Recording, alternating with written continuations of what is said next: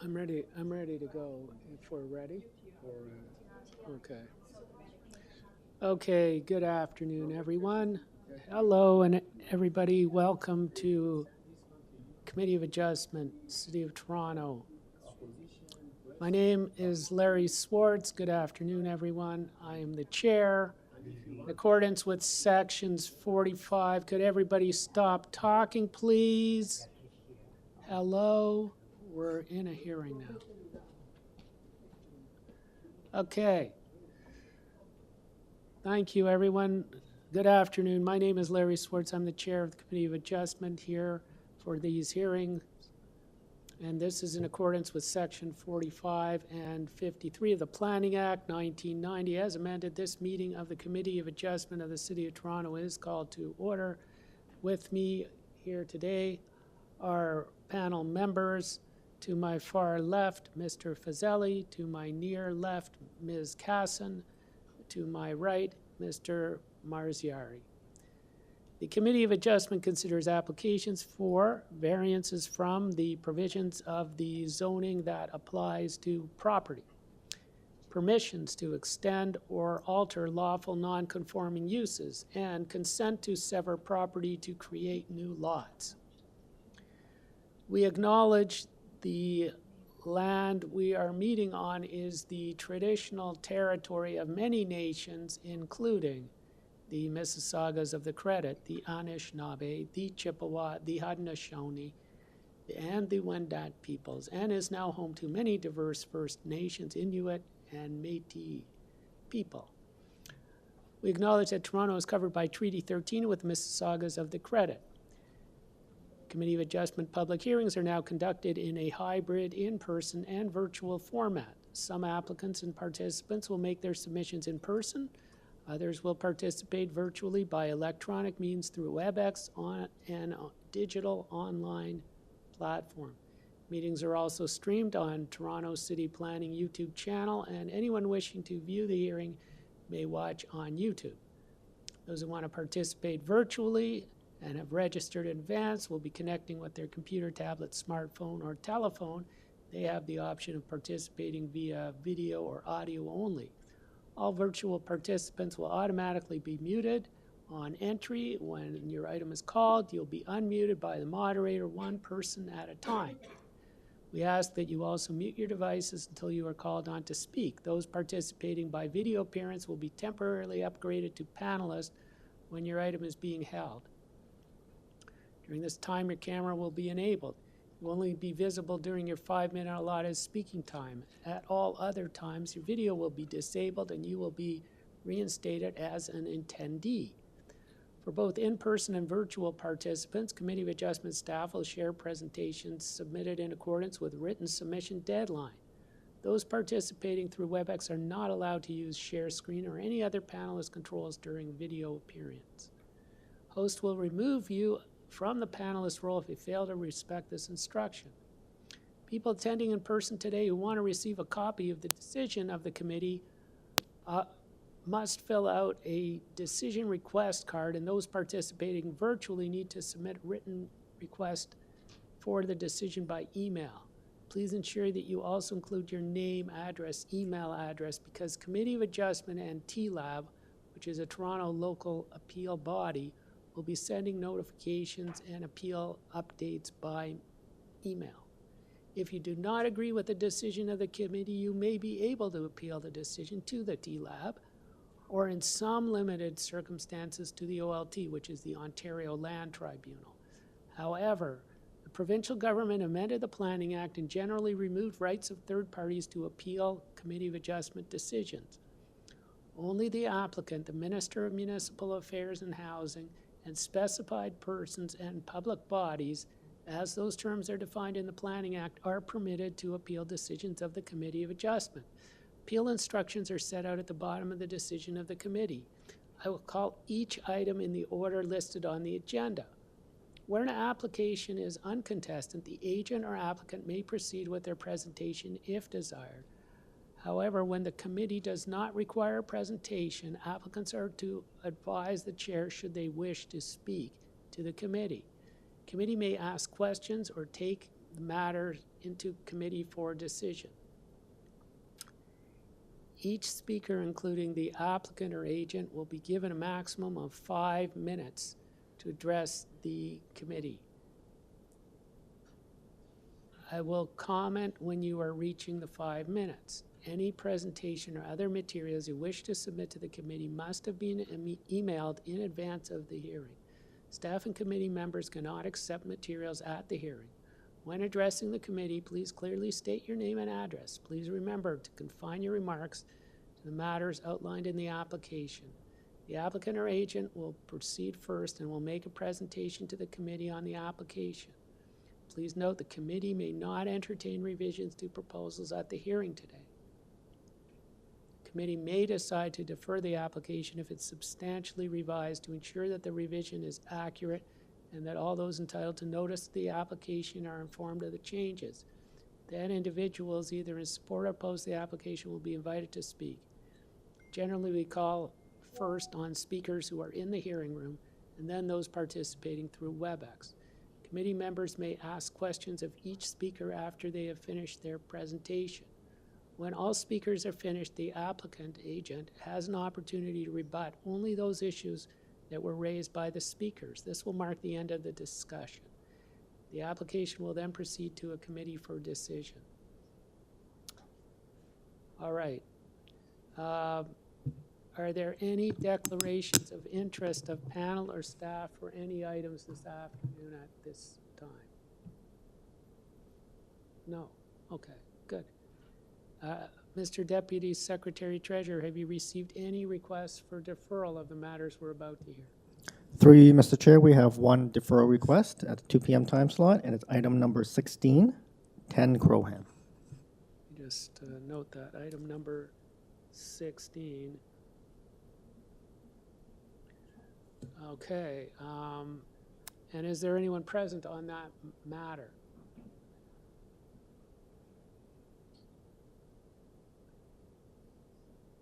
Mr. Deputy Secretary Treasurer, is there anybody present on that one? Ida Evangelista. They are unmuted? Okay. So this is item 16. Let me just call that one up first. By the way, are there files that we're closing that's already been done? Okay, good. Okay, so let's get to item 16 first, because that's a deferral request. Let me just set that out very quickly for everyone. Item 16 is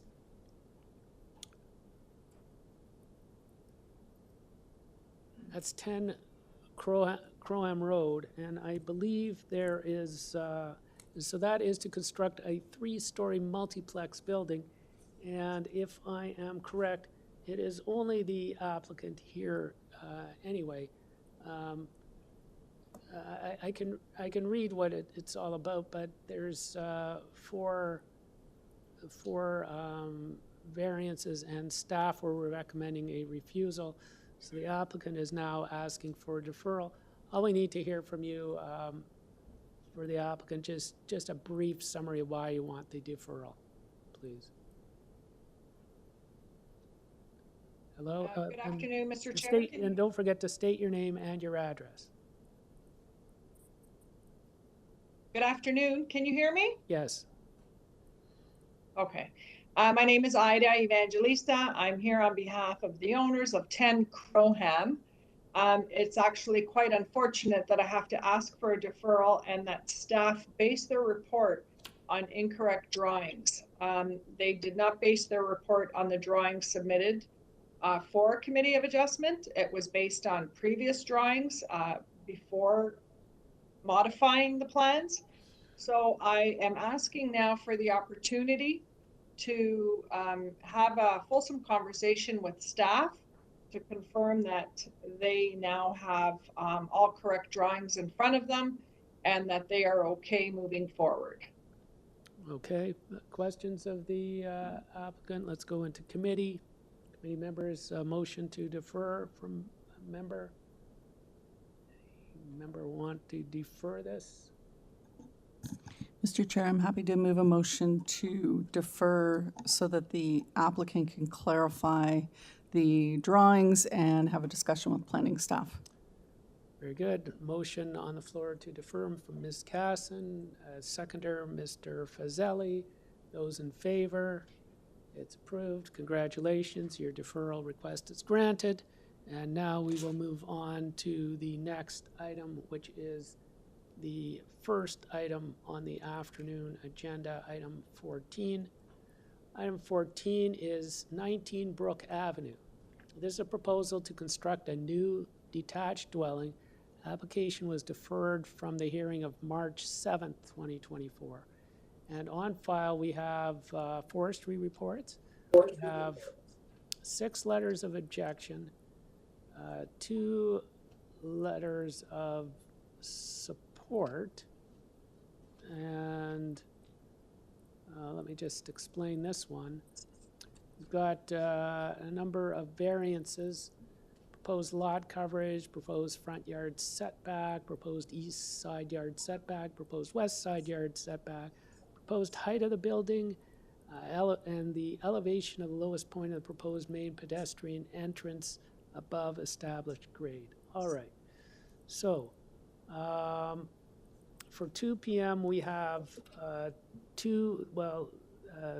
several speakers actually.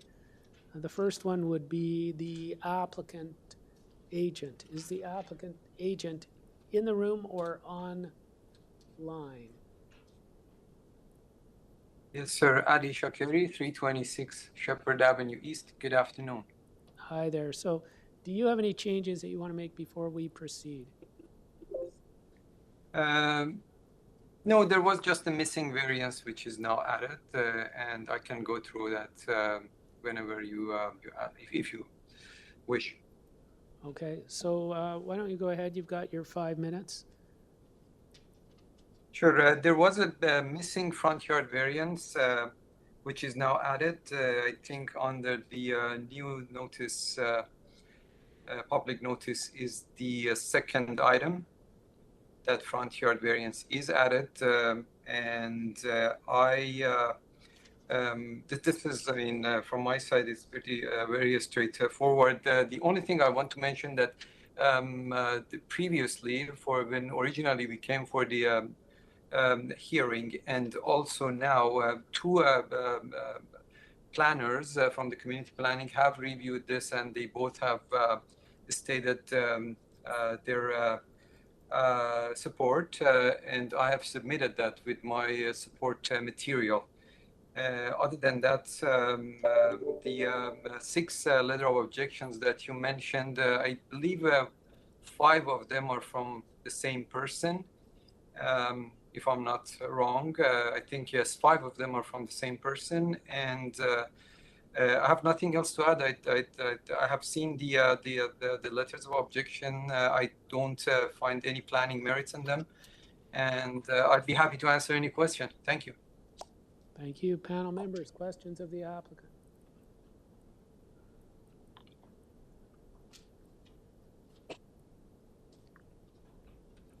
Seeing no question. No, we do have a question. Yes, we do have questions. Mr. Mazzari. So I'm looking at the floor plans. How come there's no interior layout? Just curious. Well,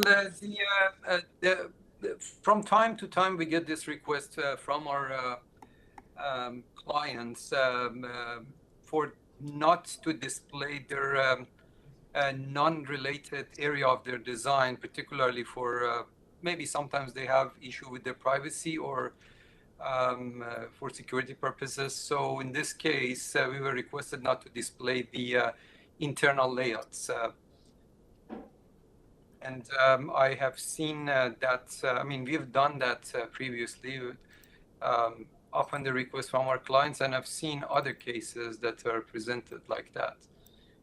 Well, I understand that, If but that's there is a variance that is, and in the interior layout, we want to see that the pedestrian entrance, we want to understand what's going on inside and what is the reason that you need that variance, that the entrance is higher than what's required. Sure, that one within my support material, I have provided graphs to go over that particular item. I think it's Let me just go through this. I think it's exhibit B1 and B2.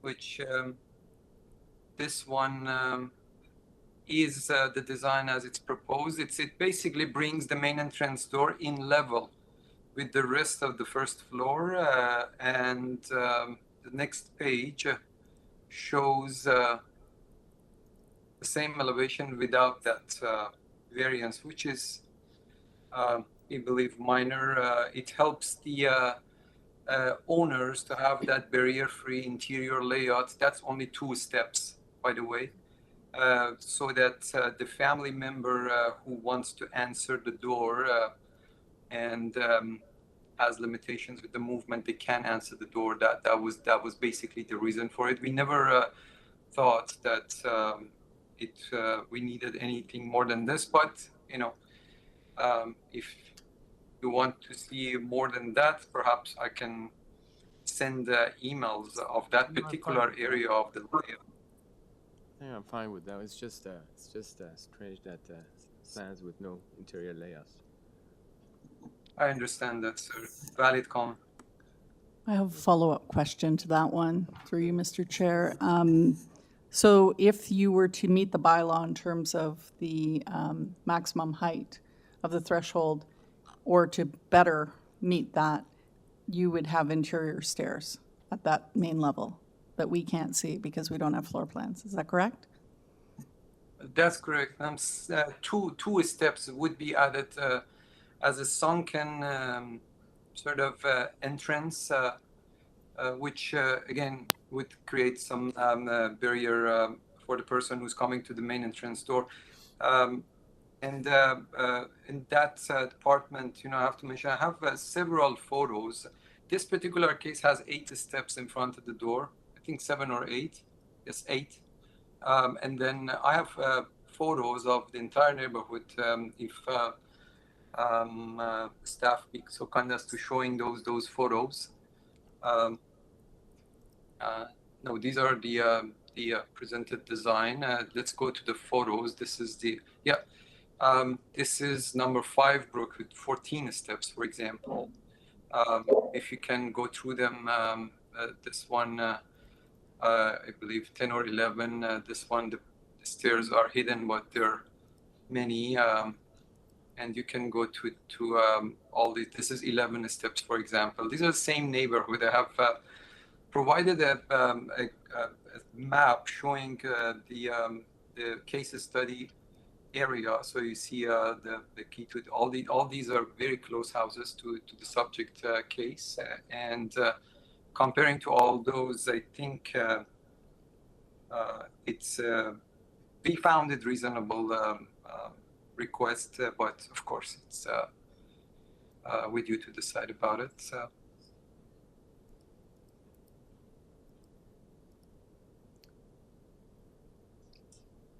Okay, do you have follow-up, or are you still reviewing? Good. Further questions? Okay. So we will go on to other speakers. I believe we have several speakers for this one, correct?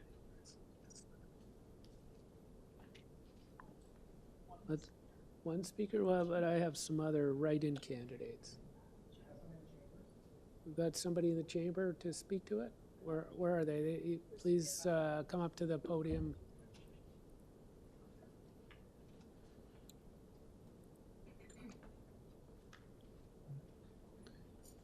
And now that you're at the podium, please state your name and your address. Can you hear me? Yes, My name is Ruth Dory, and I live at 48 McNairn Avenue. thank you. So please go ahead. You'll have up to 5 minutes. Okay.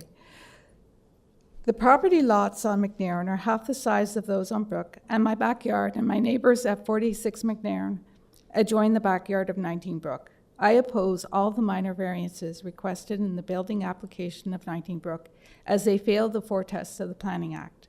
The definition of a minor variance is when hardship or circumstances do not allow you to meet the variance or the standards listed in the bylaw. I would be sympathetic to minor variances for an extension on an existing building on a small lot. However, this is not the case. The existing huge house and most of the mature trees, which provide total privacy, will be removed, and a massive house outside the limits of the bylaws will be built on a lot of 50 by 121. A reasonable house, 38 by 56, could be designed within the parameters of the zoning laws and would blend in much better with the existing neighborhood character and environment. In order to support the variances for this project, the architect listed numerous large builds in the area. It is important to note that 19 Brook backs onto smaller houses with half the lot size. Also, each project and variance application is different and should be treated as such. There's only one new large building located on the same block and side of the street as 19 Brook, and it is not in the immediate vicinity. 5 Brook is located kitty corner to a low-rise apartment building, is much closer to Yonge St, and has a fully landscaped backyard with mature trees and a garden providing absolute privacy. This will not be the case for 19 Brook. The proposed building is 4 feet wider than allowed by law. 4 feet is not minor, as it is the width of a house in Seattle and Poland and a sixth of the width of my property. The height of a typical 2-story house is 20 to 25 feet. 19 Brook is designed to be 34 to 35 feet high, which is 10 feet taller than the average house and 2 feet taller than the law. A height variance of 2 feet is significant for an imposing house with tall straight sides and slightly sloped roof. Also, the permitted lot coverage is 4% over the maximum. Allowing these variances to pass would increase the house size by 672 square feet, which is not minor. With a massive house outside the limits of the law, raised covered deck, stairs, swimming pool backed up to the property line, and 5 mature trees removed for this project, there'll be little left in the backyard for green space and noisier for neighbors. Also, the plan does not include a shed to house a pool pump, which can be extremely noisy, and an additional building would further compromise the green space. A huge spruce tree will be removed for the new house and 4 others for mature trees for the pool. Combine this with the massive new house towering over our backyards, neighbors' privacy, view, and light will be significantly impacted. The construction of the new house closer to property lines than allowed could result in damage to neighboring properties during excavation and build, and more importantly, impact neighbors' future building plans. Also, any change to the grade of the property, as well as an addition of a pool, could cause flooding to neighboring properties. All these listed issues will devalue the properties adjoining 19 Brook and interfere with the enjoyment of our backyards. In conclusion, I oppose all the minor variances of the new build on 19 Brook. Laws are established to protect and provide fairness for all. There's no good reason for this large number of minor variances to bylaws for a new build on a large lot, and they fail the 4 tests of the Planning Act. The lack of green space is not desirable use of the land. The massive new house does not fit in with the character of the neighborhood and will tower over neighboring properties, significantly impacting neighbors' privacy, view, and light. If a reasonable new house design cannot be achieved within the limits of the law, there's always the option to sell the existing property and buy elsewhere. This project impacts 4 immediate neighbors. If the city permits the variances for this new build, our properties will be devalued, and I expect our property taxes to be lowered. Currently, the properties backing onto 19 Brook have total privacy, and after the build, we will have no privacy. So please minimize the damage by enforcing the laws. All right, thank you. Thank you. Panel members, question for the resident? No questions? All right. Thank you. Thank you. Further resident to speak?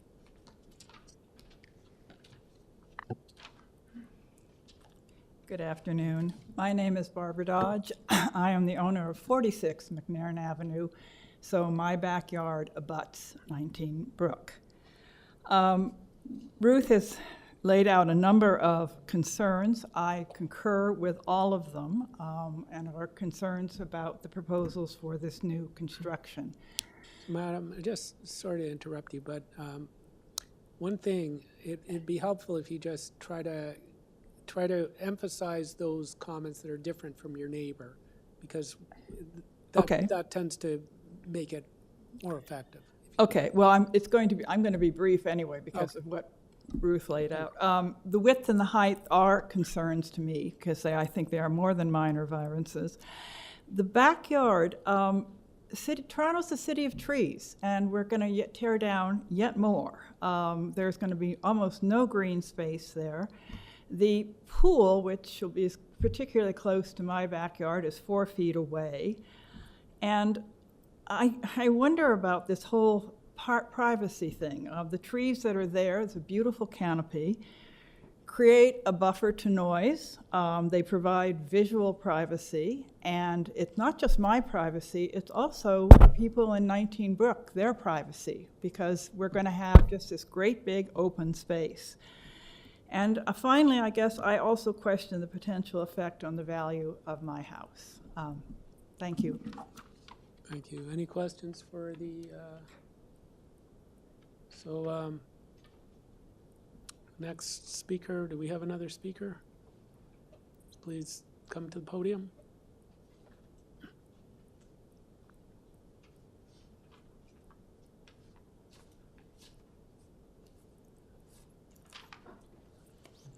Good afternoon. My name is Judy Knight. I reside at 44 McNairn, so I am beside Barbara, and this home will be kitty corner to my home.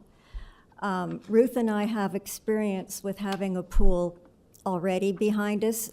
Fortunately, the people who moved in several years ago filled it in, but until then, our summers were spoiled because of the sound of the pumps, the sound of young children laughing and having a good time, which I don't mind as long as it's not over what's respectable.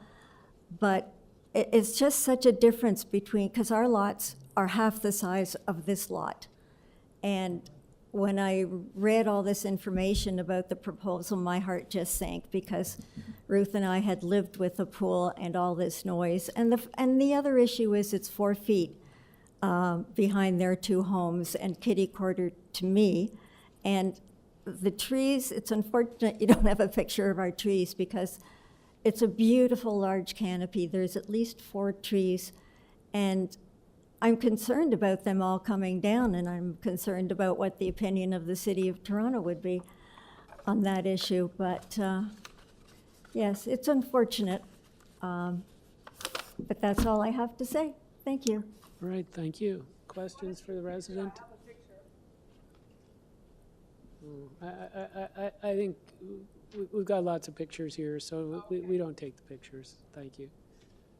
So we don't have any further questions of the residents. I think that's it for our speakers. So we now turn back to the applicant. The applicant gets a chance to rebut the presentations from the residents, but only in respect of those comments made by the residents that the applicant wishes to take issue with. So is the applicant still there? Yes, sir, I'm here. And if we can turn to page A2 of my support material, yes, that's it. And that red rectangle, if you can zoom into the whole page, that would be a lot better. That is the as of right footprint, the 38 foot by 56 foot, to be exact, 55 foot 9 inches that Ms. Dory mentioned. Let's say if we had, that is 35%, and that has the side yards and everything, and it's is not going to help actually. By doing the proposed, we are more synthetic to the neighbors. If you go to page A1, we can also push the house more forward, maybe 2 meters, to just comply with that front yard setback. Still, this building is not going to be as far away from the neighbors. So I don't think if the mass of this building as proposed is the way that they mentioned, too bad for the neighborhood. If we go to the other pages, with regards to the height, I want to mention that on page, yes, this one.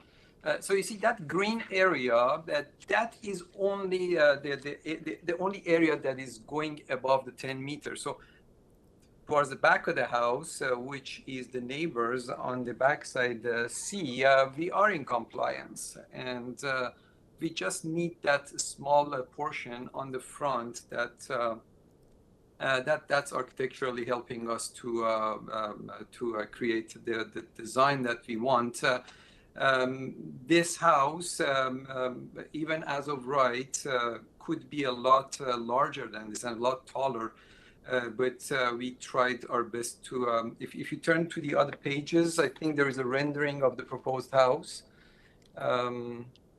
Next page and next page. After this, I guess. After that, yes, that's the rendering of the house. And then, yeah, the page B8 shows the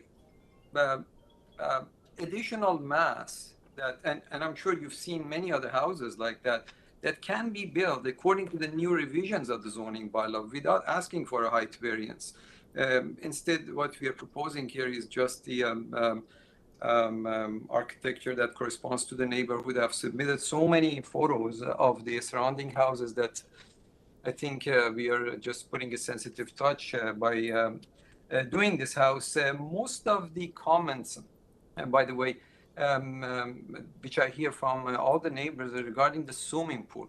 Swimming pool is a non-variance component of this design. So let's say even if the owners, my clients, don't want to build this house, they still can build a house, build a swimming pool in the backyard, and even the objecting persons, they can do a swimming pool, build a swimming pool in the backyards. And if we go to page, I guess, page 8, the first page of my support material. Originally, when we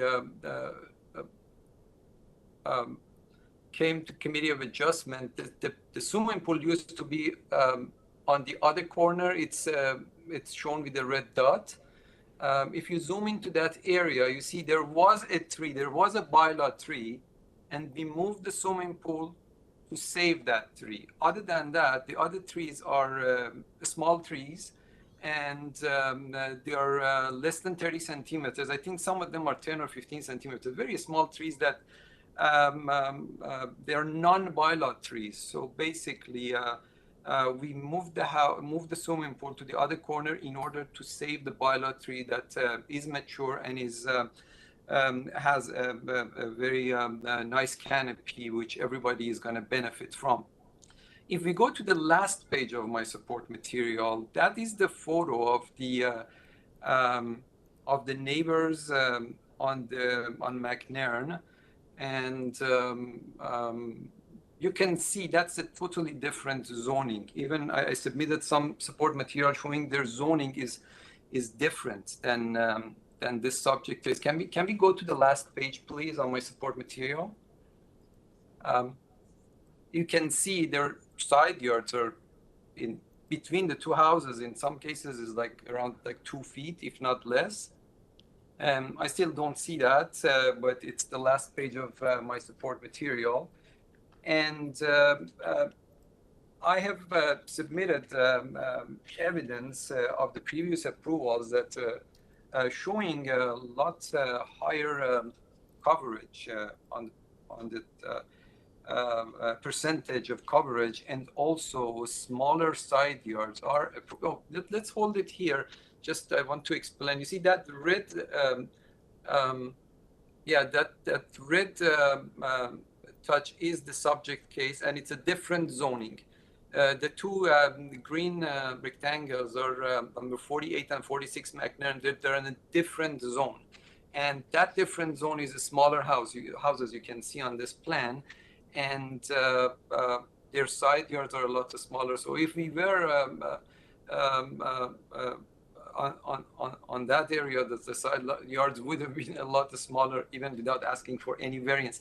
I still wish to see to display the last page of my support material. It's the very last page on this PDF file. If you go to the very, yes, that's it. And this is the image of the street behind, which is like totally different zoning and smaller houses. You can see the side yards of like 2 feet, and the proposed design here has like on one side, I think we have a distance between the two neighbors of like maybe 14 or 15 feet. On the smaller side, it's about 6-7 feet. So it's totally different. I think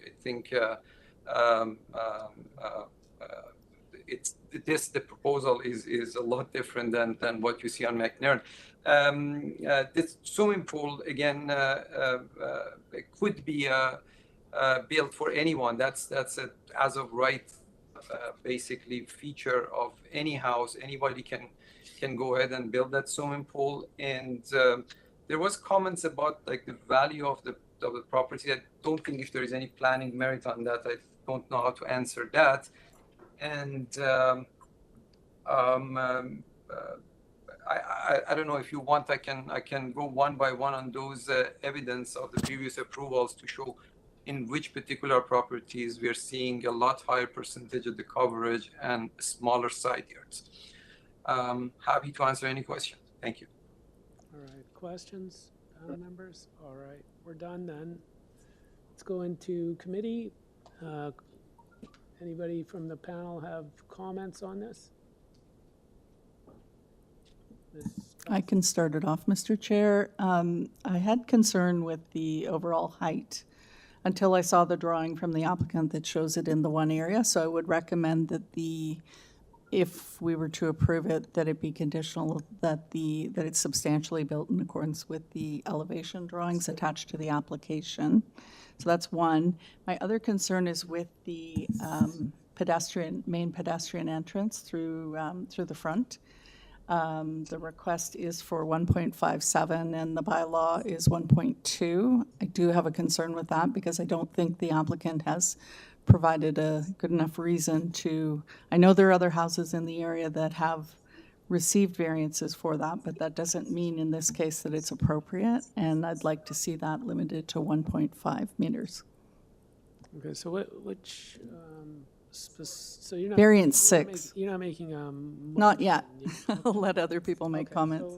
So, welcome other comments on that, but if we're going to get a motion, either we'll go back to Ms. Casson or somebody who wants to make a motion when it comes time ought to just take into account those comments. So we'll work it through as we come up with a motion. But are there other comments about it?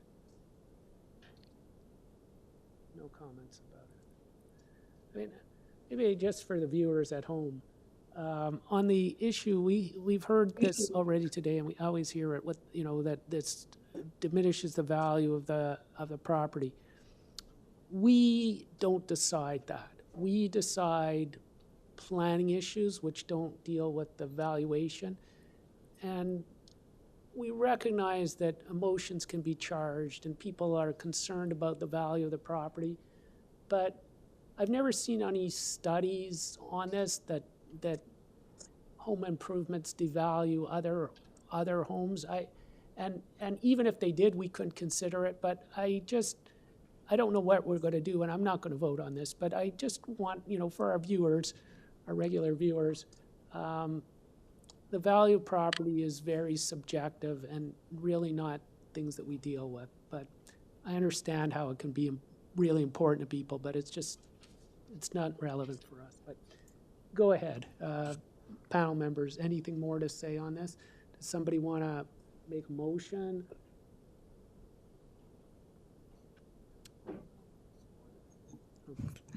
Okay, if no one else has any other comments, I will make a motion. I was just going to also mention, it would appear that the one mature tree in the backyard, for the residents' benefit, the one on the southwest corner, I believe, is a mature tree, that according to the applicant, will be maintained, and that's why they moved the pool to the other side. So, but forestry has requested permits for those, so I think if they were to take it down, they have to apply to do so. So, not sure if that gives you any comfort, but I will just mention that. So I'm prepared to make a motion to approve the application, subject to the that the development is built in accordance, substantially in accordance with the elevation drawings, all elevation drawings. And I would like to propose an amendment to variance 6 to say that the maximum, the lowest point of the proposed main entrance is maximum of 1.5 meters above established grade. Not sure I worded that correctly. And subject to forestry conditions 1 and 2. I think that the application, the variances are relatively minor. They're consistent with other buildings in the area, and I think that they meet the intent of the zoning bylaw and the official plan. Okay, so we have a motion on the floor, and we have a seconder, Mr. Marziari. Okay? And now we can vote on the motion. All those in favor? All right, it's unanimous. I don't vote. Thank you. Thank you to our residents for attending and to the applicant for presenting. Thanks so much. We have now item number 15. And item number 15 is 9 Salonica Road, which is to construct a new detached dwelling in pool cabana. The application was deferred from the hearing of March 21, 2024.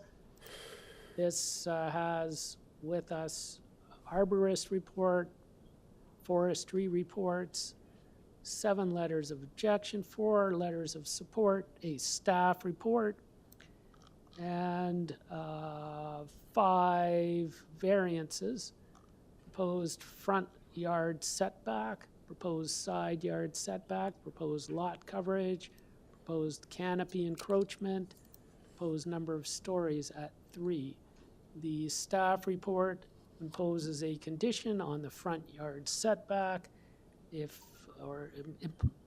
hopes to impose a condition on the front yard setback. And we have with us the applicant's agent. So if you could please state your name, your address, then I'll ask you a question, and then we'll get going. Good afternoon, Mr. Chairman, member of the committee. My name is Mehran Haidari. I am an applicant. My address is 1090 Dalmires Road, Unit 506, and I am representing the application. And can I continue? All right. And I guess we would like to know, do you have any changes? Let's deal with them up front if there are any. Do you have any? Sure. So as you see, we had the application submitted for the Committee of Adjustment, and that is deferred, and we had the 8 variants at the original application with the 1 missing variance that it was received last minute from the zoning examiner. And we deferred the application to talking with the staff planning and also urban forestry. And So we're into your presentation now, but I just wanted to clarify, were there any changes? no, there are no changes. Okay, No. so keep going, you've got 5 Yeah. minutes. And so we had the conversation with the urban forestry, and at the end, the satisfactory report is on the file. And I talked with Mr. David Bostock, and everything from them is supportive. And also, I prepared the document, and I passed by and walked through of the neighborhood and passed my information and letter to the neighbor for the original application, and no one contacted me. Actually, I approached them again because of some opposition, and I explained the application to them, and I hope my explanation to them was satisfied them, and I prepared the comparison of the deferred hearing notice with the new notice that we have on the file. If I can see on the monitor, I explain about the variances that we are requesting now.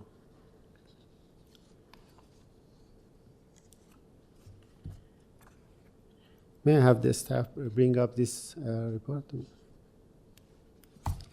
The comparison.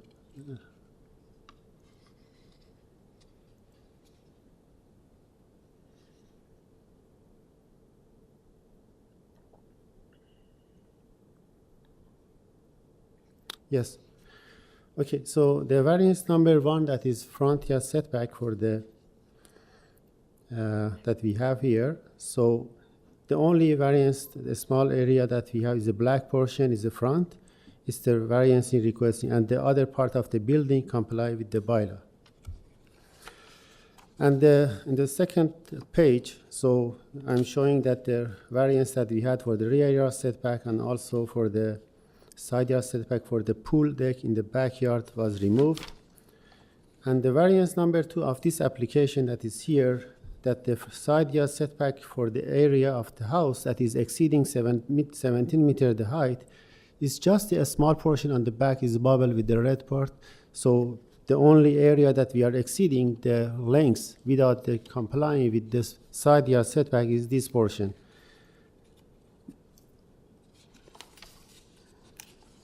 On the next page, again, we are showing one of the variants from the original application, and variance number 3 of this application that talking about the lot coverage. I presented some area, some houses that the neighborhood that already have the same or more or a bit less approved on the area, and you can see those number of the application that is approved on the lot coverage area.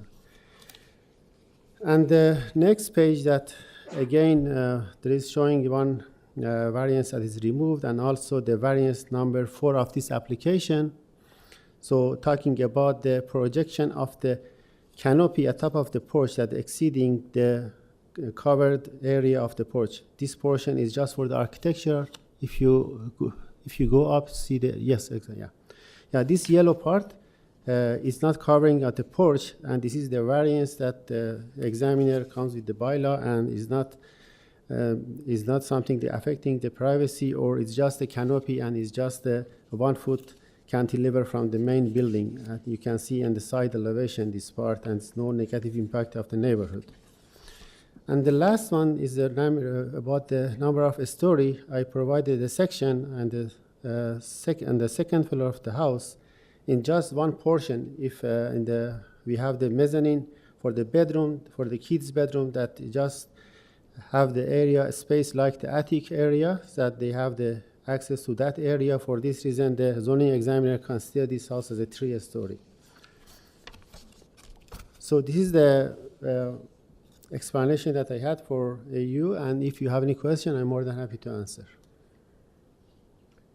Okay, panel members, questions from the applicant, for the applicant. I just have one question. So on that 3rd story, which I take it is the attic you explained, are there any windows? The window, if you see the last page, I can explain to you. Yes, so the window that is facing to that area, it's not accessible, but the yellow area, it's actually the mezzanine is inside. There is no beside the exterior wall. So it's like a false window, is that what you're saying? Or is it a window? No, the light coming in, but there is no access. There is the Okay. 4 feet area between that area and the window. No accessible, it's open I area. understand. Yeah, it's open to below that area. All right, further questions from the panel for the applicant? All right, thank you, Mr. Applicant. We'll be back to you once we've heard from the residents. So, do we have residents present? Any residents in the room? No. Are there residents online?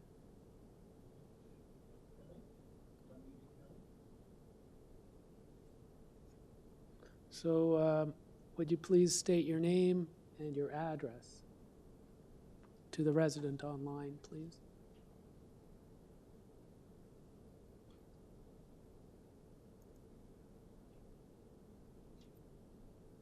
What's happened to our resident?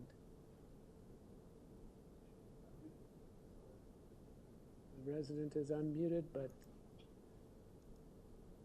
in silence. Want to find another resident? Sure. Maybe come back to that resident. Maybe they've got a technical issue.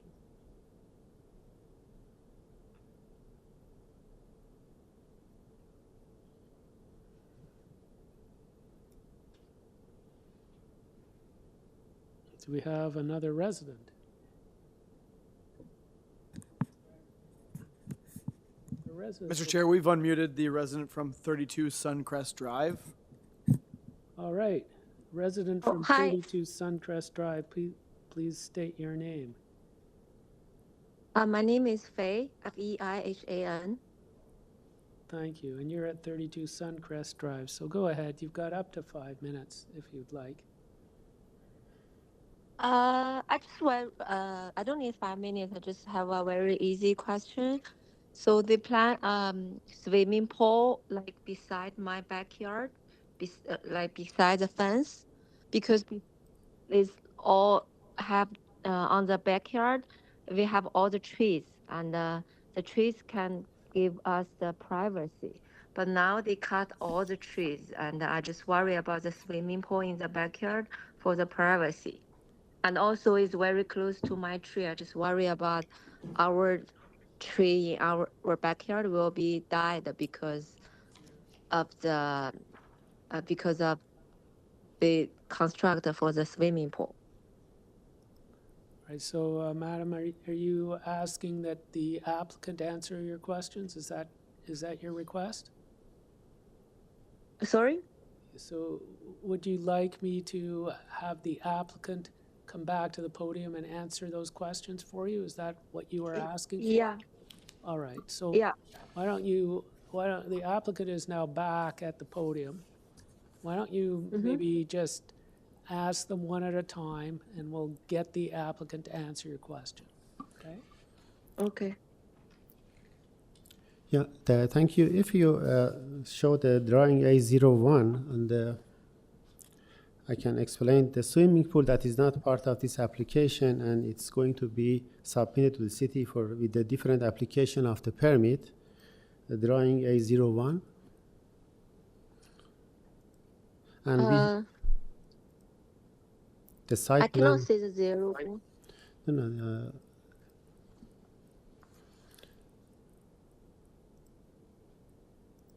Sorry? Yeah, drawing A01. Hello? You mean the paper? No. Which one 01? Mr. Chair, we normally have the applicant respond after all of the neighbors have spoken. I suppose, but like it's going to be. I'd rather this just be dealt with, like, because I'm concerned that she doesn't get her question answered. So why don't you ask the question again, madam, just so we can get this done, and because we've already gone back this way. It's just going to take longer. I know the question. The question is about the swimming pool. That the swimming pool is not a part of this application, and we are going to submit the swimming pool permit application, separate application of the building permit. And also, if you see that, just stop on that. So, just for the benefit of the resident, so she understands, you're going to submit a swimming pool. What, are you coming to committee on the swimming pool? No. It's just no. a regular. Just a regular permit application, yes. Yeah. Okay. And the swimming pool itself here in the site plan shows is 1.65 meter setback from the fence. Is not close the property line and is not affecting the trees on the back. Okay, so you've clarified that the swimming pool is not part of this application. Yes. And she had a second part to her question. And the second part is not close to the property line and is not affecting the tree on the back. And any permit application for a swimming pool always goes to the urban forestry, and we have to get the permit for the clearance for the trees on the backyard and up to 6 meters of the property line. So what you're saying is that if you need to deal anything with the trees, you have to get a permit for that too? Yes. That's separate from what we're Yes, doing. we have to follow the circulation for the permit of the pool, yeah. Okay, so madam, has the applicant now answered your question, or are we done, or do you have a further question? No, I don't have further question. Okay. Thank you. You're welcome. So I think no questions for from the panel. All right, madam. So thank you for your input. Let's go on to the next speaker, please.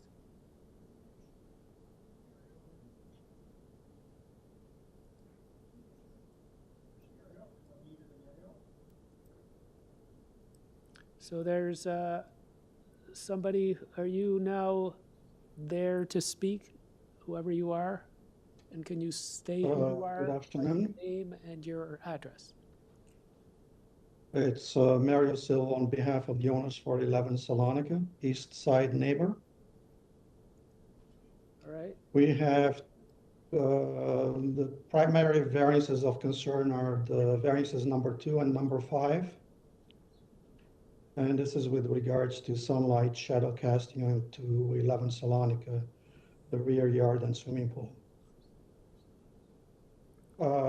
Variance number 2, the building depth of 17 meters is being exceeded at the rear. We request that the side yard setback of 7.5 meters be respected for the portion which exceeds the 17 meters rather than the proposed 3 meters on the east side. The proposed 3 stories is out of character of the neighborhood. There are no 3 stories on this street. This will impact a great deal with sunlight blockage to 11 Salonica. We request that this is limited to 2 stories. This is my submission. Hopefully you can consider it. I yield my time. So that's it? Hello? That's it for us. Panel members, questions for the resident? Are there any questions? No.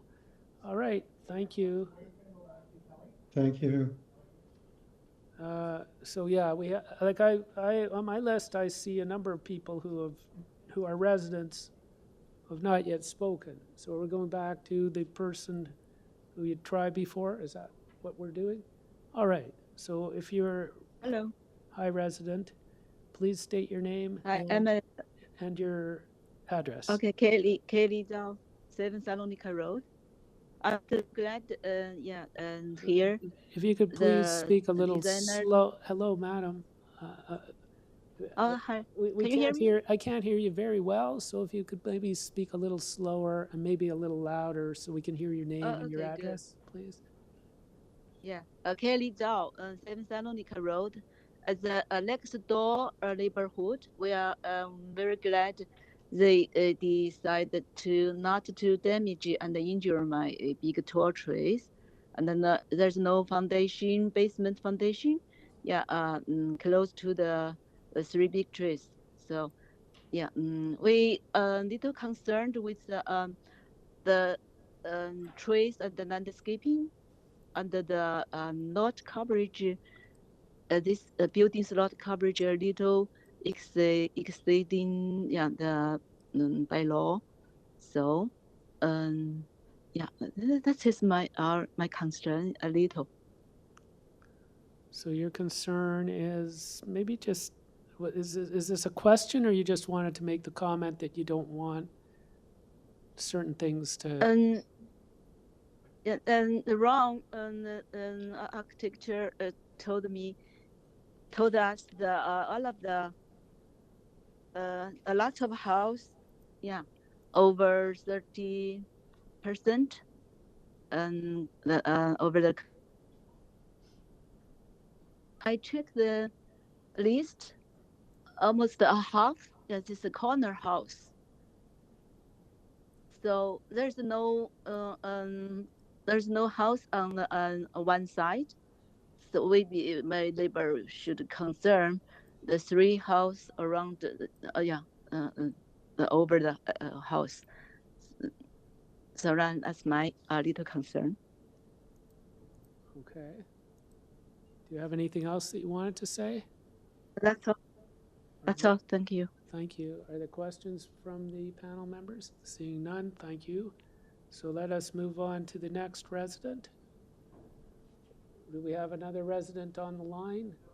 No, we've finished? Okay, because there were two others that were listed but apparently have not shown. Well, one is the owner? I see. Okay, yes, got it. Okay, so they're all done. Okay, so back to you, Mr. Applicant. If you want to address any of the things that you've heard from residents, you can do that, but please confine your comments to of what course. the residents have said, and you've already answered the questions for one of them. Yeah, of course, and also I need to mention that the number 38 Suncrest owner, they are here for supporting, and here, they are sitting here for supporting the application, and we have the another supporting neighbors on the application too. And for sure, about the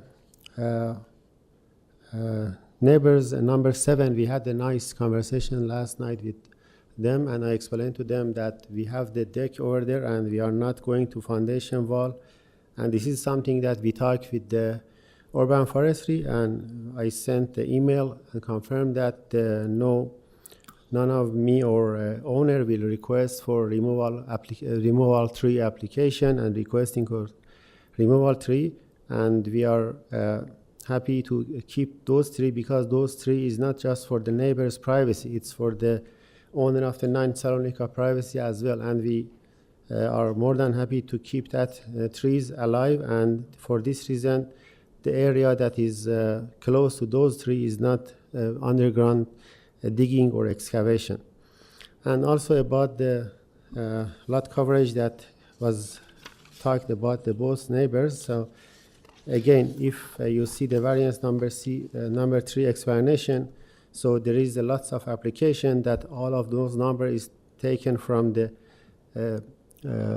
report that we got from the planning. All the neighborhoods we get the information, and if you see there is lots of applications, more than 30%. For example, number 15 Salonica, that is one of the opposition parties, is 29.83% lot coverage, and we have the 33%, 43% that is building is 32%, and the 30% that is requested here, it's after corresponding and talking and changing the drawing and with the staff, and the staff was happy with this number, and we revised the drawing and we sent the revised drawing to zoning examiner and received the examiner notice, and we submitted to the application, and right now what we have here is matched with the zoning examination report. And also about number 11 Salonica, about the concern, we don't have the length variance. Actually, the length that in this area, it's the no limit, and also the height, we don't have the height variance as well. So those mezzanine area on the 3rd floor is not exceeding the building height, and we don't have any window on the side of the house facing to the number 11 that affecting their privacy. If there is the question, I'm more than happy to answer. All right, no further questions? Let's go and thank you. Let's go into committee members, comments on this proposal. Mr. Chair, I'm ready to make a motion if my colleagues don't have any. Thank you. Yes, please go ahead.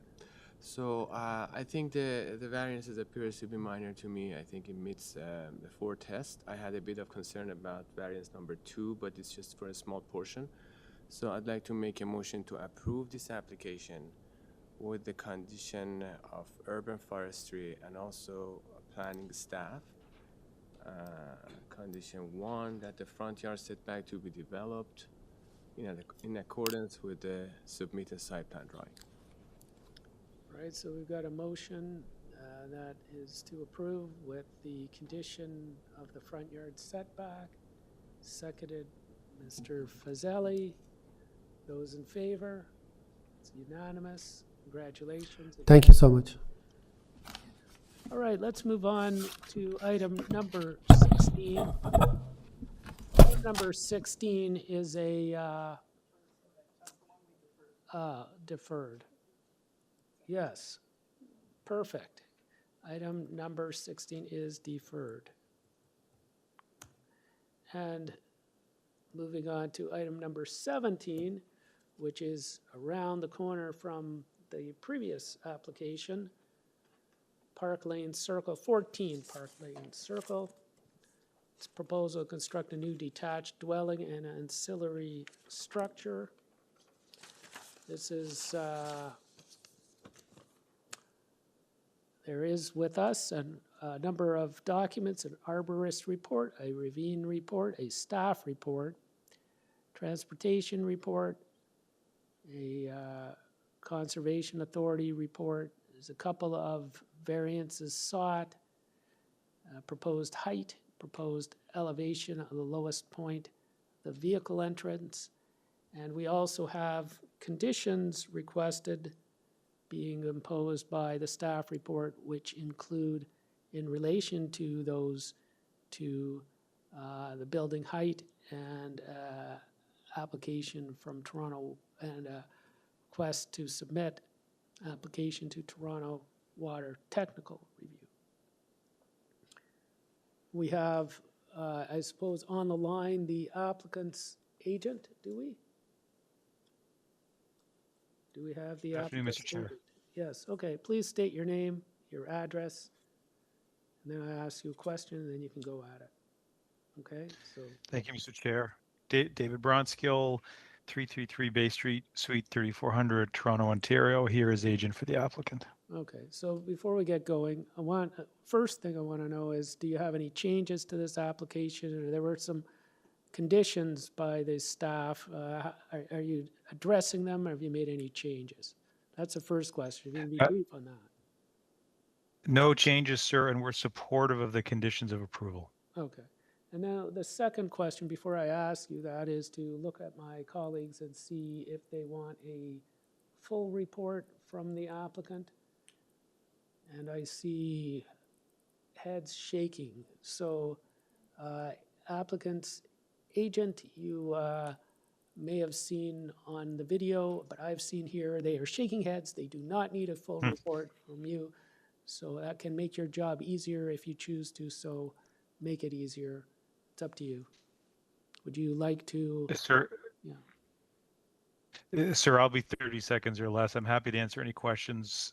This application's been extensively vetted with the different departments and agencies, particularly TRCA, sir, who have a no objection letter. As I noted, the conditions are acceptable. Really, it's two variances. The height, sir, although if you look on the elevations, it is being treated as a flat roof, so it's to the top of the roof, but it does appear more as a structure with a sloped roof. And the driveway variance, as noted by staff, both planning and transportation, it's not a below-grade garage at the street. It's about 50 meters back from the street, and we've also got a report from an engineer who's expressed no concerns about any type of water buildup or runoff. So we hope the committee can see fit to authorize the variances subject to the conditions recommended by the different departments. Okay, thank you. Questions of the applicant? I just have one question through you, Mr. Chair. What is the difference on the site plan that was submitted on April 18th between that and the original one? Is there anything noteworthy? I would not say there's anything noteworthy through you, Mr. Chair. The plans have sort of evolved through the discussions with city staff.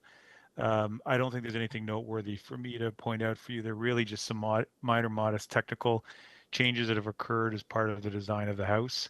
But no, I wouldn't say there's anything. I wouldn't say there's anything significant. All right. Further questions? Sorry, just to follow up on that. So that won't affect variance number 1 if we make it conditional on it being tied to the east elevation. There's no change to the. No. Okay, thank you. Thank you for the question, though. All right. So we're in committee. Unless there's questions, no more questions, we're into committee. Do we have discussion or perhaps a motion?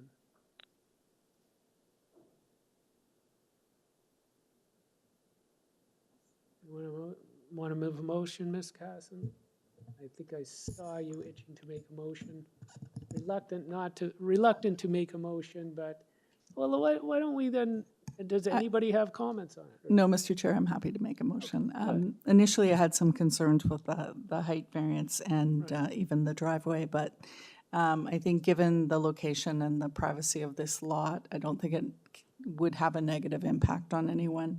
And I think it meets the intent of the official plan of the zoning bylaw, so I'm happy to move a motion to approve, subject to the conditions from planning staff report 1 and 2 about the building height being developed in accordance with the front east elevation drawing attached to the report, and that the applicant shall submit an application and receive approval from Toronto Water Technical Review for a reverse slope driveway.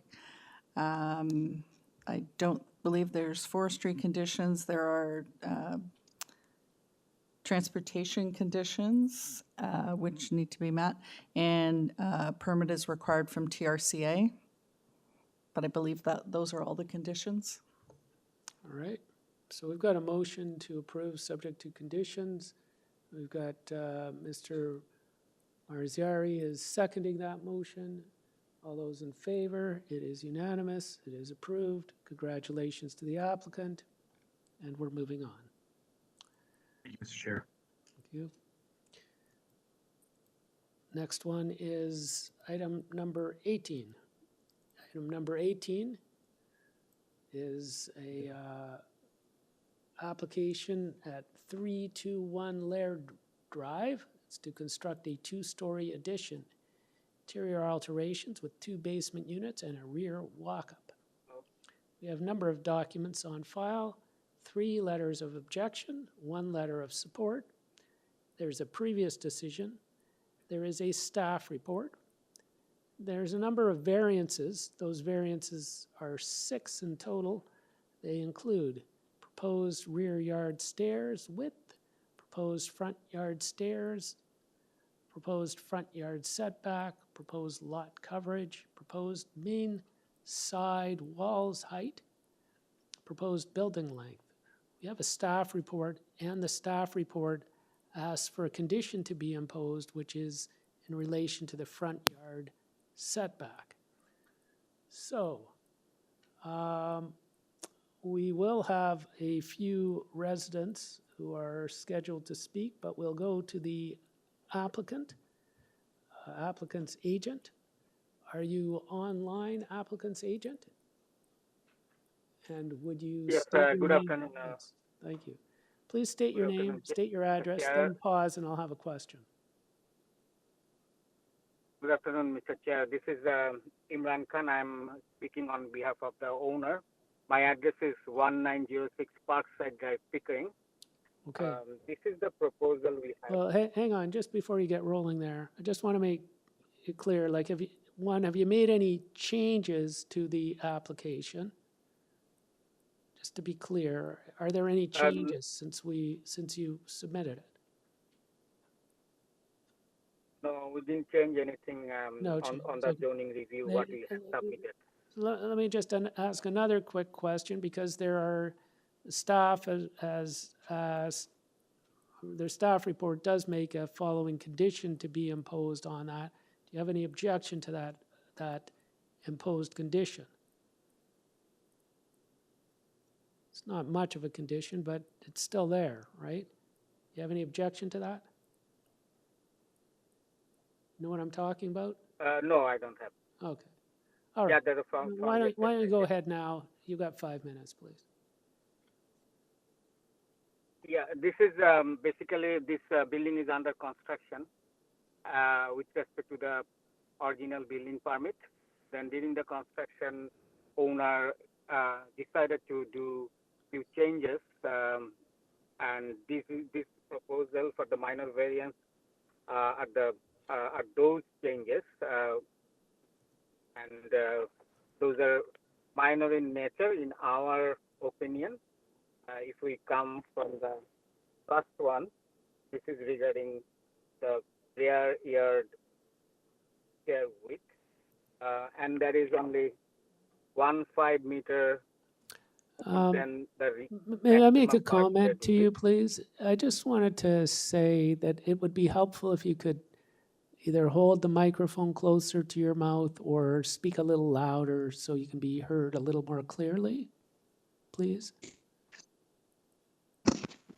Hello. Yeah, can you hear me now?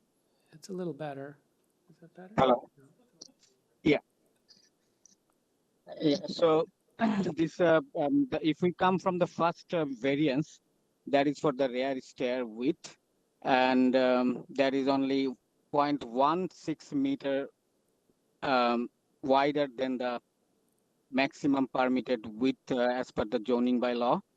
And also the same, the second one for the same type of variance, that is for the width of the front yard entrance stair.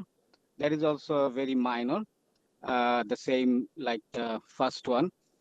Then the third one, we are proposing 5.77 meter front yard setback, whereas the maximum permitted, minimum permitted is 7.02 meter front yard setback. This is only 1 meter, 1.25 meter more than, and this is not for the whole building. It's only for the part above the garage, for the second floor and above the garage, and rest like 50% of the building we are enclosing the maximum permitted setback. And then the fourth one is 35% of the coverage. We are asking only 4.3% more, 39.3%. This is also minor in nature.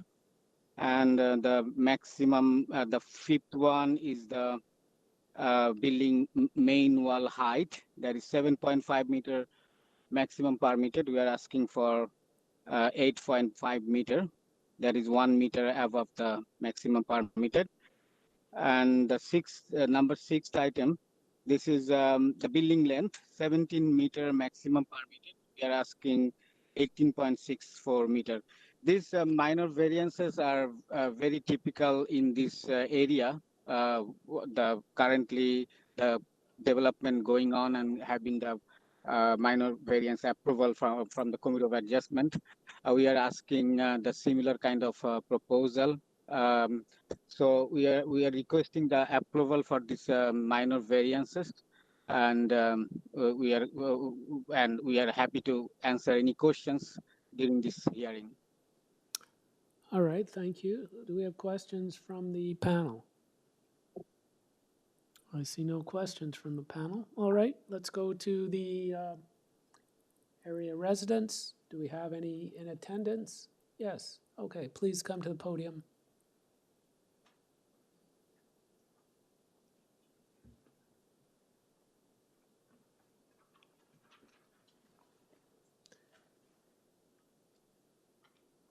All right, so at the podium, please state your name and your address.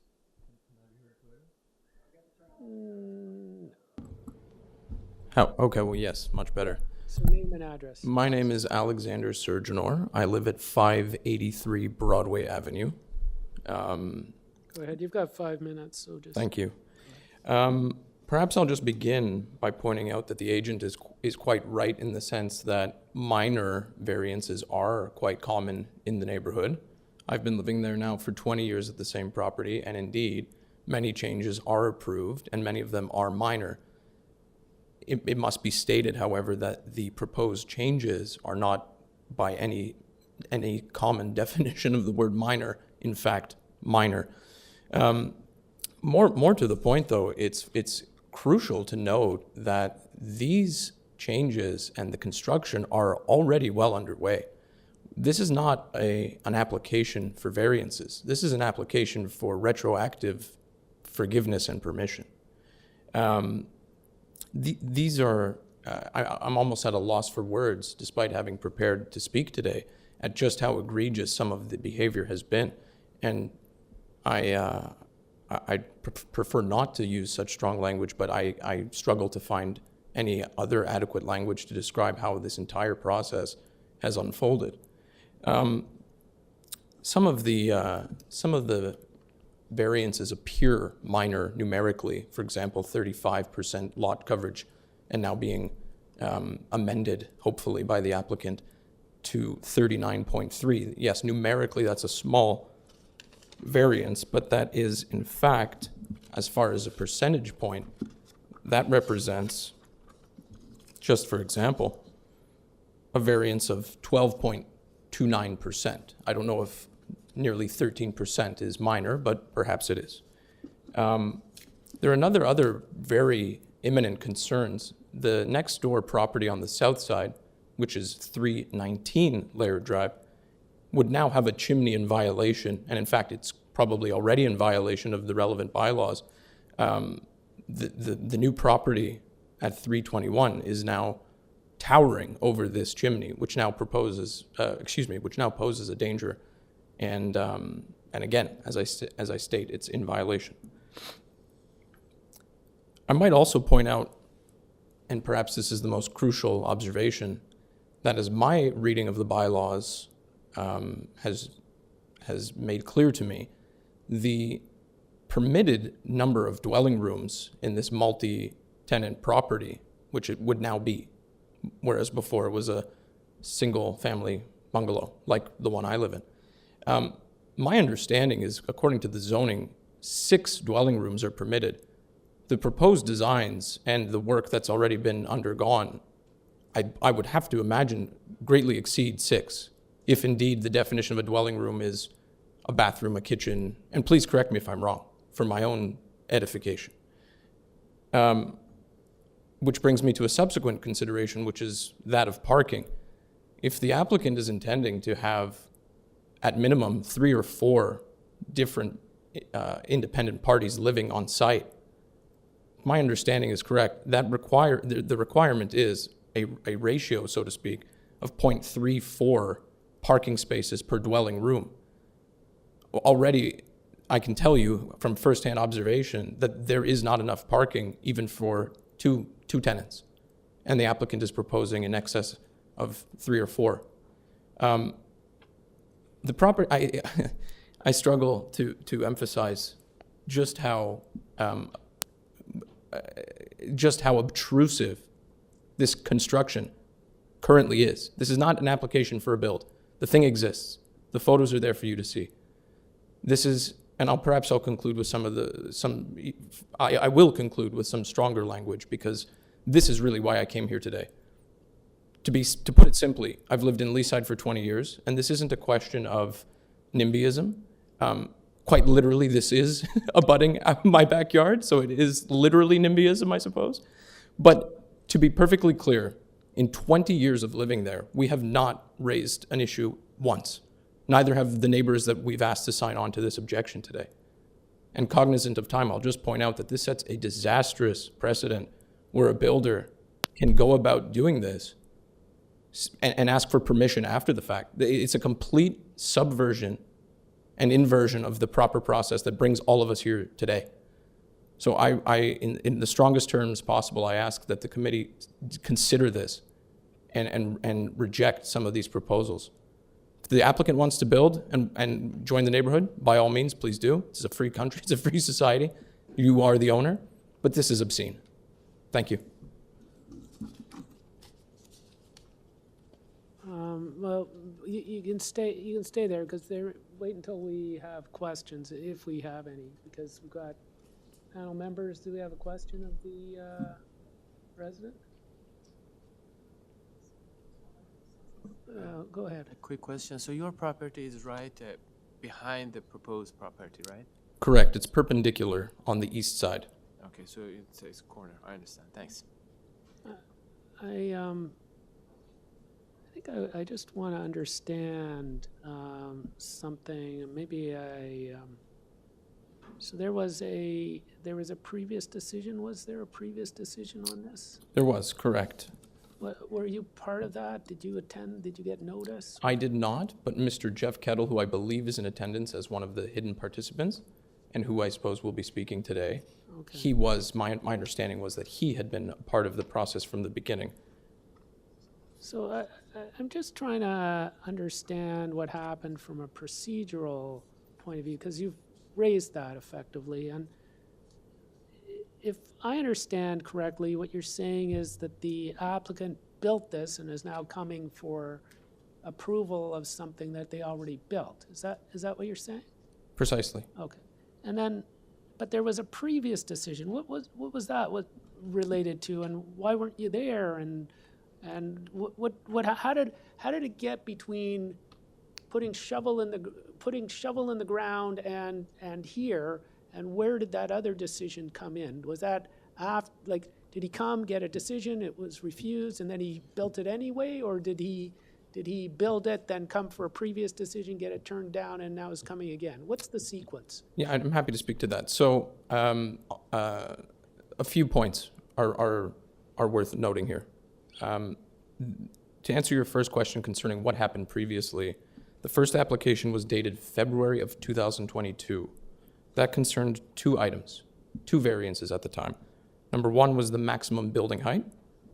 The zoning bylaw is 8.5 meters, and the approved variance application in Feb of 2022 was for 8.81 meters. The second item of two items on that first application was the maximum permitted height of the main pedestrian entrance above grade. The zoning bylaw permits 1.25 meters with respect to that item, and the approval was granted for 1.41 meters, again, in Feb of 2022. Mr. Chair, the reason why I personally was not involved is because at the time, and quite literally up until the last few months when it became clear that the applicant and the owner were doing whatever it was they pleased, we had, in good faith, as I mentioned at the beginning, seen many such applications, and we've not raised any objections whatsoever. So we were following our own precedent, so to speak, by not raising an objection. We took it on good faith that the owner would operate and conduct himself in good faith. He has not done that. It might be worth noting as well, sir, that the agent for the applicant is Mr. Khan. Mr. Khan is the architect. I have here the plans for the property. I know I'm not permitted to share them, but I can speak to them briefly. It was always apparently, I'm deducing this from the plans themselves, the plan was always to build the property as it currently exists in its present state of construction. Meaning, there seems to be, and I don't want to impute any sort of motivation here, but it seems to me that the intention was to just go full bore with this thing, hoping no one would notice, relying on the good faith and the patience of the neighbors not to intervene, which we did not do. And then when it became clear that this build was going to happen come hell or high water, so to speak, that's when it became egregious, or rather, it became unavoidable for us and me, myself, not to at least participate in this hearing and see what can be done about this. Have I answered your questions, Mr. Chair? Well, I'm still trying to understand what happened at the previous, maybe I'm just, I don't know, maybe what happened? The previous one came here, and what did we do? Did we turn it down? Did we? I mean, wasn't? No, I can. There maybe is you actually because I don't have it. I've been looking for it because I saw it before. Yeah, but I don't know if you now. can rely on that or not, but there is a letter of objection from Leaside Residents Association. I think they have a table. Oh, do they show it? Yeah, Okay. they showed what's been approved on February 2022 and what's been asked now in April 2024. Okay. Through you, Mr. Chair, we have the previous decision, March 3rd, 2022 Yeah, is the last I can't item. seem to find it for some If reason. staff could put it up? Where is it? Yeah. Yeah, I know I had it. I made a note that it was there, but I can't find it now. Well, it's on the screen. Can we enlarge it?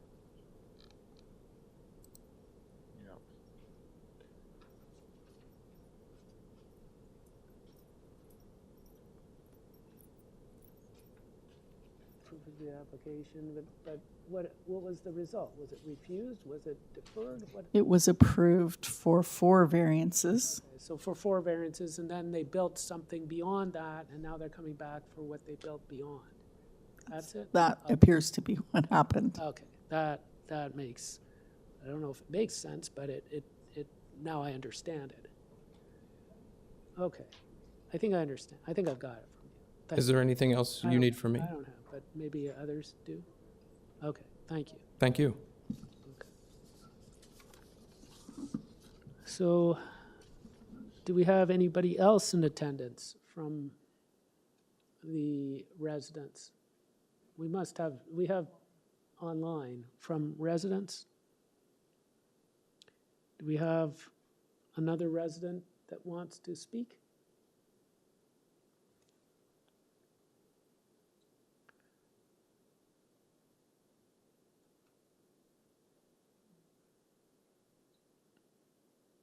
Hello? Hello? Where is our resident? We have unmuted Mr. Kotel, Who's that? Jeff Kotel. Okay, so, sir, please state your name and your address.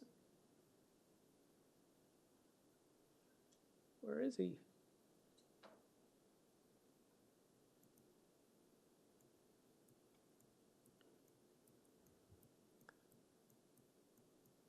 Hello? What happened?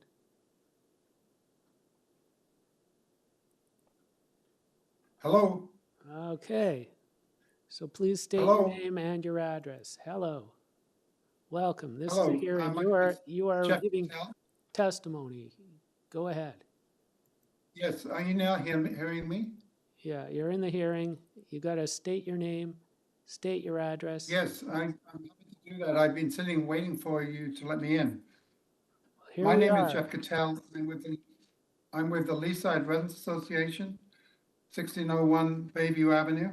Thank you. You've got It might 5 be minutes. helpful if the clerk would put up there was reference made by Alexander Surgeoner to the to our submission and to the matrix variance matrix that we have provided on the next page. That I think is helpful to understand the approvals that have happened on this property in relation to this current application. There was three variances applied for in February of 2 years ago. The building height, the entrance, and the FSI. And you see that the FSI went from 0.45 to 0.69. That's a 50% increase. These three variances, because one of them was duplication with the old bylaw. There were 4 applied for, but actually 3 are relevant today. And those were approved. And the applicant is now asking for 5 more variances, which in fact are constructed for exterior stairs, for front yard setback, for lot coverage of 39%, main side walls height of 8.5 meters and building length of 18.64. The whole question here is that these, in fact, having a lot coverage has a lot of relationship with FSI, and building length and main side walls height has a lot of relationship with the front yard, the building height. So it's actually surprising that these variances are coming forward now, that they weren't identified initially. So we are providing this submission in strong opposition to all the 5 requested variances. The application fails to follow the official plan requirements to preserve residential neighborhoods, and it doesn't conform with the Leaside character preservation guidelines. In fact, this application presents as being a standalone application to approve 5 variances to renovate and overbuild an existing bungalow, when in reality, it presents 2 major issues. One is it's a request for approval of variances related to building elements that have already been constructed without prior approval. Thus, the application amounts to a request for forgiveness for illegal construction. And secondly, The 5 variances now applied for and are in addition to the 3 variances previously approved.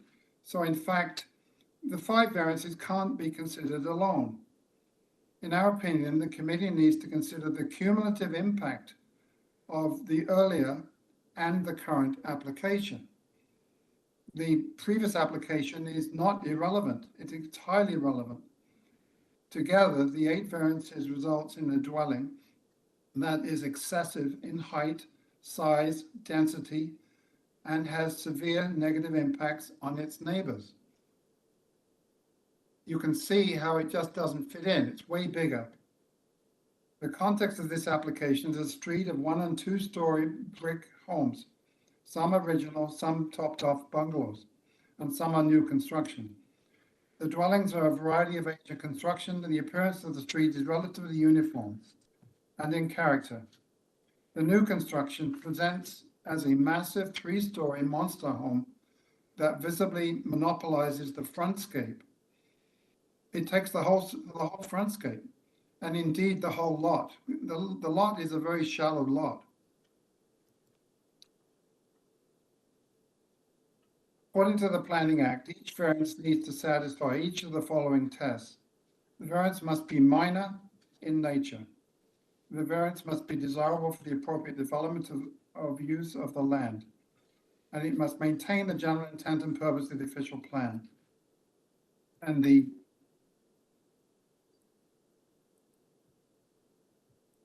as such, this application is not minor.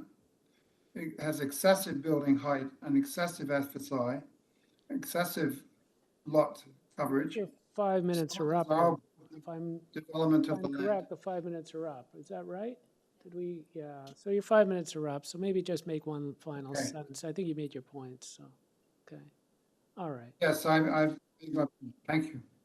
Do we have questions for the resident panel members? No questions for you. Thank you. Okay. So we've got, I think we've still got one more person. Do we not? We have no more people. Okay. So we go back to the applicant's agent. You get a chance to rebut whatever was said, not to further your previous comments, but just to deal with those that have been raised by the residents. Go ahead. You got 5 minutes, please. Yeah, thank you very much for their opinion of the residents. We appreciate their different opinions. But as an architect, I'm working all through Toronto, not only this area, Scarborough, East York, Etobicoke, everywhere, right? So there are many existing buildings after construction is within, actually went through minor variance application and getting approval, right? Those are existing. And after the construction, this approval was done, right? So this is the same, I would not say this is the same kind, but I would say this is any development when the construction is going on, there is a owner's intention if he wants to improve the design, he can do it. It's his freedom. And during the construction, this construction is not now undergoing, it's stopped.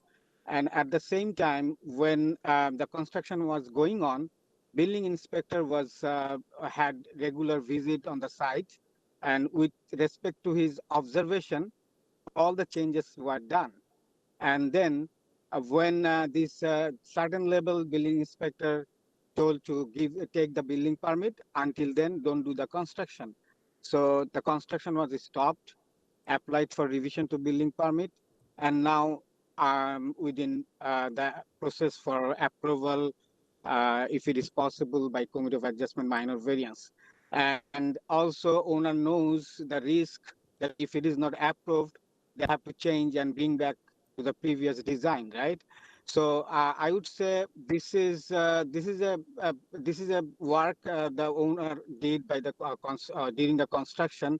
It's not doing something that he is just neglecting the by law. He's just doing his development of the construction design at the same time during the construction, right? As I gave the example of many existing building is undergoing through the many minor variance approval after the construction. This is for one question's answer I just gave. And the second thing, when I take pictures of this building with the neighborhood where we have bungalow houses, then it looks very big and tall, right? But these bungalow houses are not the typical development in Toronto. Bungalow house will not sustain during this housing crisis in Toronto, right? This is like a previous development. Now we supposed to see we supposed to see future, and the future doesn't allow bungalow house anymore in Toronto because Toronto is suffering from housing crisis. So I would say this building, the 6 minor variances came up with this new application from the previous one. This, if we go for statistical calculation, these are minor in nature. And if owner does this construction, these variances during construction, also this he can do the development of his design during construction. It's not like that he's doing construction, he cannot do anything, any development of his design.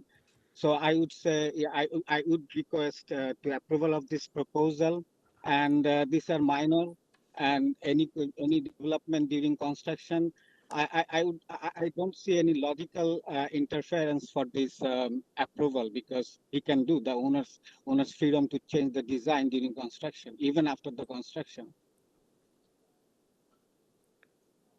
Thank you very much.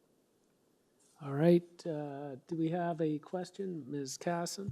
I have a comment and a question. My comment is, while the owner can change their mind, they're still required to ask for permission to change the design before going forward with it. So then this leads into my question. Of the variances that are being applied for today, how many of these have already been built? So does the building, as it stands right now, does it need the front yard setback? Or is that a further extension? Yeah, that front yard setback, yeah, this is for the above garage part. As Yeah, as it's been built? Yeah, yeah, that's on the site now. Yeah. Sorry? I don't think we understood your answer. Of the variances today, No, I'm telling you, which this ones is already done. have already been implemented? Yeah, already implemented, yeah. Which ones? This is the front yard setback. Yep. The roof slope, the building height, the building main wall height, roof slope. Previously, there were 2 slopes to the side. Now it's 1 slope. And for making 1 slope, now the building main wall height increased. So that's already been built. Yeah, that's already done. So, and the coverage is because of what exists, has been built, the coverage request? Yeah, that's because of the projection towards the front and including the front yard setback. Have the stairs been built? Yeah. So everything, all the variances that you're asking for today have already been implemented? Yes. Okay, thank you. Yes. Mr. Marziari, question? No, I just don't understand why when they applied for that application, they didn't ask for these variances. As now we are dealing with something that is already constructed. I don't believe that is I think that appears to be to me that the plan from day one, and they changed that down the road, and they want to put us in this situation to decide for this thing. Some of the variances, frankly, appear to be minor to me. I think the maximum height and building length, those are not minor, and hard to decide about this, but I cannot support that. Okay, well, we're not in committee yet, but it's good to hear your comments. Are there, Sir Fazeli, are you itching to ask a question too? Yes, I'm going to ask this question. Well, one comment is we understood that seems like all these variances are already built. And I've the comment that I've heard from other colleague, I think it is correct as well.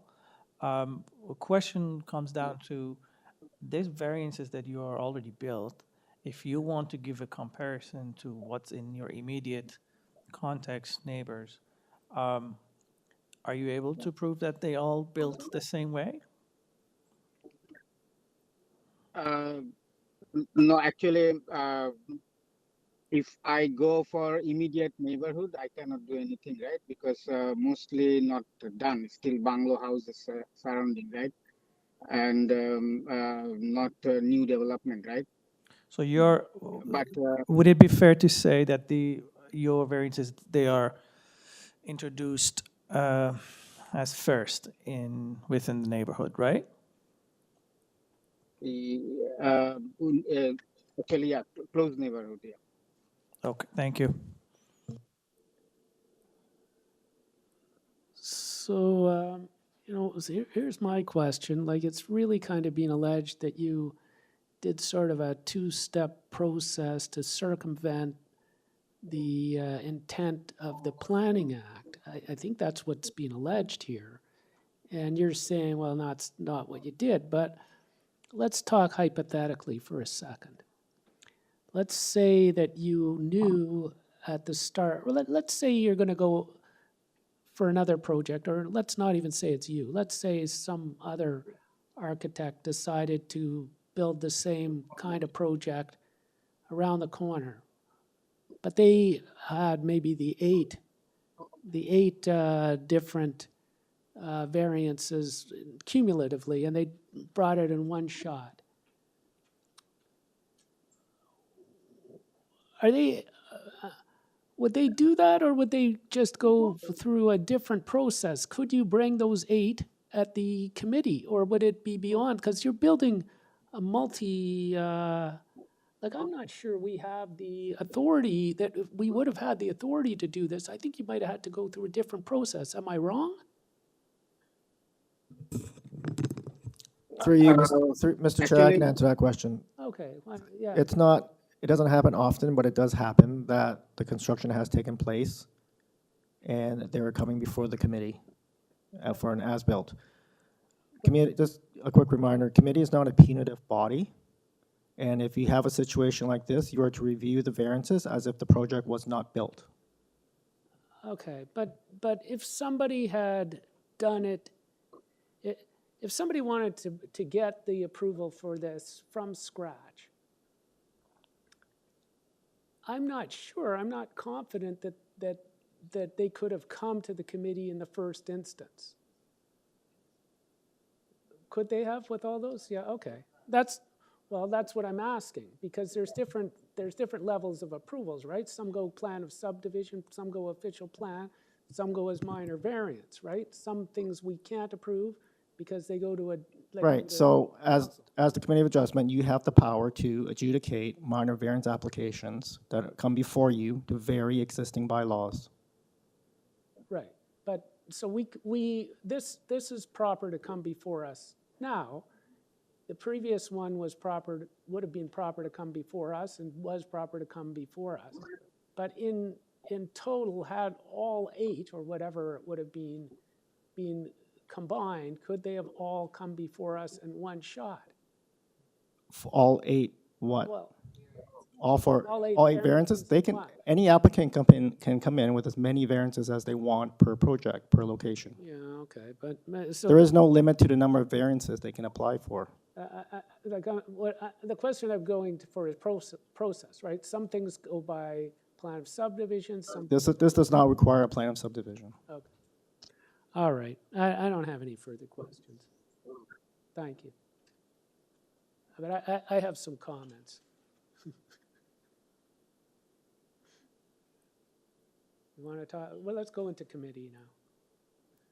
Like, I mean, no, I'm just kind of offended by the whole thing, and it just bothers me that we're dealing with such issues, and whether this is consistent with zoning bylaws and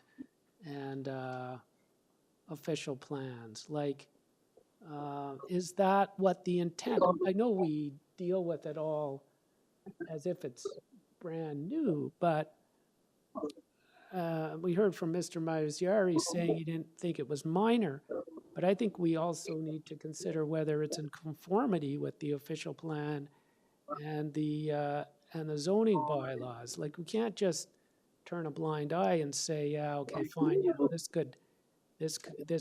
meets it all. Is this really in conformity with the intent? And I'd have concerns about that, but I don't get to vote.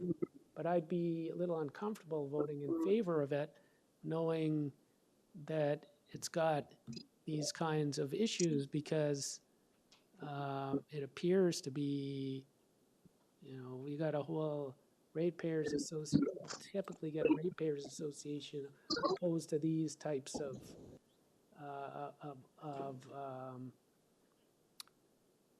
amendments. I've been a ratepayer president myself, would never oppose a one-off on behalf of the residents. So I am very concerned about this one, but I'll leave it in your hands. That's all I have to say. Why don't you figure it out? You vote. I get to hide. I know I've heard from Mr. Myers-Yari who's opposed to it. Does anybody want to bring a motion for anything?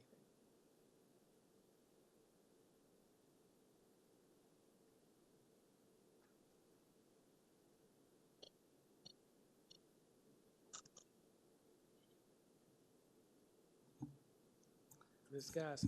Through you, Mr. Chair, I have concerns with the application as well. I don't consider some of the variances minor in nature. I think that in this case, given the neighborhood and the character of the neighborhood, there's nothing wrong with a two-story house being proposed, but I think this is pushing the limits. And I think from a desirability point of view, the application fails on that test, in my opinion. I think it's creating a mammoth structure in a neighborhood of fairly modest homes, and I don't think that the variances for coverage and building main sidewall heights, building length are appropriate. So in that respect, I'm willing to make a motion to refuse the application on the grounds that I don't think it meets the intent of the official plan. While the multiple units that it's creating may meet the intent in some cases, I don't think it's meeting the intent of the character of the official plan for the residential neighborhood, and I don't think it's meeting the intent of the zoning bylaw, nor is it desirable for the site. Okay, so we've got a motion to refuse, and again, it's unfortunate that we have to vote on this situation, but I second that. I cannot support this application. So, all right, so we got a motion to refuse, and it's seconded. All those in favor, the motion is carried. The application is refused. Thank you. And I am wondering if we should let's take a break. We are going to take maybe a 15-minute break, 10 minute. We'll take a 10-minute break. All right, thank you.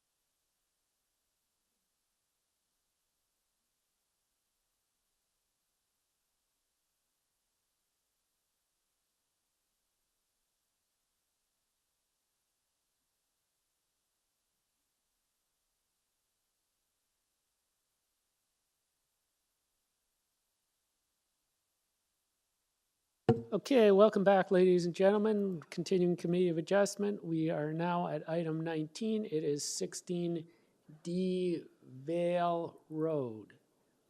To construct a second-story addition and side addition to existing dwelling in conjunction with other interior exterior alterations. We have before us a number of documents, including a forestry report and a staff report.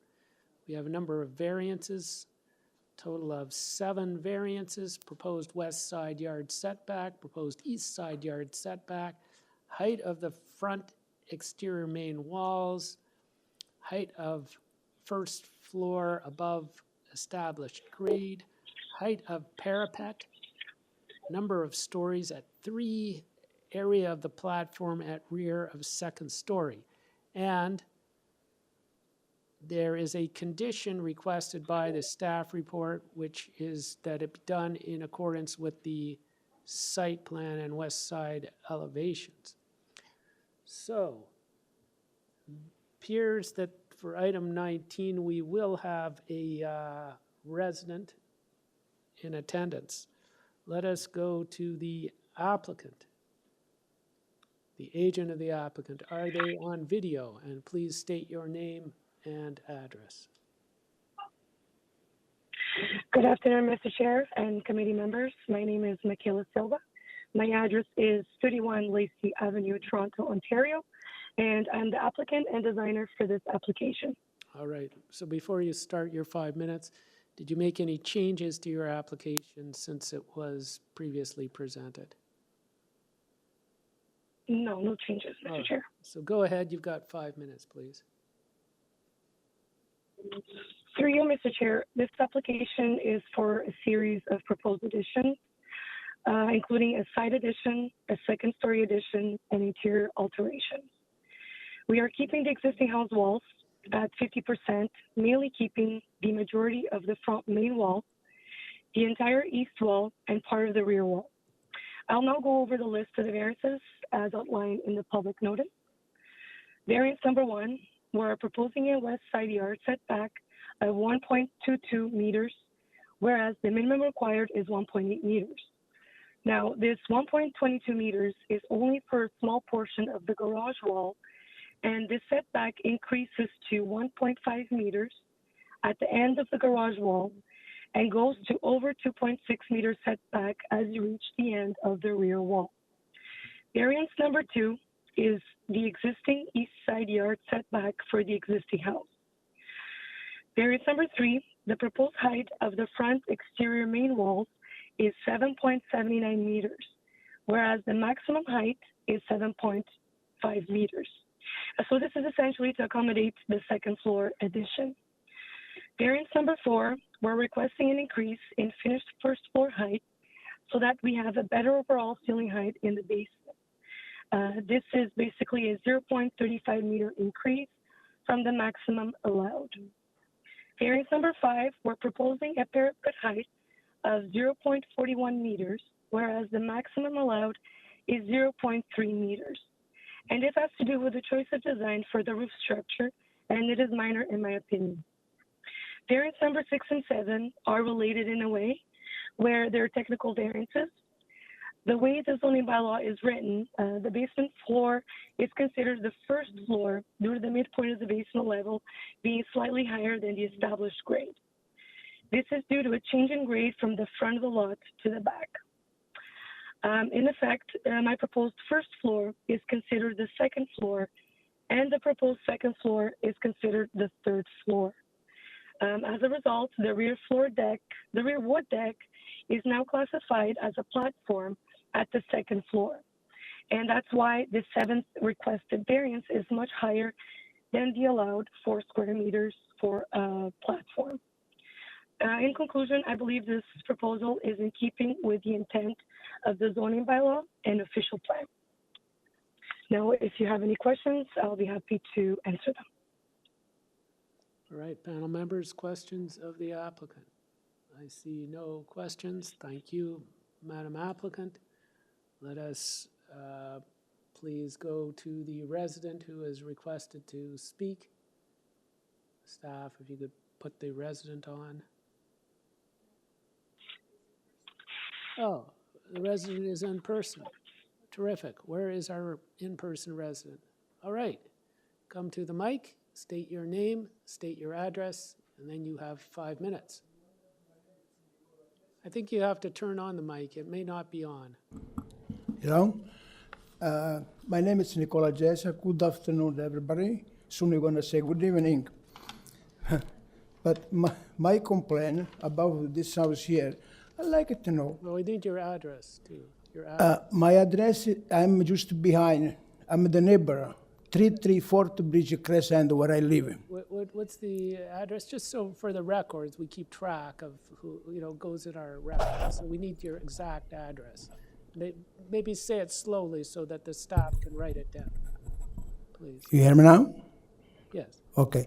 So I'm the neighbor behind where this building is going to be built. And what I'd like to know. Yeah, but your address. Okay. How much percent the city they give it the permission to build the house, the property? 30%, 25, 50%? So if you're asking me a question, you're asking the wrong person. You got to ask our staff, and they're not part of the hearing, so I can't answer that. Okay. You can ask the question to the applicant, but he may not. Okay, next question. They let build the house, the way they showed me on the plan, after they build the house, they're going to build 2 big deck on the back that is 14, 15 feet longer. They ask for one of those, they should be covered. That's big for all the house. 2 big deck, 15 feet longer. And now they're going to build this building here, only 24 feet behind my property. They're going to close everything in my review there. Is allowed to do that? Well, what I'm going to suggest to you is, I'm going to write down the questions. You ask the questions, I'll write them down. Then the applicant's going to come back to answer your questions, and I'll ask them again if he doesn't answer them. So what's the first question again? Well, the bigger question is now, the one they're going to build, the 2 big deck that says it's a wood deck at the back. Okay. For how long they're going to build the house? It is 16 feet longer. Okay. And this is too big, and they come close to my property, only 24 feet. Okay. And what's the second one? Okay, and the other side, on the east side, the 2-story house, they should be built on 6 feet far.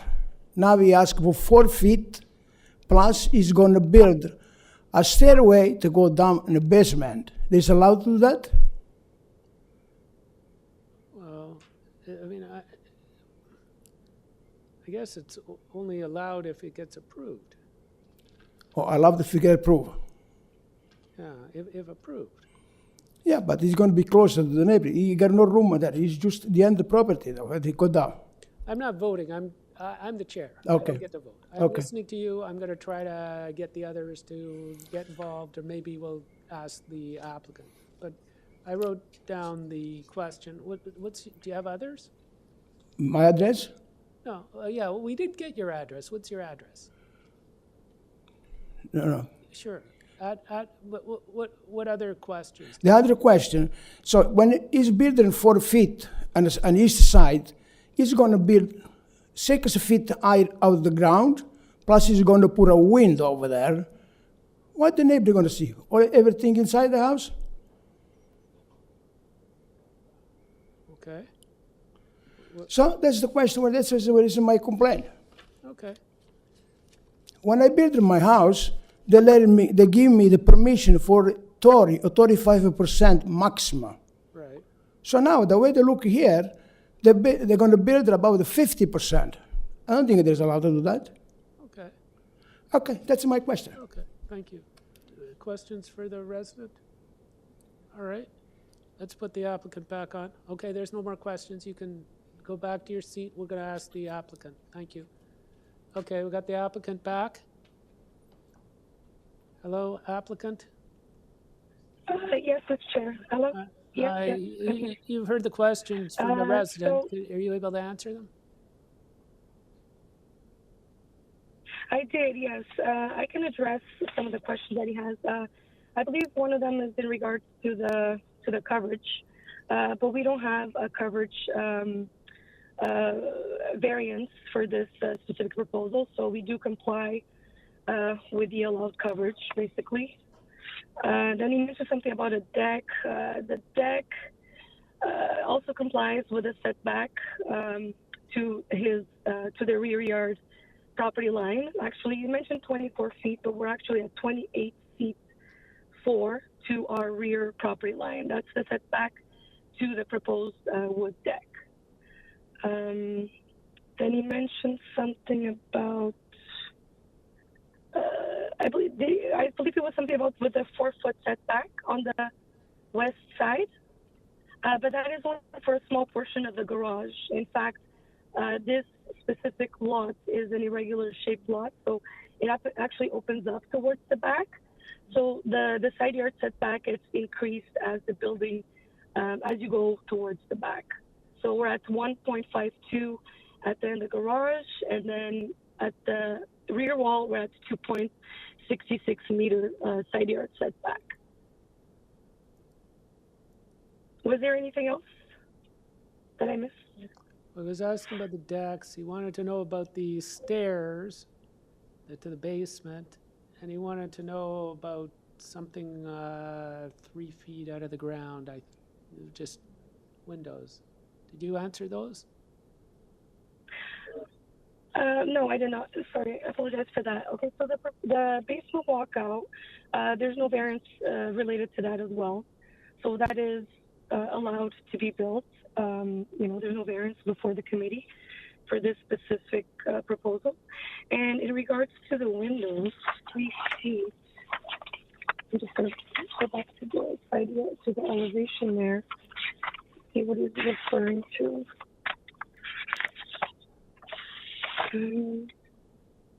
Well, we just have some windows on the west elevation, and we have 2 basement windows, and then we have, just windows for the bedrooms and for one for the bathroom and one for the pantry on the main floor.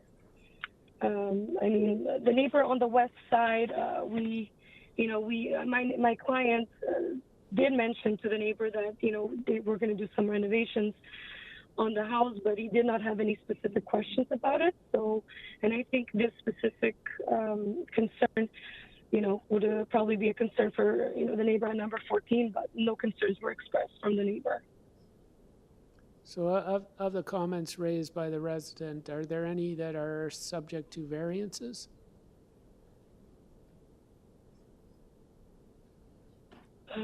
Only the one, I believe the 1.22 meters at the front, I guess the side yard setback, that's proposed on the west side. So that's variance number 1. And staff. Yes, variance number 1. Yeah, and about the condition, and do you have any objection to the condition that staff Yes. are asking for? You're satisfied with that condition? No. You have no objection? No, I don't have any objections to the condition, no. Okay, good. Do we have questions, committee? Okay, we're done.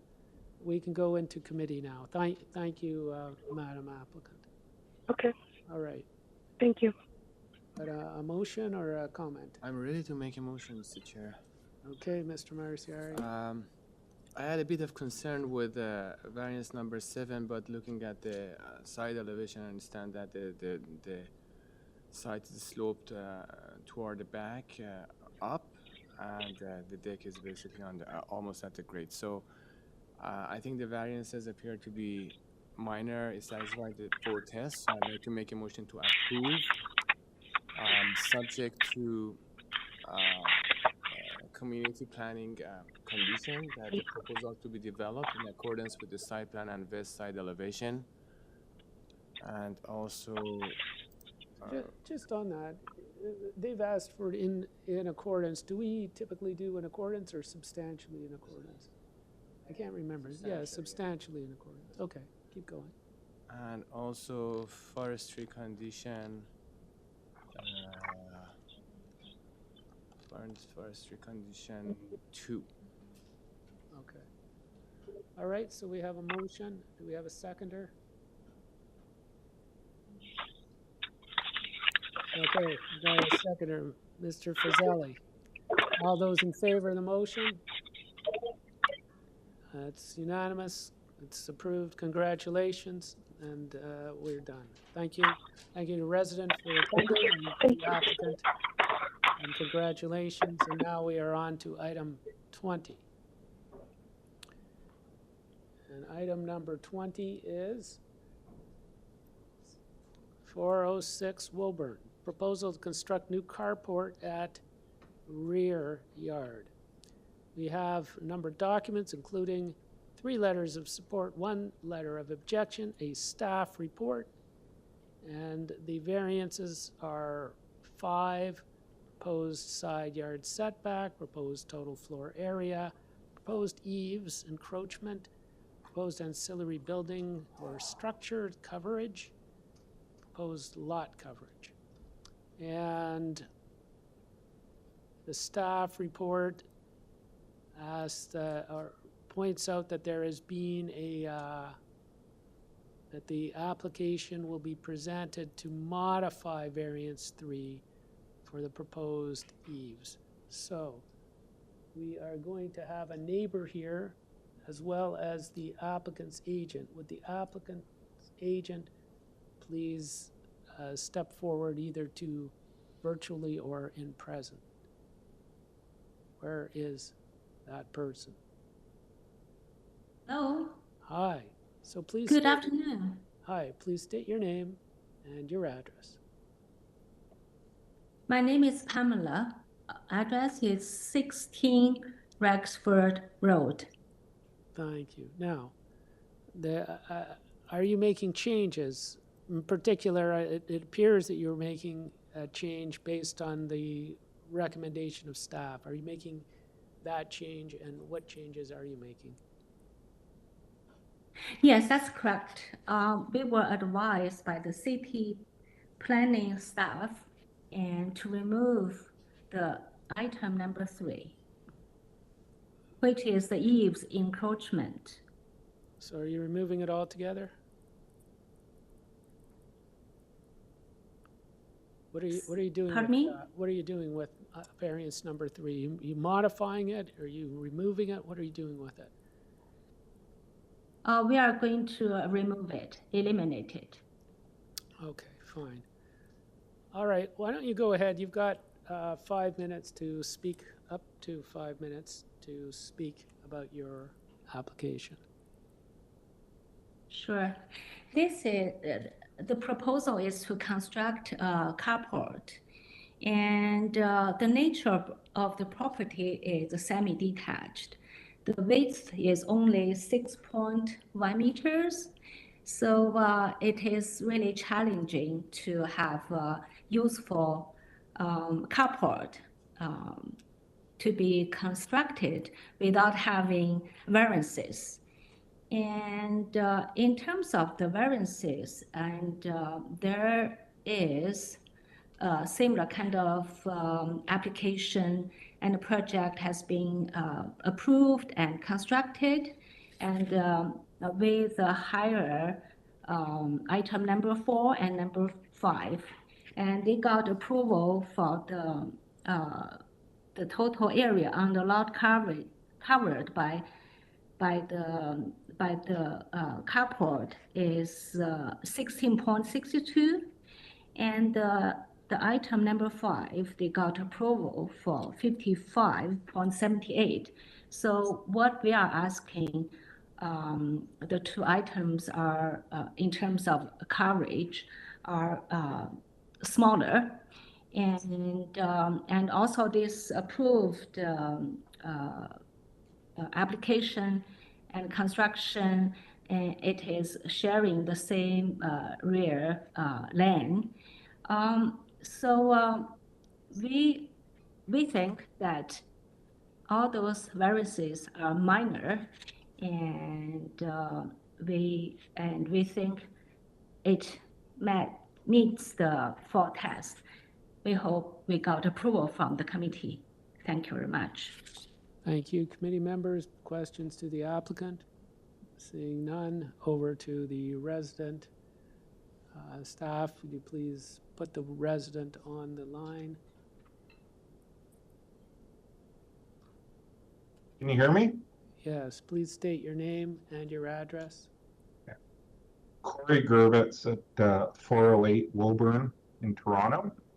Thank you. You've got up to After 5 reviewing minutes. the plans, after reviewing the plans, my main concern is it appears that the pillars for the carport would be impeding the tree zone. I have 2 maple trees that are about 40 years, 40, maybe 50 years old.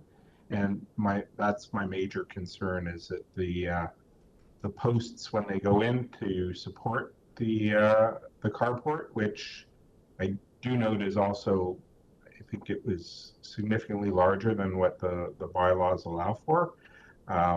That's my number one concern.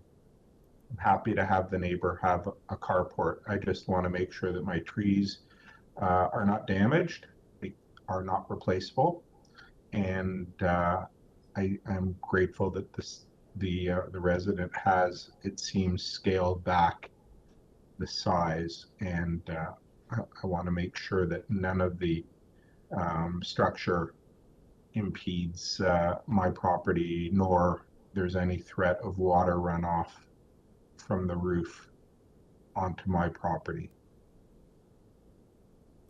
Okay. Thank you. Panel members, questions to the resident?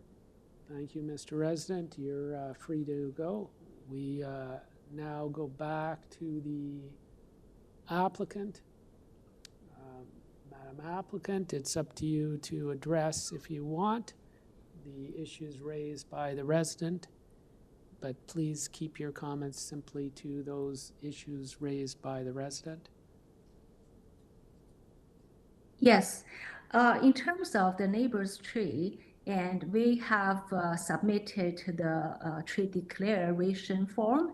It clearly states that it will be interfering with one of the trees. I think one, I believe.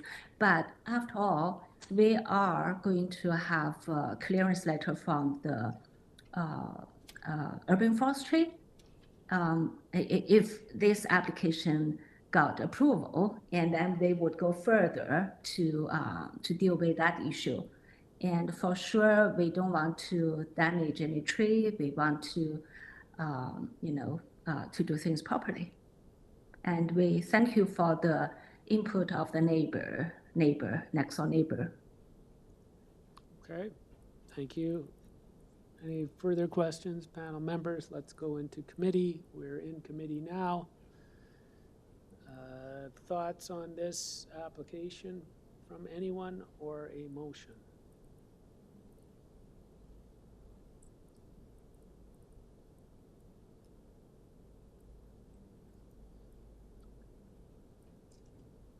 Motion?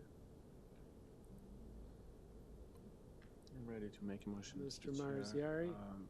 I think the requested variances are satisfying the 4 tests, so I'd like to make a motion to approve. There is a planning staff condition, and actually the applicant stated that they're going to remove variance number 3, so variance number 3 to be removed. That's my only condition.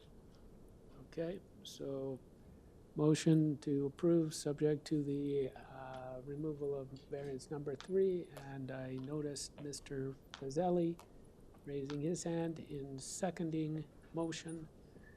Those in favor of the motion, it's unanimous. Congratulations. The application is approved, and we can now move to item 20. Thank you. Welcome. For item 21, we have, again, a number of people. And let me describe this one. Application number 21 is 406 Woburn Avenue to construct a new carport at the rear of the yard. There is a letter of objection. There are 3 letters of support. There's a staff report, and then there are a number of variances. There are actually 5 variances. We did that? We just did that one. We did that? We did that? What did I just read? I thought it looked familiar. Oh, hang on. Sorry. Stop me. They start to look the same. We're doing 32 to 38 Olive Avenue. Sorry about that. And this is item number 21. And this is a proposal to alter development standards, including height, density, and other technical matters of previously approved site-specific bylaw 893-2022. Here we have an arborist report, a letter of objection, a staff report, transportation report, and some other documentation. We have several, 6 variances, and these are proposed building height, number of stories, vehicle parking spaces, square meters per dwelling unit of indoor recreational amenities, square meters per unit of outdoor recreational amenities, square meters of additional residential gross floor area. And we have a staff report which talks about things such as modifying variance 4 to increase the proposed indoor amenity space ratio. It talks about prior to issuance of the final site plan approval, there should be an agreement, and the agreement should include certain conditions. So let us go to the applicant, wherever they are, and they are here. So please, applicant, state your name and your address. Make sure it's turned on. Should be on now. My name's Mona Al-Shari, and I'm a planner at Bowsfields Incorporated. We're located at 3 Church Street in the city of Toronto. I'm also joined here today by the owners and some members of the project team who can help me answer questions that the committee or the public may have later on. Okay. Before I do begin, I will make note of the city staff's planning report and their support of the application, and we are in support of their amendment of variance number 4 with respect to indoor amenity space, and I'll speak to that in detail later on. And I also want to make note of Transportation Services staff report who are in support of the parking variances that I will also be talking about. So you are modifying the application in respect of the staff report to meet the requirements of the staff report? Correct, yes, Okay. the indoor amenity space and their conditions as well that are outlined in that staff report. Okay, so just a quick overview, if you can please go to the next slide to provide an overview of the site's location. It's located on the north side of Olive Avenue, and it's the portion of the site that will be redeveloped as the southern one. What I just want to highlight on this slide here is the site's proximity to Finch Station. It's around 180 meters southeast of the station, so it's within a protected major transit station area with access to higher order transit. And we can see it's in an area that has a lot of high-rise residential developments around it, particularly towards the west, towards Yonge St. Next slide, please. I won't spend much time here, but just from a policy context perspective, the site is located in an urban growth center, so the North York Center. It's also designated mixed-use areas, and when read together, it's an area that's intended for intensification within the City of Toronto. Next slide, please. Just the way the application was originally approved is by way of official plan amendment and zoning bylaw amendment. It was approved by City Council in July of 2022. There's a site and area specific policy that permits the height of a 29-story building with 93 meters in metric heights, and that's excluding the mechanical penthouse. If you can go to the next slide, please. Just a quick give a quick overview of the approved development. As I said, it's 29 stories with a metric height of 93 meters. And what we're seeking today before the committee is an addition of 4 stories to the overall building. So we can go to the next slide, please. A quick overview of the site plan here. It's the major thing I want to highlight with this next slide and the next one is that we're only adding 4 stories to the tower portion, so there's not going to be any changes to the setbacks as approved earlier on. Oh, if you could just go to the previous slide, please. And then the next slide is the one that we're showing the 33 stories here with the same setbacks as the original approval. And again, these elevations are really just to illustrate to the committee here that the building massing, the only changes that we're making is the overall metric height. It still consists of a 4-story podium with the tower portion above. And I'll quickly just run through some of the comparative stats. So if you just quickly go to the next slide, please. You can see here that we're asking for the additional height and additional GFA. The total number of units is something to highlight, that we're adding an additional 59 units, which will help Toronto achieve its housing targets. With respect to amenity space here, since it's a variance that we'll be seeking, we've tried our best to accommodate for as much indoor and outdoor amenity space as we can, given the extent of the building and the approvals. And with respect to the parking spaces, we're still relatively giving the same number of parking spaces as the approval. We're just requesting the reduced rates to accommodate for those additional residential units. Next slide, please. There's going to be 6 variances in total, as you've noted. 2 are related to height, 1 related to gross floor area, 1 to parking, and 2 related to amenity space. Next slide, please. This just illustrates what we're asking the committee to approve today is a revised schedule RM6 site-specific exception 275. And again, what I just wanted to highlight here, we're asking for the increase in the overall metric height and number of stories, no changes to the building setbacks at all. Next slide, please. We're asking for the additional gross floor area to grow from the 22,810 square meters to 25,000 square meters. Just to highlight quickly here, again, we're asking for 59 additional units. And then we'll be making a section 45(9) payment. Well, the owner will. Next slide, please. With respect to vehicular parking spaces here, the reductions I just want to highlight very quickly have also been supported by transportation services, and they're to accommodate the increase in number of units. I will be very quick with my next couple of slides. Again, we've amended here the indoor amenity rates to go with staff's recommendation, so we've increased it as much as possible. And with that, I'll just conclude and just note that it's my professional opinion that all the variances that we're asking meet the 4 tests of the Planning Act. And more importantly, I just want to leave one last thought that, these 59 residential units will help Toronto achieve its housing target of 285,000 units by 2031. Thank you, and I apologize for going over time. All right. I Mr. have a Marzieri, question from the applicant. May I ask why these additional stories and also units had not been applied through rezone, and now you come back for minor variance? What is the reason for that? It's just additional intensification in an area that's targeted for it. We'll be providing more housing units, which is a much needed issue in Toronto as we face a housing crisis, and it's an area that's targeted for growth as well.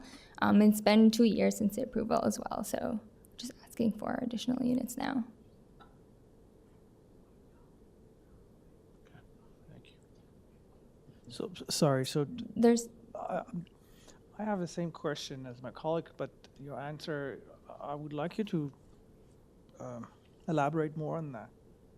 Good afternoon. My name is Eileen Costello. I'm a solicitor at Laird Burles, and I'm counsel for the owner and the applicant. If I could, through you, Mr. Chair, assist assist Ms. El-Shari in answering the question. This development application was originally brought through the planning process with the City of Toronto through a comprehensive official plan amendment and zoning bylaw amendment. That started back in 2020. And we moved through that process with city staff and finally got approval over 2 years ago and have been working with the city on the site plan application process. I want to point out that this is not an after the fact approval. The building is not under construction, but during the last 2 years, a couple of things have occurred. We've identified at a provincial and city level the need for additional housing and importantly, housing adjacent to transit. And so in working with planning staff, we identified that this was an appropriate site that could accommodate additional units within a 2 to 5 minute walk of the subway station and do so in the existing built form without creating any new adverse impacts. So the building's not getting wider, it's not creating any adverse impacts on the neighbors. And from a transportation perspective, this is precisely where the province and the city's official plan is directing us to look for those intensification opportunities. So we worked through the process with city staff and came forward through that site plan process and identified that there was an opportunity, and that's why we're here now. Does that assist? Mr. Marzieri, are you looking to ask another question? Cassie? Okay. You'll get a chance. We have a area resident, correct? Through you, Mr. Chair, we have someone named Tom on the call, but the audio is not connected for him. I think So he should he's sign there, out but- or sign in again. You let him sign in again, if he can. Is he the one that wrote the letter? Somebody else? Okay. Okay, so thank you. Well, you'll get a chance to rebut, so you'll be back. Mr. Tom Chen, if you're on the call, please sign out and sign in again or fix your audio device because we cannot unmute you.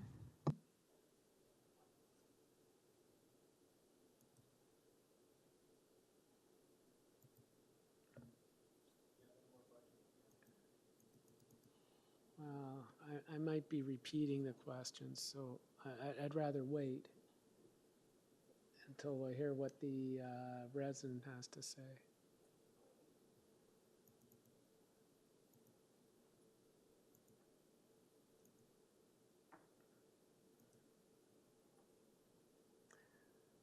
Well, maybe I should. Like, I don't understand why you're not, like, I think you reduced the amount of parking, did you? Why did, no? What did they do? They added units and you took away parking. No, that's not correct. The number of parking spaces remains to be the same. We're asking for relief of the rate because we've added additional units. And that's because the underground parking is already under construction and some of them have already been sold. So the overall number of spaces remains to be the same, but the rate has decreased as we're providing additional housing units. And based on transportation services comments, they're okay with these rates, as well as the sales data that we provided, that it's in an area that's very well served by transit, so there isn't a need for these additional parking spaces. So you put in more units, no more parking spaces, but you haven't taken away parking spaces. Correct. You just left the parking. What did you do for, maybe I missed this, but what did you do for bike spaces? We meet the bylaw, so the additional number of parking spaces will be provided. That's not part of the variances that we're bike seeking. Spaces are just being provided in accordance with the bylaw. Correct. Through you, Mr. Can I just verify that you were modifying variance 4? That is correct. That's with respect to indoor amenity space. It's a Right. 1.4 meters. Thank you. We've also submitted a revised waiver with the amended rate. And you're saying you're doing this now because your previous application was 2 years ago? How many years ago was it? It was approved around 2 years ago, When in did July you of bring- when did you 2022. bring that application? Was it 4 years ago? How long did that take? So it's 4 years? 5 years ago you brought it, 2 years ago it was approved. Now you've decided that you want more based on changed circumstances, and that's why you're here. Is that correct? Did I summarize basically the purpose for this? Okay. in an overarching, yeah, but it's with indirection, as Eileen has mentioned, with the provincial policy direction coming down from the province and the city. Paraphrase. Okay, do we have a resident? No? Through you, Mr. Chair, no, still we cannot unmute. Okay, so let's just go, any more questions, or let's just go to committee? Okay, thank you. We're going to go into committee. Okay, we're in committee now. Comments from panel members. Ms. Casson. Mr. Chair, I have no concerns with this application as amended, variance 4, and the conditions of planning staff report. I think that I understand the intention behind the application, and it does support the provincial policies for intensifying within a major transit station area, and I think that it's within the intent of the OP to have high-density uses in this area, and the zoning bylaw, the variances are minor in that respect. So I'm prepared to move a motion for approval. All right, so we got a motion. Sorry, subject to the planning staff report conditions. So how well do we have to articulate those planning staff conditions? Because they're fairly extensive. Question of staff. I'm hoping I don't have to read them all out. Right. So I'm just asking the staff to confirm that you understand what is the motion is, and to check to see if you need something more. Yeah, but do we have to repeat all of that, or can? Oh, well, I think I know what it is, but does anybody else need to know what it is? I think that's all good. I think Mr. Chair is just asking if we need to Yeah. read it out. For staff. Sure. Okay. Because it's fairly extensive, more so than our typical staff report might be, given the nature of the project and the types of variances and bylaws.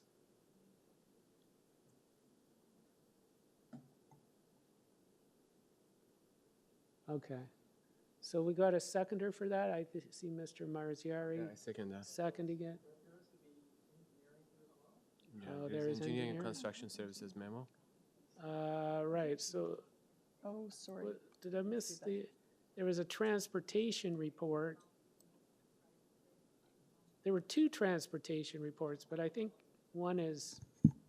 Yeah. Engineering and Construction Services Division. So there are some conditions, technical conditions. Yeah, there's an ESCS report. So I'll add those to my motion. Okay, so subject to the conditions in the ECS report, the transportation report. Do we need to read those in, or can we just blanket this? Either.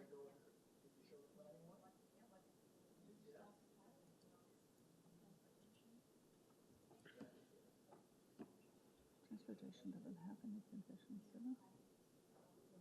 No. They don't have conditions, yeah.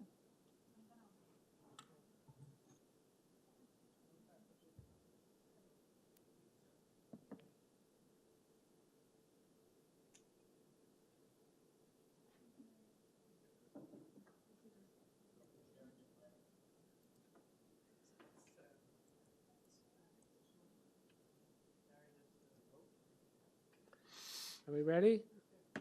We've shown it? Okay, so we got a motion, it's seconded. All those in favor? It's unanimous, it's approved. Thank you. Congratulations. ID. Yeah, okay. And we're now at 5 o'clock. And we have for the 4 o'clock session. And I am just wondering how long it's going to take, because I got to go through these. I don't have to repeat the. Okay. We don't have to repeat the. Okay, so let's just boot. I'm moving it forward. Item 22.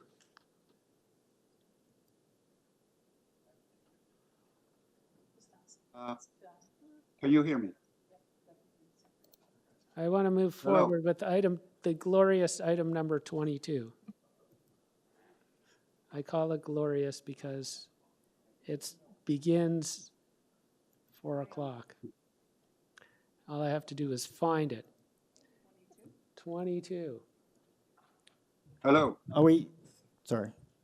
22 is 2490 to 2514.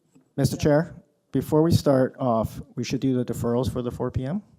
Oh, thank you. Okay. Let us do the deferrals for the 4 PM before the glorious item number 22. Do we have deferrals for Mr. Deputy Secretary Treasurer? Which one, what item, which Are item, there deferrals? which item is it? And let's hope there are. No, what's going on? Hi there, yes we do. On item 30 on the agenda. Item 30, okay. Do we have, so it's just item 30, right? No other items? Okay. All right, so let me just summarize this item for everyone.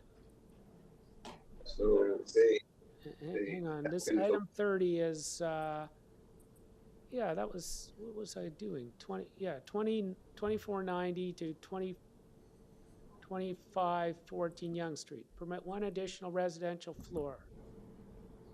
And we're getting a deferral request on this by the applicant,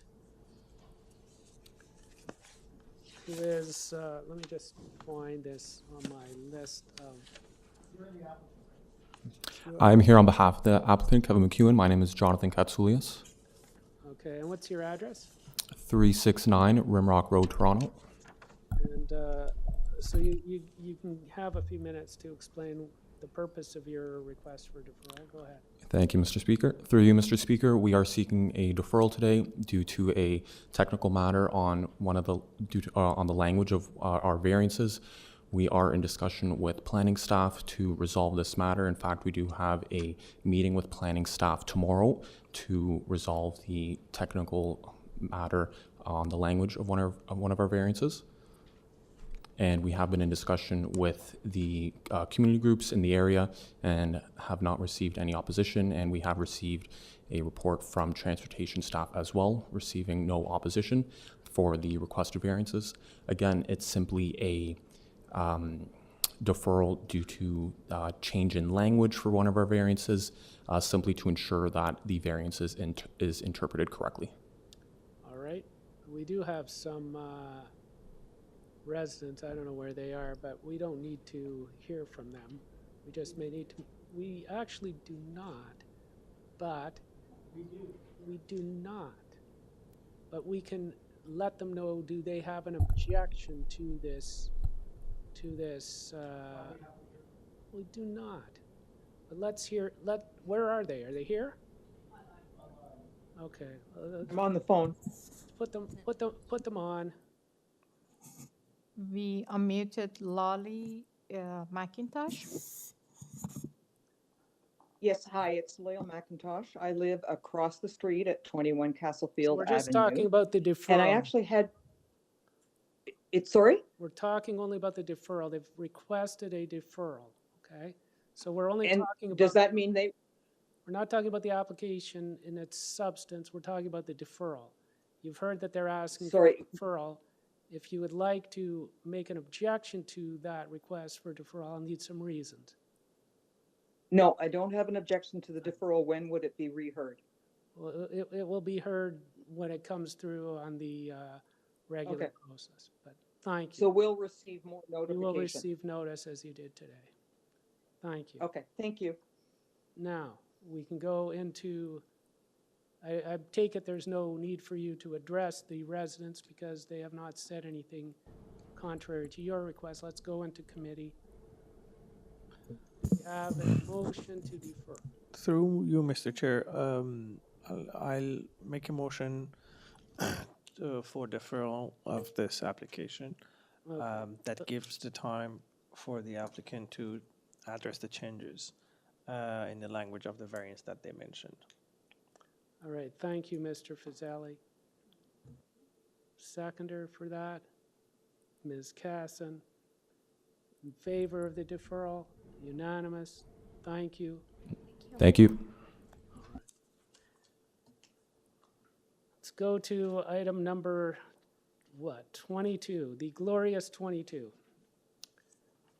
I used to live at 22 when I lived in Don Mills. I thought you Hello. said that. Okay, so let me talk about 22. It's 33 Lawnview Drive to construct a two-story addition over the existing garage. There are 2 letters of objection. There are a number of documents. Got 3 variances: proposed side yard, proposed front yard, proposed lot coverage. The applicant is, where is the applicant? Hello. Okay, so applicant, please state your name, state your address. You'll have 5 minutes. Go ahead. Hello, my name is Joe Battaglia. I am the architect, and my address is 1050 McNichol Avenue, Unit 14 in Scarborough. We're proposing an addition to an existing house over the garage, which is a single-story addition on top of the garage. I believe that the variances we're requesting are minor in nature and meet the 4 tests of the Planning Act. I really have nothing more to add than what we're asking for.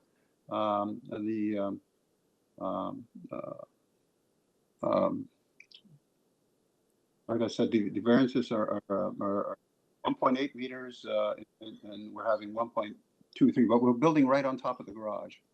So the wall of the garage is where we're adding and going straight up. We're not increasing the height or anything, and my client would like to get this approved. If there are any questions, I'd be pleased. Panel members, questions? No questions? All right. Over to residents. We have 2 residents who want to make submissions. Are they available? They are here? Okay, go ahead.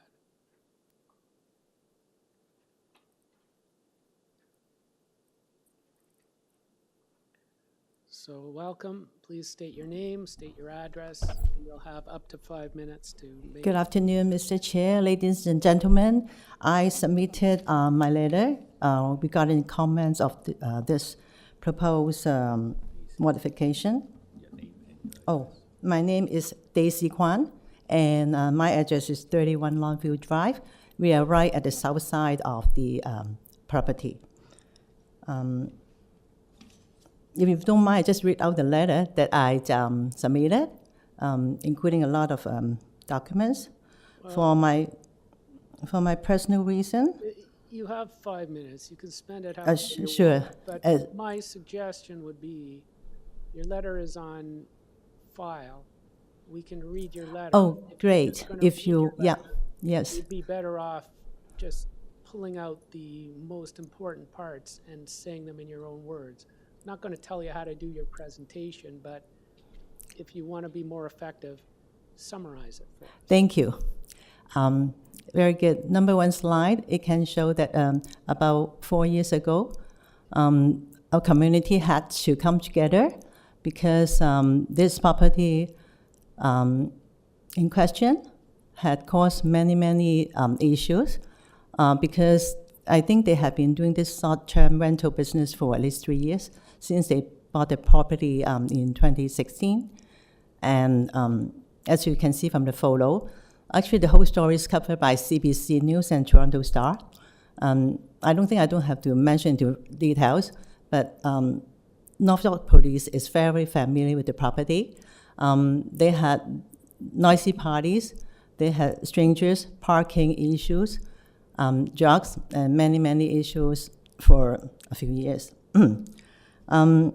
For my personal reason, the construction of this big block on top of the existing garage is going to block off a whole lot of my street view, which I have enjoyed for the past 28 years. I have also attached photos and diagrams. I don't know whether you can play the slide. Oh, this is a garbage problem that we had while they are in this short-term business.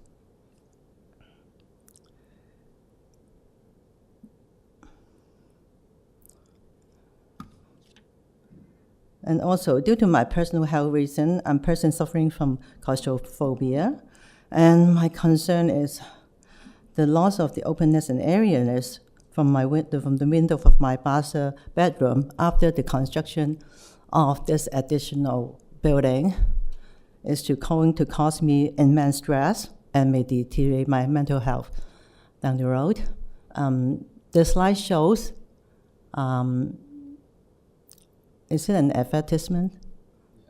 Yeah, and a listing of the property as a short-term rental on a short-term rental site, listing that they have 6,500 square feet usable area with 7 bedrooms that can sleep 16 people.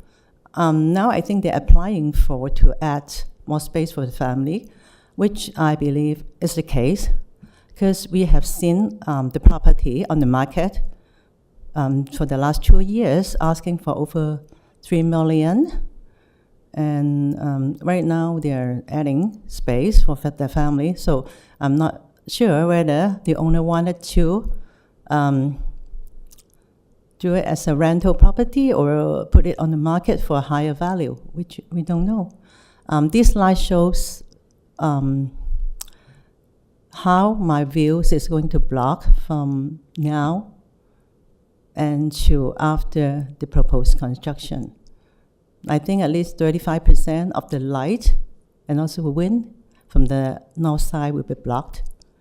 And unfortunately, my master bedroom is right next to the proposed construction on top of the existing garage. And also, there are a couple of trees in question. There is a big maple tree built in between 2 property lines, which I think, because right now the tree branches will stretch over their garage. So after the construction of the additional story, I think half of the tree will have to be gone, which I believe they will apply for, I don't know, removal of a part of the tree. And also some private trees between the 2 properties will be gone after the new construction. Do I still have any time? Yeah. One more thing I'd like to add is that I don't understand why they wanted to propose the south side yard setback to be 0.57 meter closer to our property. Because right now, we're already quite close. I don't know why they need to build overhang of the new additional story.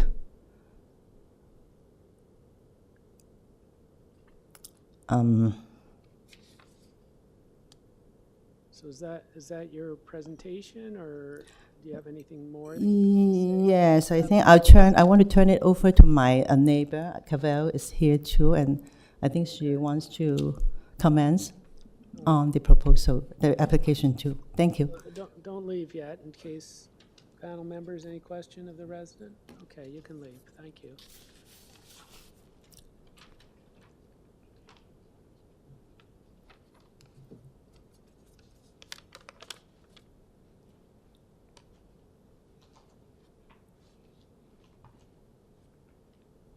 Hello, my name is Cavell King. I'm at 27 Lawnview, just to south of the property.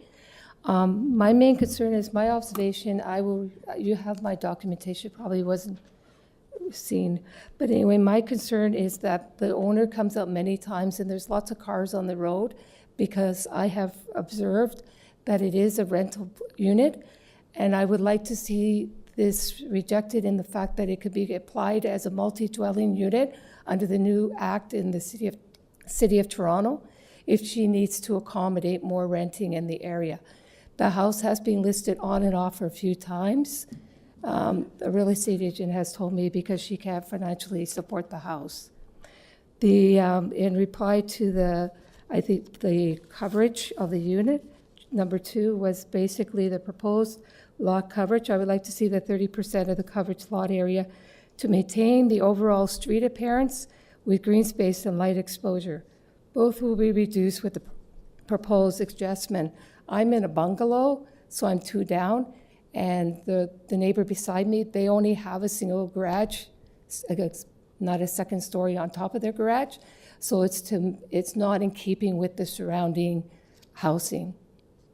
And also the other concern is on the diagram, which I don't have here, they have like a steep peak roof, so the other question was when they do the second floor, it might be going up to the already amended height on the previous building. So it might be more surplus 2 stories.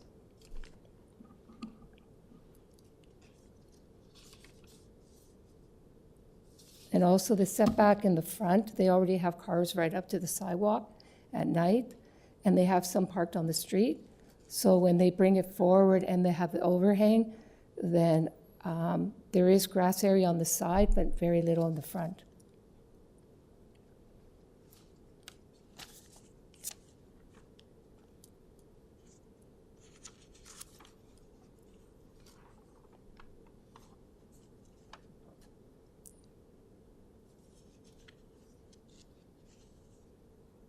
Because right now the house is very irregular shape.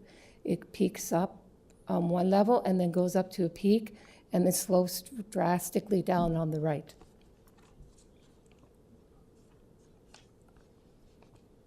Do you, sorry, do you have more that you want to say on this? Pardon me? Are you still presenting? I know. No, that's fine. Those are my concerns about the over coverage of area, that they need to take the side yard out. We have so little green space in our street now. Because of the, all right. Yeah, thank you. Questions of the resident? No, okay, thank you. So were you 2 together, or do you have? Oh, no. Yeah, I haven't submitted my comment, but mine will be very short, okay? Yeah, my name is Roger Kwan. I'm from 31 Lawnview Drive. You're from the same household. You already had your time. You were supposed to consolidate that. You know what? I'll give you 30 seconds if you felt you missed something. Okay. You were supposed to do it when your wife was up, okay? I think it's too. Okay. Yeah, Chairman, members, okay. I would object the approval of this construction based on the fact that it will bring conflict, more conflict and unrest and insecurity to us and to our community and to our neighbors, okay? And I strongly object those exist of limits under the variance, okay?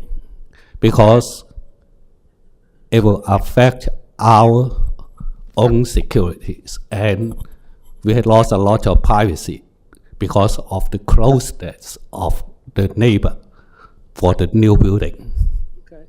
Okay, based on her bad past experience, history, I think it will bring many conflicts to us. We got it. Thank you so much. Any questions for the resident? Thank you. All right. Back to the applicant. Applicant, could you please make a comment on to address the concerns of the residents? I just want to say that if you look at the situation of the house and you look at the fenestration of the neighbor's house, you will note that the windows look directly out on the street from the 2nd floor, and we are not blocking her view of the street at all. Maybe some of the trees, but the street, no. Conceivably, you can see that all we're doing is building on top of the garage. We're not touching any of the trees. If some of the branches have to be trimmed, we're not touching the roots or damaging any of the trees. It's just a simple addition over the garage. If you look at the elevations that we've provided, It's no higher than the existing house. And the other lady mentioned that there's a two-car garage. It's been there since the house was built. So, you know, if no other house on the street has two-car garage, I would be surprised. But nevertheless, the percentage from 30 to 31 what was it, 31.33, to me, that's a minor variance. That's all I really have to say. I think these things are having to do with the number of rooms and stuff like that. It's my client's property, and they have guests and friends occasionally, but not too often. But these things that happened, 5 or 10 years ago, have stopped happening. So that you know, the negative things that these people are pointing out are not going to happen. It's just, you know, it's just not going to happen. It's just weird that they would even mention these kinds of things, because this is kind of a really modest addition to an existing house. In any case, that's my opinion, and I ask that the committee approve the application. Because the variances are minor in nature. Okay, thank you. Yeah, Okay, I would like to absorb. Respond. Sit down. Okay. Sit down. No, because Sit he's down. not You're telling out the of truth. line. Okay. You're not allowed to say anything more. Okay, into committee.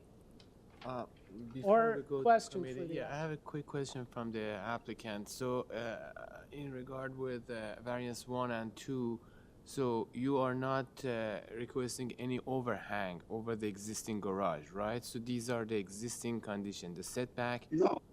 The side yard setback and front yard setback are both existing setback of the one-story garage at currently, correct? We're not going for. We're going straight up at the front. Okay. Straight up. Yeah. Okay. Yeah. Thank you. They're not going Did you hear the?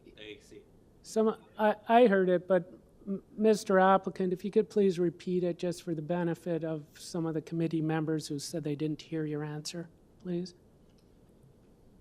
We're not cantilevering the front forward from where the front wall of the garage is. We're just going straight up on top of the existing front wall of the garage. Okay. All right. Any other questions? Now we're into committee. All right, committee members, what do you say?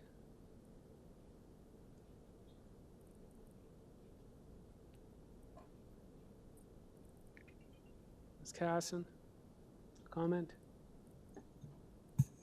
I think I'm ready to make a motion, Mr. Chair. I think that this is a relatively modest application. No.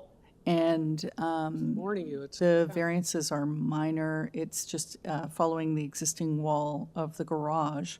So I think that.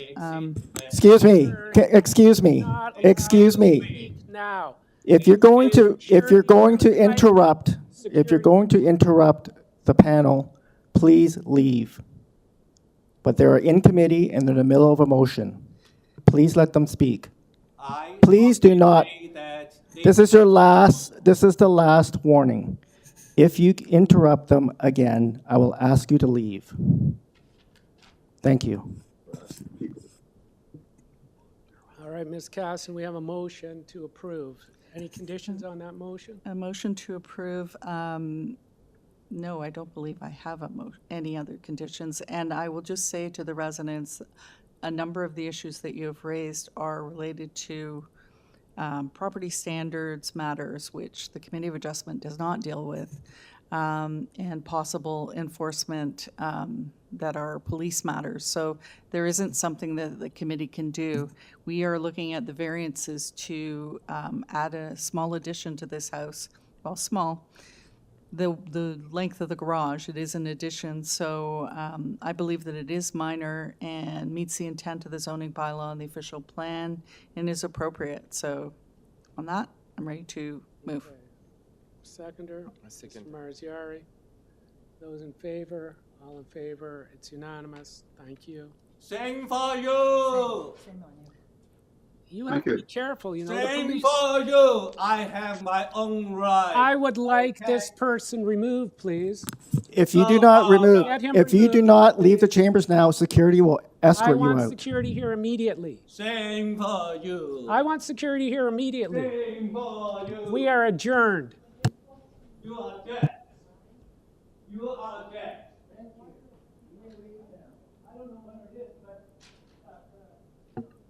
I want security in here immediately. And we are adjourned for 10 minutes.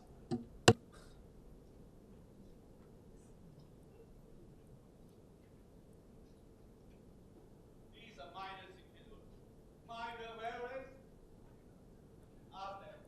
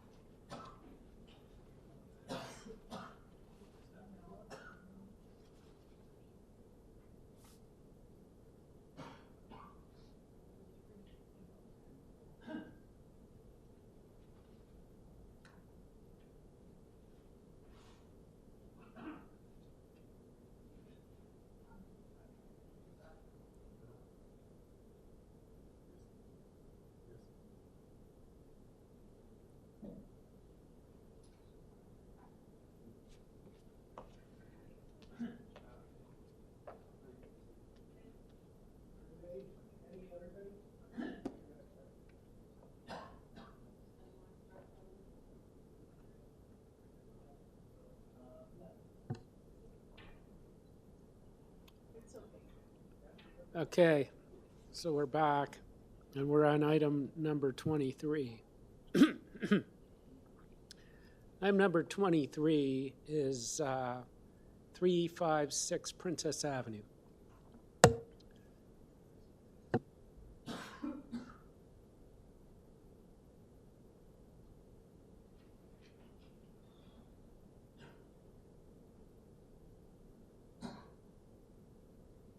This is to construct a new dwelling. We have a forestry report, we have a staff report, we have some other documents. Several variances, proposed west side yard, proposed lot coverage, building length, building depth, east side yard, minimum required side yard setback.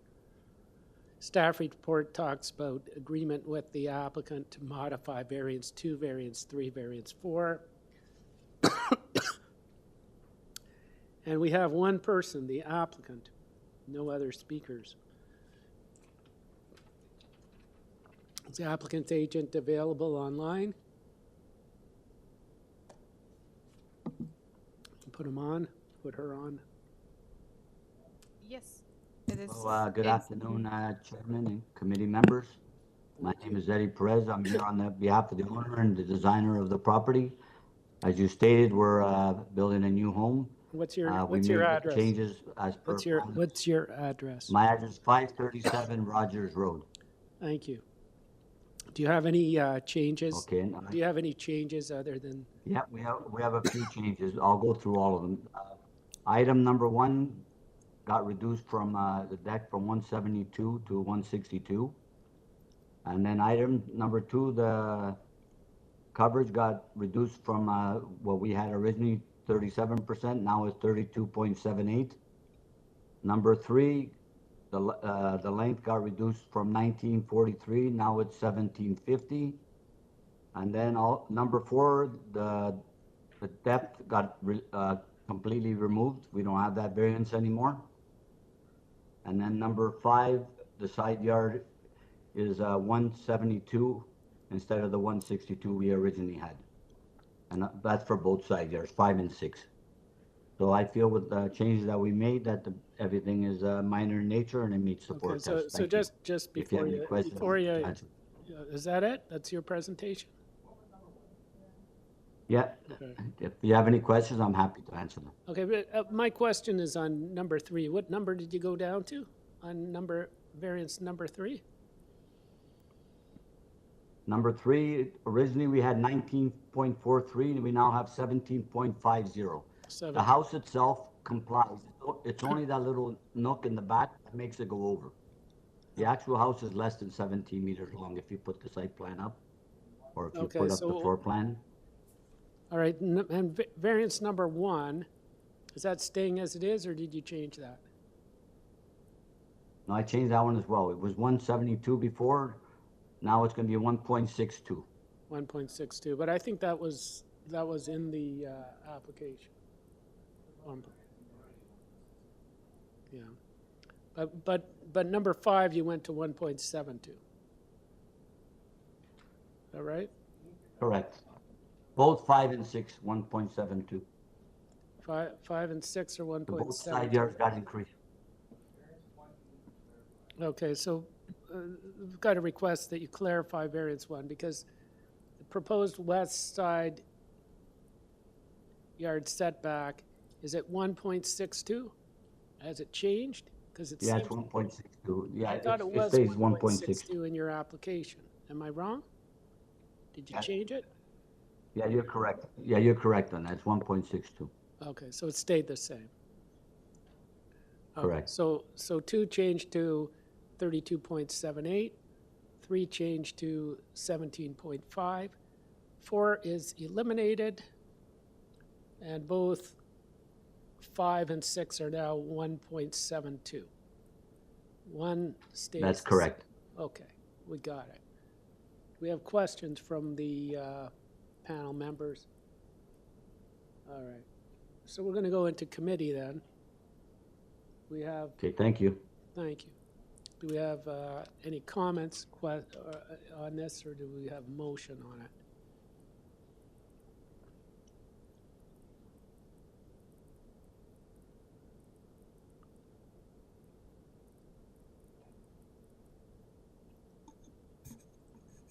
Mr. Chair, if no one else has comments, I'm prepared to make a motion to approve this application. I think the applicant has listened to planning's concerns and made a number of changes which are more appropriate from a variance point of view. I think they meet the tests under the Planning Act. They're within the intent of the OP and the zoning bylaw. So I would like to motion to approve, subject to, approve as amended. Approve as amended. Was there was a forestry report? Yes, and subject to forestry condition number 1. Okay. All right. So staff have that. Thank you. And do we have a seconder for this motion? Mr. Fazali?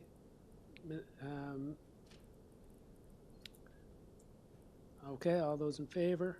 It's approved. Thank you. Moving right along. Thank you. Have a nice evening. Thank you. Congratulations. And on to item number 24. Again, this is not contested. This item number 24 is 356 Princess Avenue, constructing a new dwelling.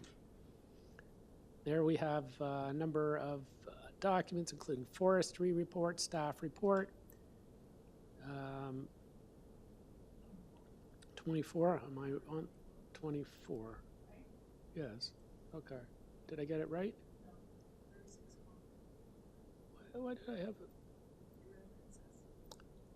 Hell, am I doing this? Just a second here. I want to make sure I got so I'm going from my notes. Sorry about that. Thank you for catching that. And just let me make sure I have.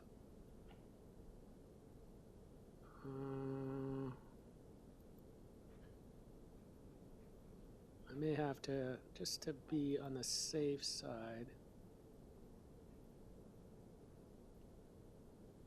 Yeah, I may have repeated these in my notes. So hang on a sec. It's going to be a little bit of a challenge because my notes aren't right. Yeah, so at least it's uncontested, but I think I've somehow repeated my notes here, so I have to go to the original source. My notes are not reliable. Hang on a second.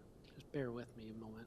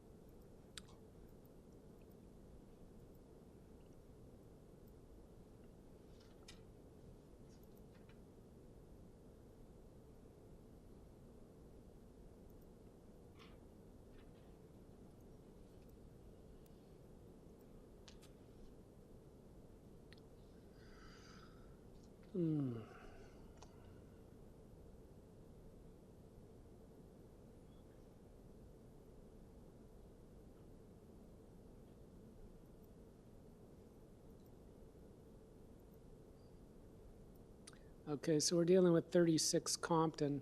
This is item number 24. It's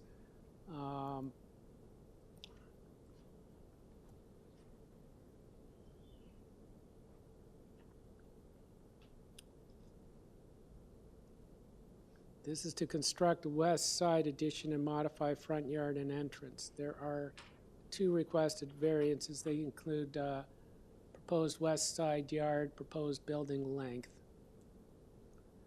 We have in front of us a number of documents. Actually, it doesn't look like we have a lot of documents here, which may have been the challenge. Okay, we have an applicant agent on the line somewhere. Do we? Where are they? Yes, Mr. Chair. Okay, so please state your name, state your address. Hello? My name is Antonio Giovinazzo, and I am at 887 Dundas Street West in Toronto. Okay. And so have you made any changes since your application? No, we have not. Okay, just let me canvass my committee members. Do we need to hear? No, we don't really need to hear from you. Do you need to speak to us? Because I think our members are satisfied with your application to move forward with something. So do you have anything that you want to say, or do you want to say a word or two? Otherwise, we can save you some time. Thank you, Mr. Chair. No, if the committee has any questions, I'd be happy to answer them. If not, yeah, much appreciated. Okay, so let's go into committee. Committee members, somebody like to bring a motion? Mr. Mr. Maziari? Chair, I'd be happy to make a motion. It's pretty straightforward application. There's just 2 variances, quite minor, and so I'd like to make a motion. There's no staff report, so with no condition. Okay, so we got a motion to approve. Seconder, Ms. Casson, all in favor? It's unanimous. Congratulations, it's approved. Move on to Thank you, Mr. item Chair. number 25.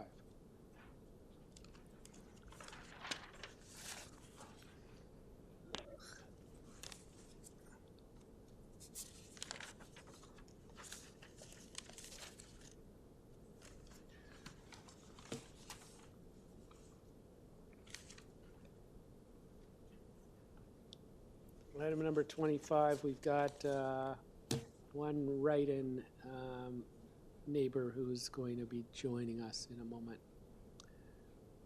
Let me just summarize 25 for you. That's 352 Brookdale. Proposal to construct a new dwelling. We have a number of documents in front of us. We have several zoning, five zoning variances: proposed front porch, proposed building depth, proposed front yard, proposed floor space index, front stairs, front yard setback. All right. Do we have the applicant agent available to speak somewhere? Afternoon, Mr. Chair, members. Ida Evangelista on behalf of the owners of 352 Brookdale. All right, go. Have you made any changes to your application, or is it as is in the file? Mr. Chair, no, we have not. Planning staff, transportation, and forestry have no objections, no concerns to the application that you have in front of you. All right. It is a very gentle and gradual application that we have put forth. We are not asking for height. We do not have side yards. The only side yard variance that we do have relates to, if you have the opportunity to review my submission, on page 3, I've outlined the variances 1, 2, 3, and 5. You'll see that variance number 1 and variance number 5 relate to the porch, the entry to the home, and the stairs. And what we've done is we've moved the stairs all the way to the, to the east, to give us the opportunity to introduce more landscaping on the property. And variance number 2 is taken to, the depth is taken from the front yard setback to the rear main wall. However, the house itself, we are asking, it is 17.98. We are asking for an additional 0.98 in the length, but it relates to the depth of the home.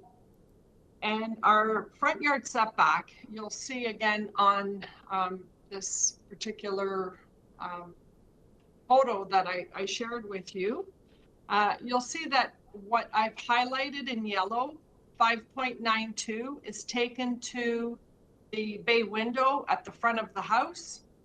However, if we measure from the front lot line to the front wall of the house, we have a setback of 6.58, so that's taken in. And like I said, it's only, the 5.992 is only taken to the front bay window.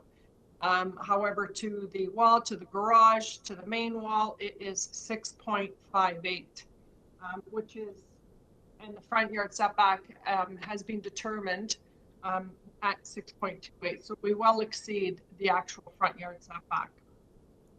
And we are asking, this is a two-story home. As I mentioned, we are not requesting a height variance. It is, you know, we do have a mutual driveway, which is a right of way. So we have to take that into consideration when we are building the home, because we cannot obstruct that right of way. That being said, we are asking for an FSI of 0.87. However, if the footprint itself, we don't have the coverage. We've reviewed the coverage, and the coverage does not exceed what is typical and characteristic to this area. The FSI on one floor, on that main floor, the main floor footprint, is 0.43. So it is well below what is requested. We have a young family that's moving in here, a growing family.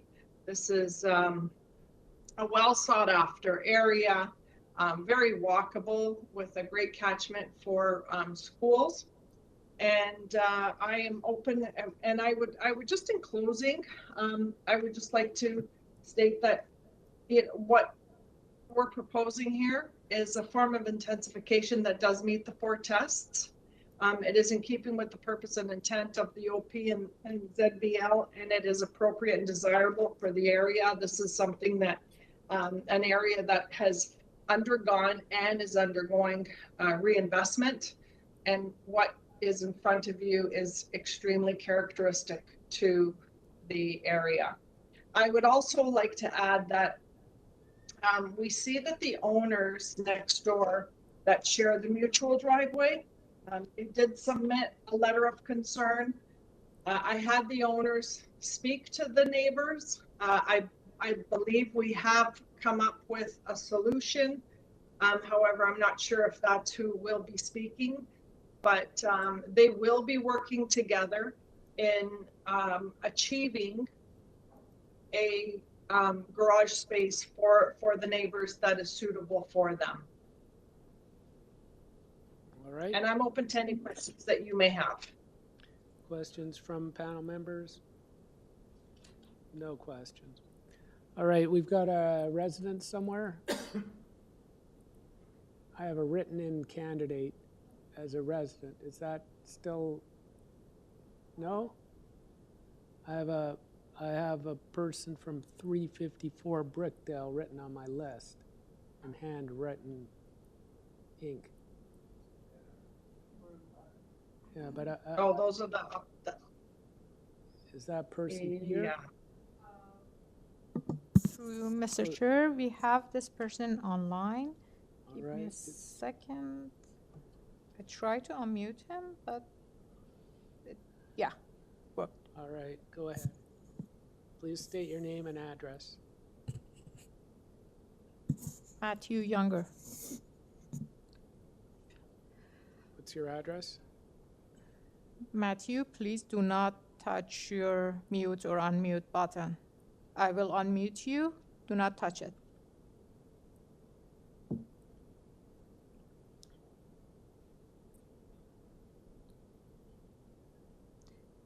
I believe his audio device is not connecting properly. It's disconnected. Is he connected? I don't want to give a lot of time for this. I am probably.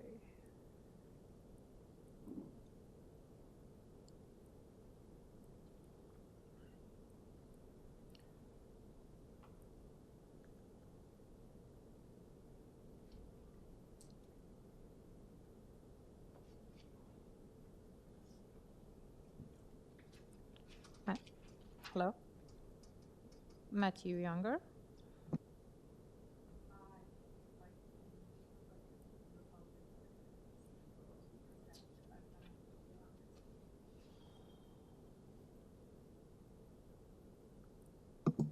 Go ahead.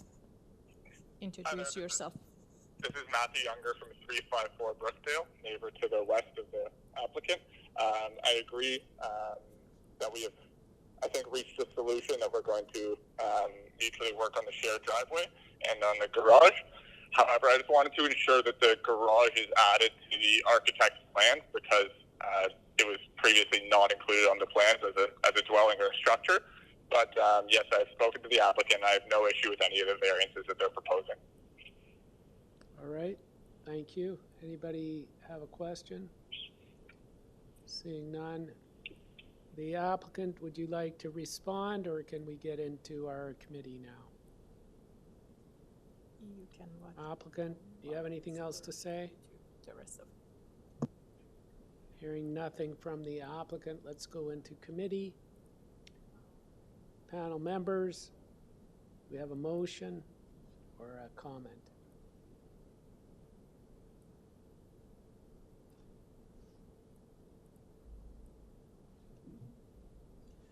Mr. Fazeli. Through you, Mr. Chair, I'd like to make a motion to approve the application. Okay. I think the concern that the neighbor brought in terms of the garage, like applicant responded, and I'm happy that they're working that together.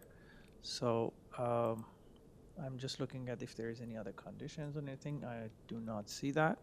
So I believe the application satisfies the 4 test. Is it the forestry only? Forestry, right? Yes, and with the condition of forestry, number 3. Thanks. Is that forestry? I don't even see it. All right, so we got a motion with condition of forestry. We have a seconder. Mr. Marciari. All those in favor? It's approved. Congratulations. Now on to the next one, which is item 26.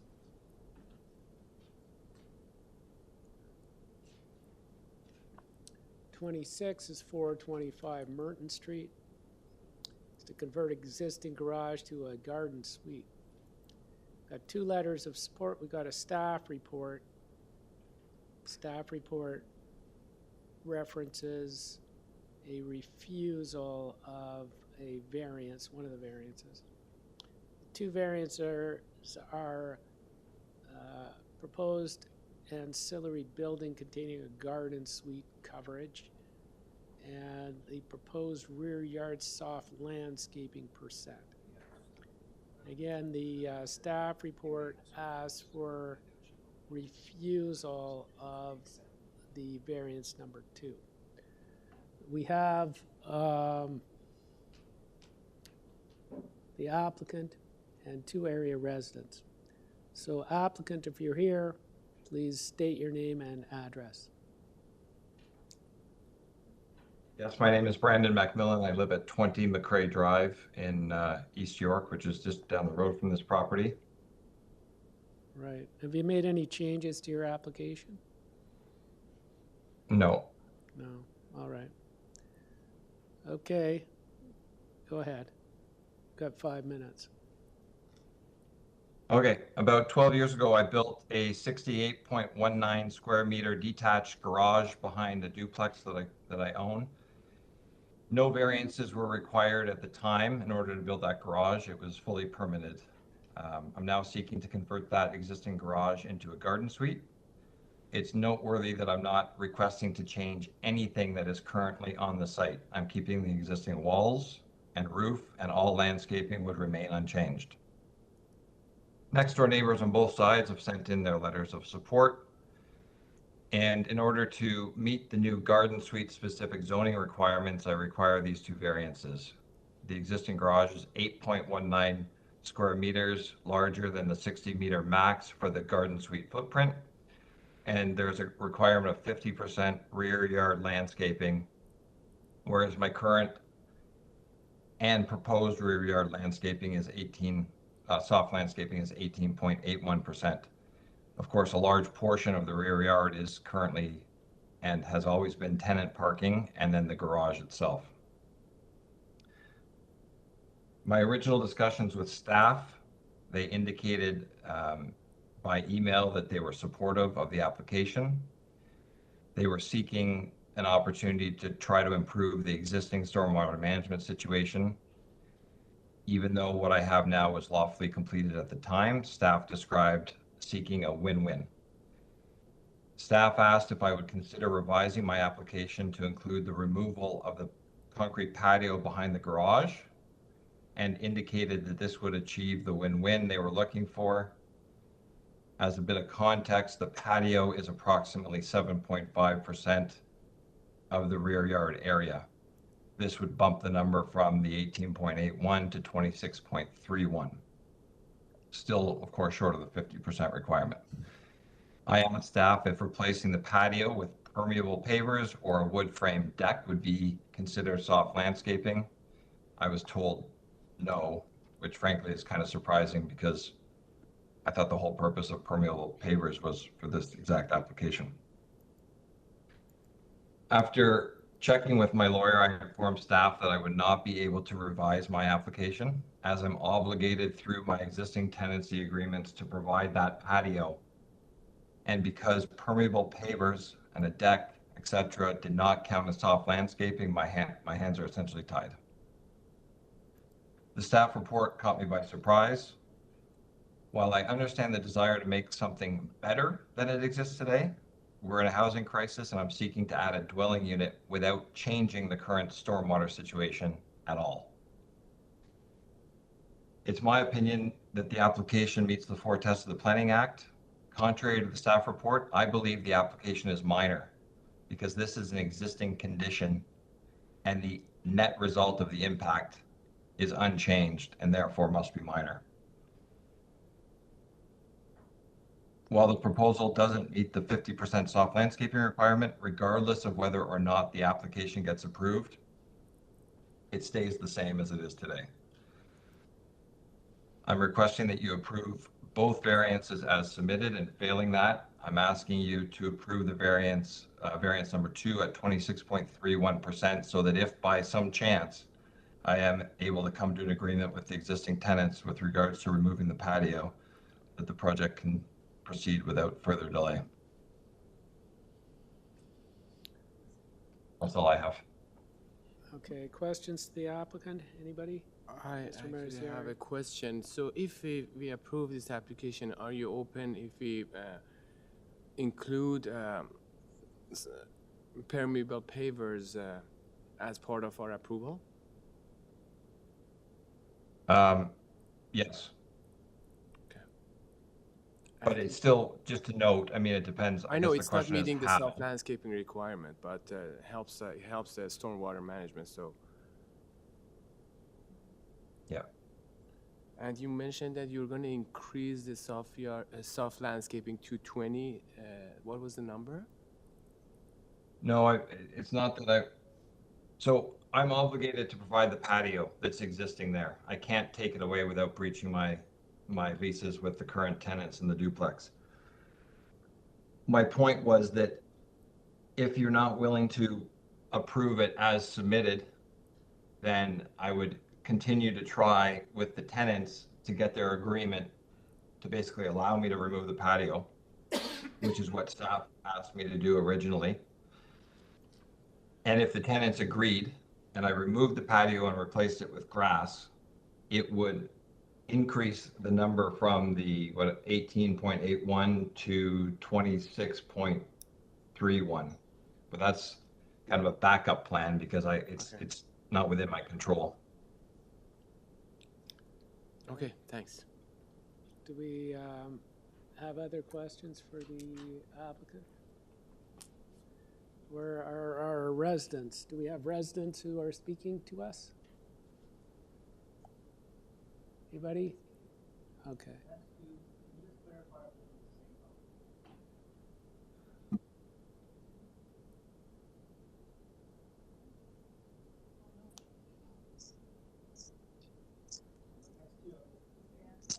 And the same address and the same phone number, so I think they only get one.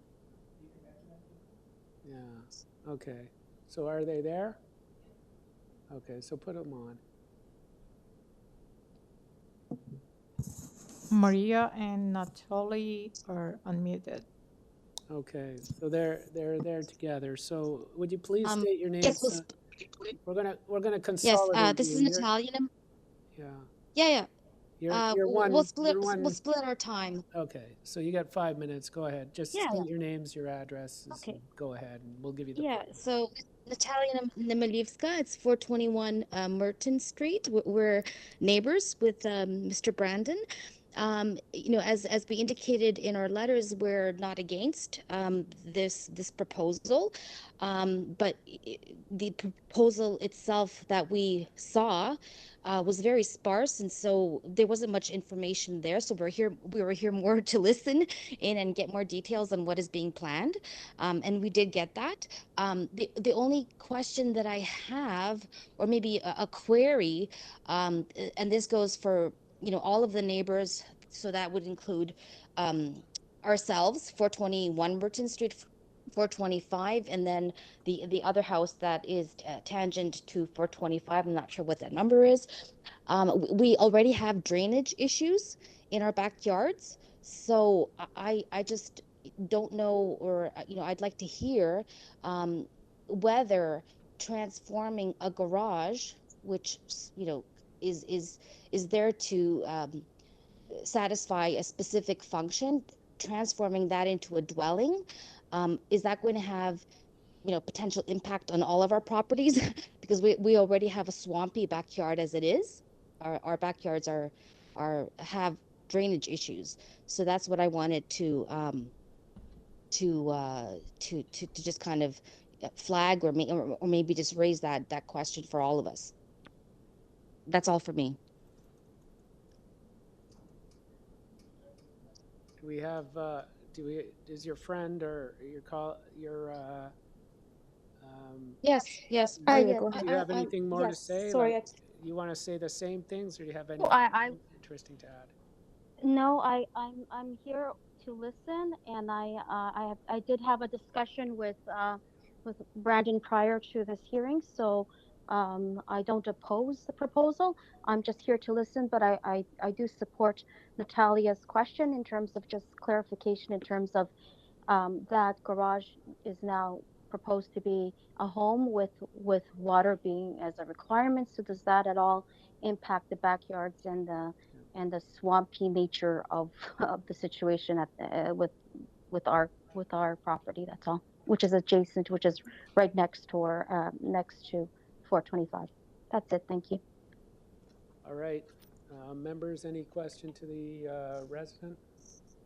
Do you have anything to say further, Mr. Applicant, that in relation only to what the residents have said?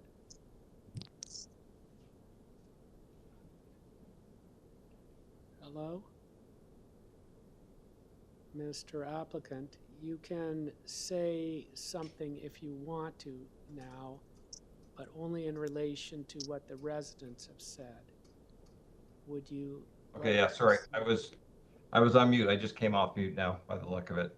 Yeah, I mean, I maintain that making zero changes to the site itself, converting an existing building to a dwelling unit has zero impact on the current stormwater management situation. I mean, yes, there's going to be obviously potable water piped into the dwelling unit, but there's also going to be sewers connected that take it away. I'm not going to be dumping it in the backyard. So, and I don't think it'll make it rain anymore by putting a couple people in there. Yeah, but okay, so anybody else have anything to say? I gotta say I'm concerned about this.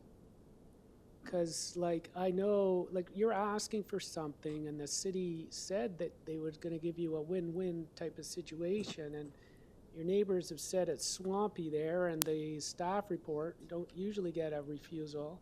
They said to refuse it because they're looking for a way to manage stormwater, you're gonna get something from this application and you're really not giving anything back to fix up the swampy problem there. So I'm concerned about this. But anyway. Yeah, if I could, I would, is the point, is Yeah, that you could. for me to take that patio away, sorry? You could. Go ahead. You just got to go back to your tenants and try to make a deal with them, fix up the swampy stuff, and then you get extra units, right? You're going to get a lot for it, so just make a deal with them, fix up the swamp, and everybody wins. But you're not willing to do that, so I'm concerned. I can't force them to agree to allow me to No, take but that patio you can away. try. That's the challenge. And you can try. And so like I'm not voting, right? But I just get concerned when I see a negative staff report and corroboration from your neighbors, even though they're not opposed to it, they're confirming that there's a swampy situation there. And, you know, we've got issues with West Nile, all kinds of stuff. I just don't like it. But anyway, I'm not voting. And I haven't heard a really good reason why you would go that So my backyard is not swampy. Maybe theirs That's all I is. can say. Somebody's is swampy because I heard it. So anyway, that's it. Let's go into committee. Members, go ahead, do your thing. I'm just through you, Mr. Chair. I'm just going to make a comment. Like, I'd like to hear the rest of my colleagues. The explanation from the applicant, like I understand that his reasoning of the staff report, I see it too. One part, aside the stormwater management, there is a part where it says it's not consistent with the existing pattern of development in the neighborhood. So that is catching my eye in this matter. I like to hear more from the rest. Through you, Mr. Chair, I would disagree with that comment. I actually think it is consistent with the pattern of development. If you look at the aerial photo, it would appear that there appear to be 3 buildings in a row that might all be duplexes. I'm not really sure. Maybe the applicant can clarify for us, that have a paved backyard with a very similar condition. So I think I don't have real concerns with the application because it's existing and he's not doing anything to make the situation worse. I would suggest that I think it'd be a good idea to replace the pavement in the back with permeable paving, which would allow some water penetration, which would at least make an attempt to address the city's concern about stormwater.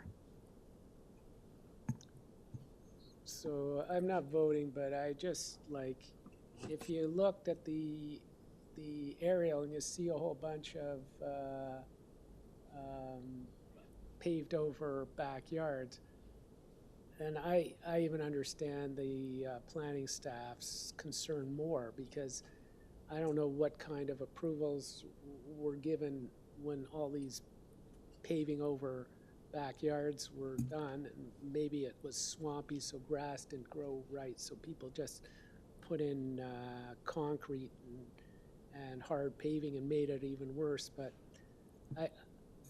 I'm not voting, but I think staff knows what it's doing here, so I think we've got to give some deference to them. But Mr. Chair, just to clarify, I think it's from providing parking for multi-unit buildings. Yeah. That's how it evolved, and it didn't require variances prior, and there wasn't the requirement for soft landscaping, and I think it's just evolved and it's an existing situation, but I don't think it's the end of the world if this were to be approved. I just don't like setting a precedent. When I hear that there's like swampland and I got a negative staff report, but I'm not voting. I've just tried to influence the deference to staff, which I have a lot of respect for. There's also a pool in a backyard a little way down the road, which takes up the whole backyard, which could be causing some of the drainage issues as well, but we're not going to go into that now. Okay.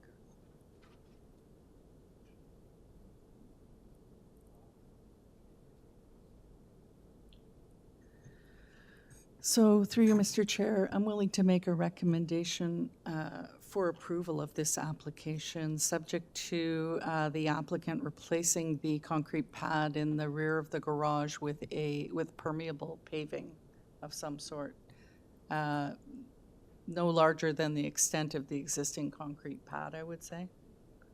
Before we go through this, I just want to check with staff. Like, we've had some issues before where we try to make restrictions and turns out that we can't. Can we do this? Can we do the permeable paver? Can I just sort of clarify when you say pad, what pad are you talking about? Is it the patio that the applicant is referencing? Yes, Okay, so it's the patio. patio. Can we do what the motion is intending to do?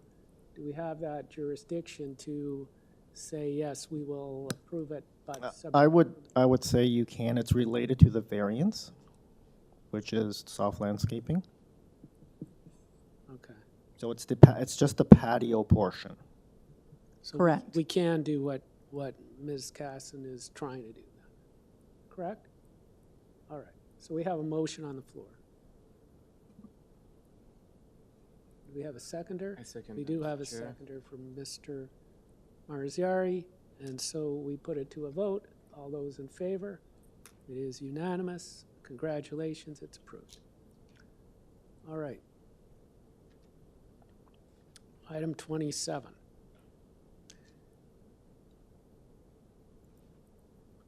Item 27 is 99 Elm Ridge Drive, proposal to construct side addition on partial foundations.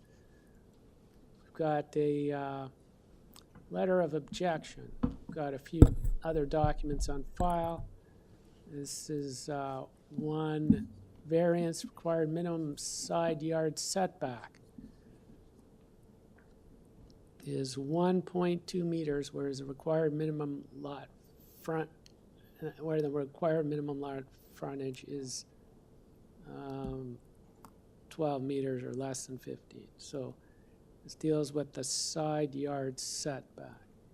And we have somebody who's crossed off is no longer the agent. We have a new agent. Would the new agent, please appear, and there they are. So state your name and your address, please. Yes, good evening, Mr. Chair and fellow committee members. My name is Roshan Thurgan-Assumpter. I'm a planner at Design Plan Services located at 900 The East Mall, Suite 300 in Toronto, and I am the authorized agent for this application at 99 Elm Ridge Drive. Okay. So are there any changes to the application since it was filed? Through you, Mr. Chair, there have been no changes. All right, so go ahead, you've got 5 minutes. Oh, hang on, we do have neighbors, right? We have neighbors that are going to speak, so you've got 5 minutes. Yes, so the proposal is to construct a addition on the east side of the dwelling. And I have consulted with planning staff and they have no concerns regarding this proposal. And I'm not aware of any other comments from relevant city departments or agencies. I have reviewed the letter from the neighbor as well. So if staff could please pull up the proposed site plan. And while staff brings that up, I would just note that the proposed side yard setback is 0.97 meters, whereas a minimum side yard setback of 1.20 meters is required. I will note that the west side yard is compliant, and through this proposal, we are maintaining the existing side yard setback of 0.97 meters. So the proposed walk-in pantry on the first floor will be aligned with the existing east side main wall of the garage, and the proposed second floor will also be in line with the existing east side main wall of the garage. So the proposed addition will continue to provide access to the rear of the lot, maintenance access, as well as area for landscape and open space, thus meeting the intent of the bylaw. There have been previous approvals within the neighborhood that are similar or smaller than the proposed side yard setback, such as 90 Elm Ridge Drive approved at 0.86 meters, 57 Elm Ridge Drive approved at 0.65 meters, 34 Elm Ridge Drive approved at 0.6 meters, and I did provide additional examples within my justification letter. As such, the proposed side yard setback for 99 Elm Ridge Drive is minor, meets the intent of the bylaw, will have little to no impact further than what the bylaw already contemplates and will be keeping with the existing neighborhood character. Based on the justification provided, it is my professional opinion that the proposed variance is minor and meets the 4 tests as per section 45(1) of the Planning Act, and I'm happy to answer any questions. All right, panel members, questions? No questions. All right. Okay, we'll hear from you in a minute once Thank we you. heard from the neighbors. Thank you. The neighbors are here.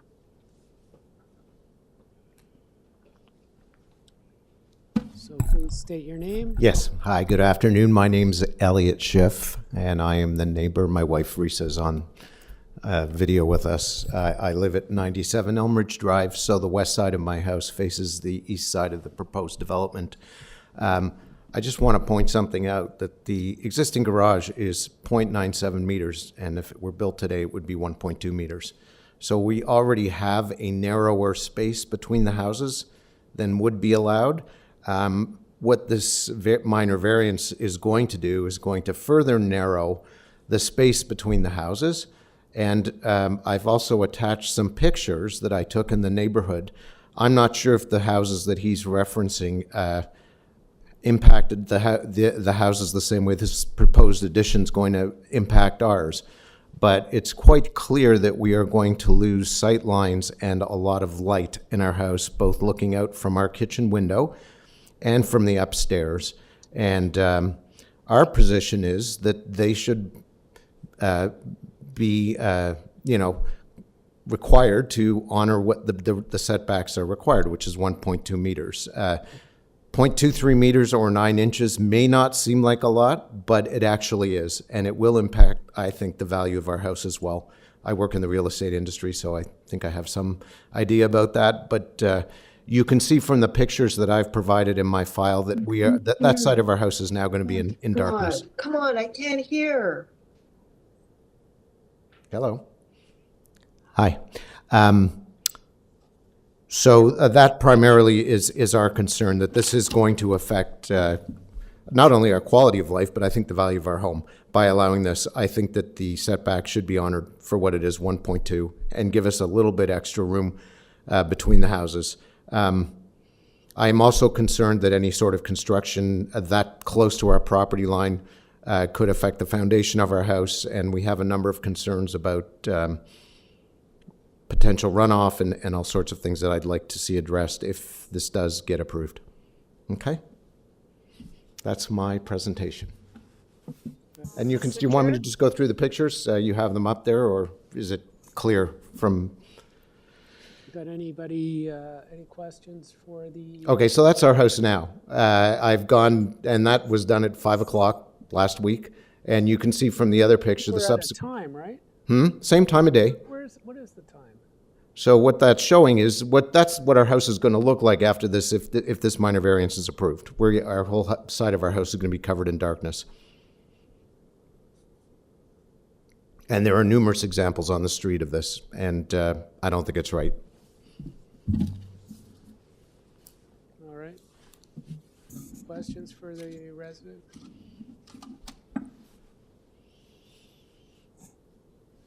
Okay, thank you. Thank you very much. The applicant back to rebut the resident.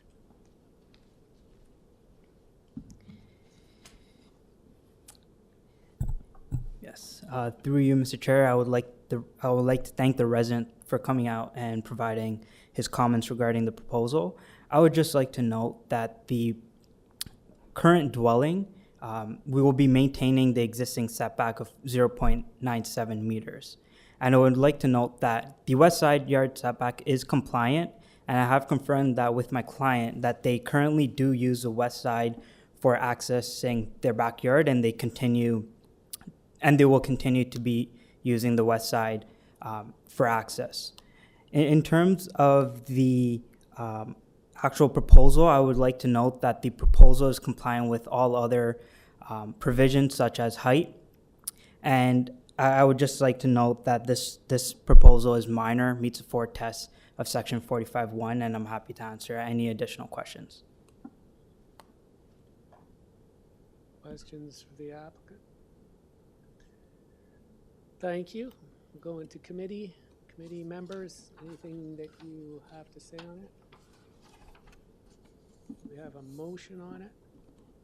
You don't have to stay at the podium. We're finished. Thank you. In committee and motions or comments?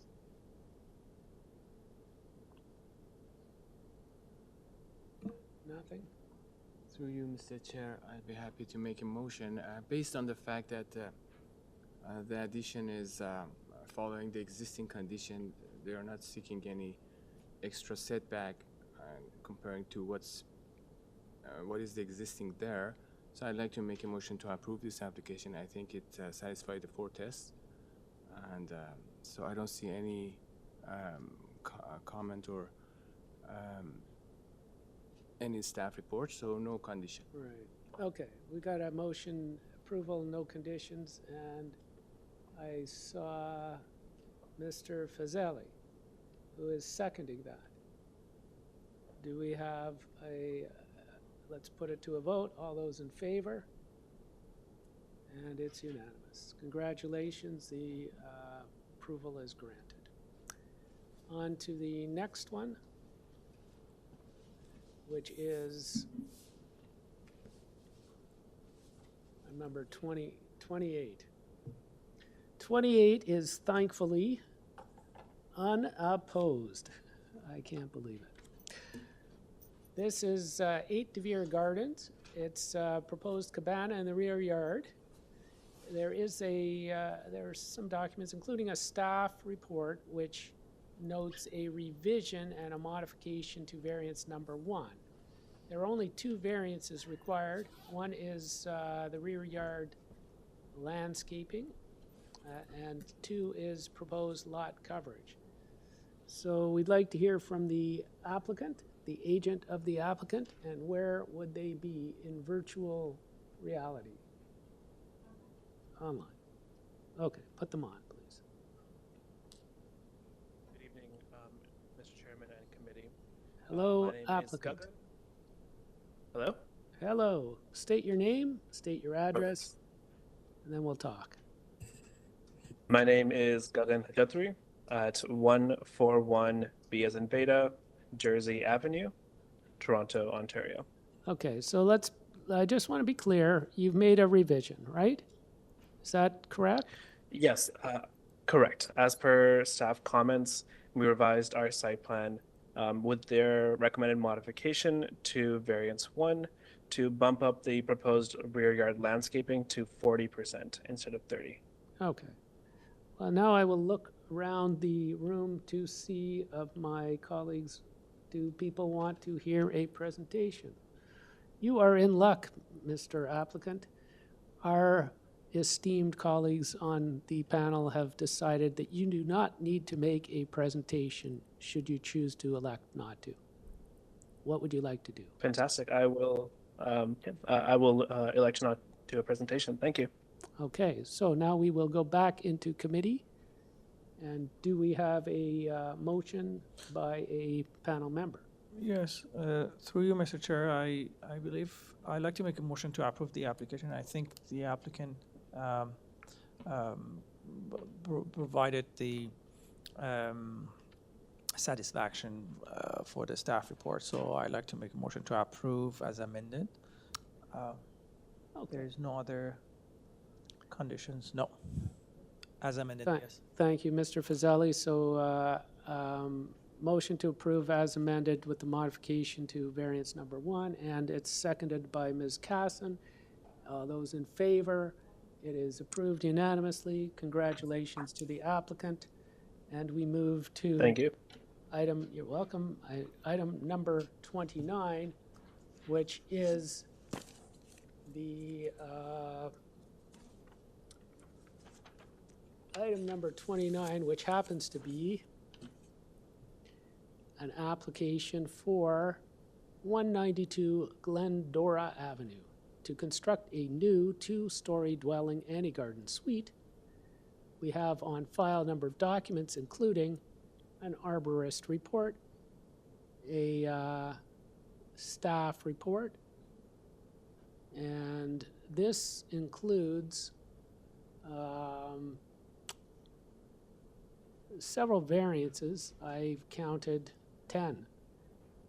And they are proposed south side yard setback, proposed garden suite, 45-degree angle, proposed garden suite towards the front, 45-degree, the back, 45-degree, the south side lot, 45-degree, parking space length, front yard setback, side yard setback, lot coverage, building length, north side yard setback. We've got an applicant, we have a new agent for the applicant, and we have a write-in candidate resident who is online. So would our new agent please step forward, state your name and your address?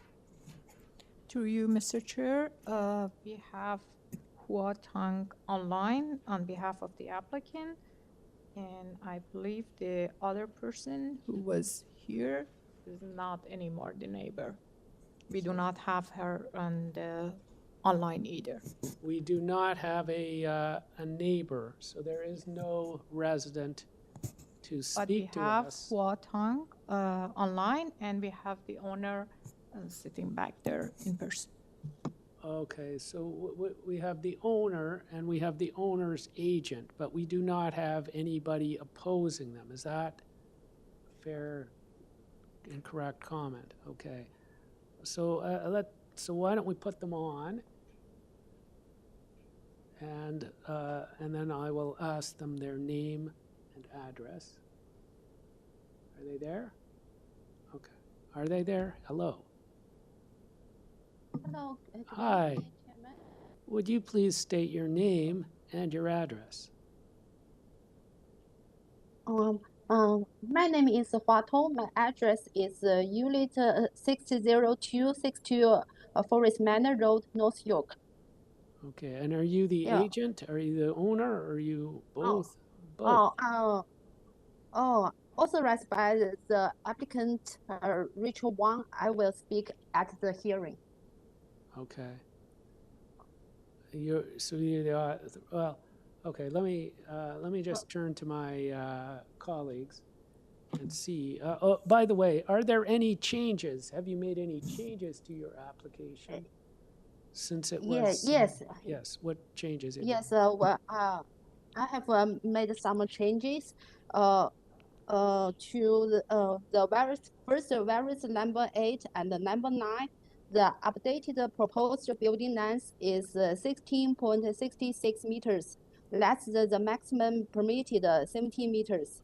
And the updated proposed length of a parking space is 5.69 meters, bigger than minimum permitted 5.6 meters. So the updated proposal has already met the requirement. So these two variants could be removed. Okay, so just let me understand this. I'm sorry to slow you down, but the staff report had asked for 2 variances to your variances. Two modifications to your variances. One was for variance number 6, and one was for variance number 8. Have you done those? Have you made those changes? Yes, we have already made a modification. One is about the lot coverage. We have modified to 32.5%. And another is the front yard setbacks. We have already modified to 3.56 meters, according to the staff's recommendation. Sorry, Mr. Chair, can the agent cite the specific variance number first for us? So our staff have just wanted to confirm, and I will make it easy for you. Variance number 8 is the lot coverage, and you have stated that it is now 32.5%. Variance number 8. Is that correct? Yes. Thank Well, you. yes, Now- we have already modified to Perfect. 32.5%. And let me also clarify variance number 6, that's the proposed front yard setback, and you stated that you have now made it 3.56 meters. Is that correct? Yes. Perfect. Have you made any other modifications to any of your variances? Yes. We also made changes to building length. So the updated building length is 16.66 meters. And yeah, we also made changes to the length of a parking space. The updated one is 5.69 meters. Okay, so just, I don't know if staff have been able, If we're not following along, we need the agent to say which variance number they're changing, okay. and then the number they're changing. Oh. So if you're changing variance, for example, 8, you would say I'm changing variance Okay, 8. we figured out 6 and we figured out 8. Those I'm sure you've got now, right? Now, we have people in the audience who put up their hand. Are you the applicant? We're the homeowner. You are the homeowner. So do you want, if you want, you can maybe clarify it if we can understand you. I don't think anybody objects. They're all, well, it's all going to be part of the same 5 minutes once you present. So just, Yeah, we want to understand what has changed. Okay, so what other variance, just list it by the variance number. Of course. So other than the variance number 6 and number 8, the changes, we also removed 2 variants. The first is variance number 5. We removed the parking space length variance. And also variance number 9 has been removed, which is the building length. Okay, so staff have that. Variance 5 now removed, variance 9 now removed. Is that correct? 5 and 9 are removed. That's correct. No other changes to any of the variances, just the 2 that we talked about with your agent and these 2 that you've now clarified for us. That's correct. 2 remove, 2 change. Okay, so now before we get into the presentation, there's nobody opposing this. Oh, sorry. Your name as the applicant, just for the record. Of course. My name is Sherry Gu, last name G-U, and the homeowner is my mom. The address is 192 Glendora Avenue. 192 Glendora. Glendora. Yeah. You're Cherry Gu. Okay. Now, let's go to, okay, before we do any presentation, I'm going to ask my panel members, do you need a presentation? What kind of presentation? They do not need a presentation. So it is your lucky day. We do not need a presentation from you or your agent. But agent, you get the choice. If you so choose, you can put yourself through that extra work of making a presentation. So it's up to you. We've already heard the panel does not need a presentation. So what do you want to do? You don't need to do it. Yeah. You want to talk to your agent about that? We elect to not make the presentation. Okay. Thank you. They elect to not make the presentation. Thank you.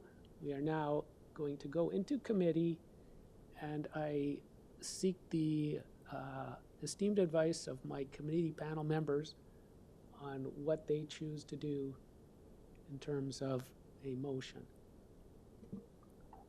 Through you, Mr. Chair, I'd be happy to make a motion based on the fact that the applicant worked with the staff and also gone beyond what the staff asked. So I'd like to make a motion to approve as amended. Variance 5 and 9 are being removed. And also variance number 6 and 8 to be amended as noted on the staff report. Also subject to forestry condition number 1, and transportation has no condition. All right. And do we have a seconder? And we have Mr. Fazeli as a seconder. And all those in favor, it's unanimous. Congratulations. Thank you very much. Proposal is approved. Welcome. And now we are on to our last, but definitely not least, file of the day, which happens to be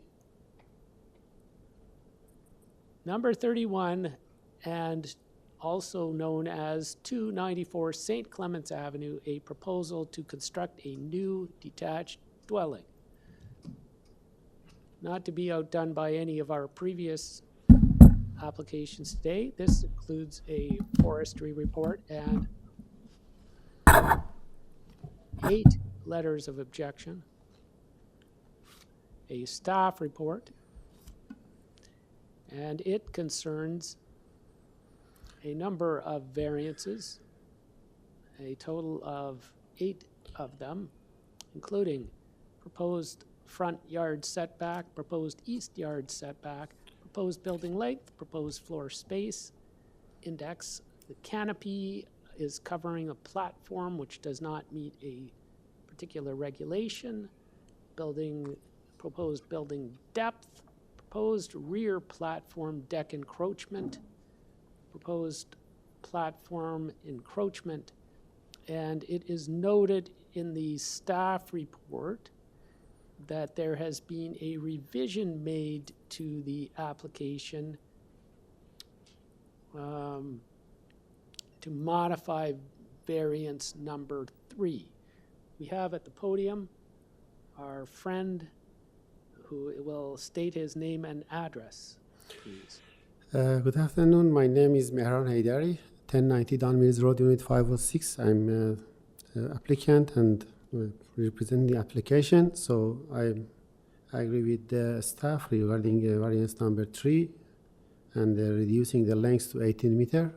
Okay, so you're changing variance number 3, and you will get 5 minutes because we And, need to hear also- from you because we have several area residents either in person or online. So go ahead. You got. No, I just mentioned about the changes. We are removing variance number 6 and 7 regarding the depth and also regarding the rear yard platform because we changed the lengths of the building and we don't need those variants anymore.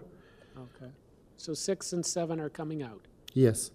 Perfect. Thank you. So why don't we give you, so 6 and 7 come out and 3 is modified to meet the standard provided by in the staff report, which is 18 meters. Is that correct? Yes. Okay. So go ahead with your presentation. You have 5 minutes. Yes, actually I know that neighbors will talk and I had the opportunity to talk with some of the neighbors. And so this area is the area that is developing a lot, and the variance that we are looking for is something that is approved in the area. So about the front yard setback, I just need to explain if you open the side elevation of the property, the application,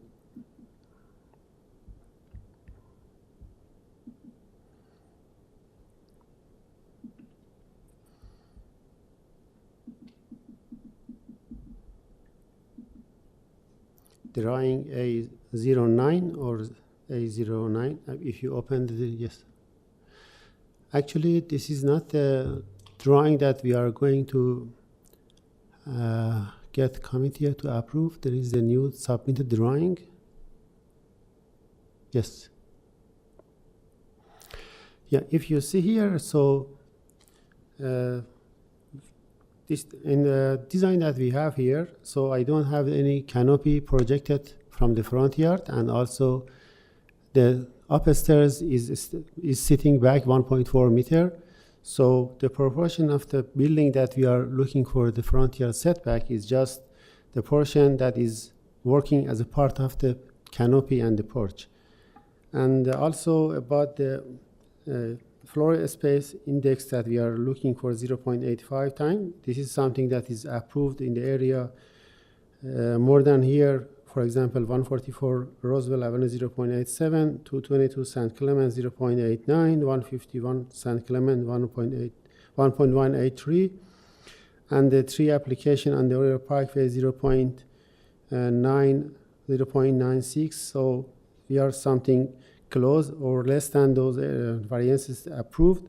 And also about variance number 5, the canopy that is just 4 inch wider than the porch. So this is why we have this variance for application. Because I gonna talk more about the application after the neighbors, I'm not taking their time, so I'm waiting for neighbors to talk, and I will answer any question after that. Okay. First questions to the applicant. Seeing nobody interested in asking the applicant a question, the applicant will get a chance to rebut residents in a minute. No questions to the applicant. Okay. So let us hear from the residents. I'm presuming there are some residents here. Are there any residents here or online that want to speak? We have Mr. Murray Brisbank in the audience. Okay, so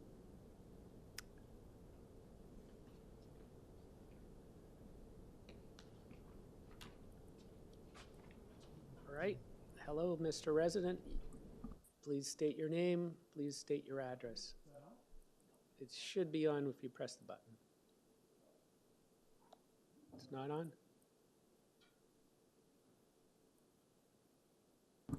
No, okay, sorry. My name is Murray Brooksbank. I live with my wife, Peggy Sinclair, at 305 Briar Hill. The backyard of our property is 2 properties to the west of the subject property. The issues that we were most concerned about was the loss of soft landscaping with the length of the house. And as the architect has said, it's reduced from the original 21 meters to now 18 meters, 1 meter beyond, which when you take it across the back of the house is not insignificant. As well, the decking, a side basement walkout, there's another 4.5 meters that extend back into the yard, take away soft landscaping. And soft landscaping, as you're well aware, is critical for drainage, simulation of rainfall, air quality, and reducing carbon and improve the urban carbon footprint, all of which are critical. And when you look at our neighbor, cumulatively, we're losing a lot of that, and we're all going to pay the price eventually for it. So I guess my question relates to how does the length of the house, the front yard setback was being reduced, and the backyard includes the decking and walkout and whatnot that's going to basically remove the landscaping, and how does the total area of soft landscaping change with the proposal?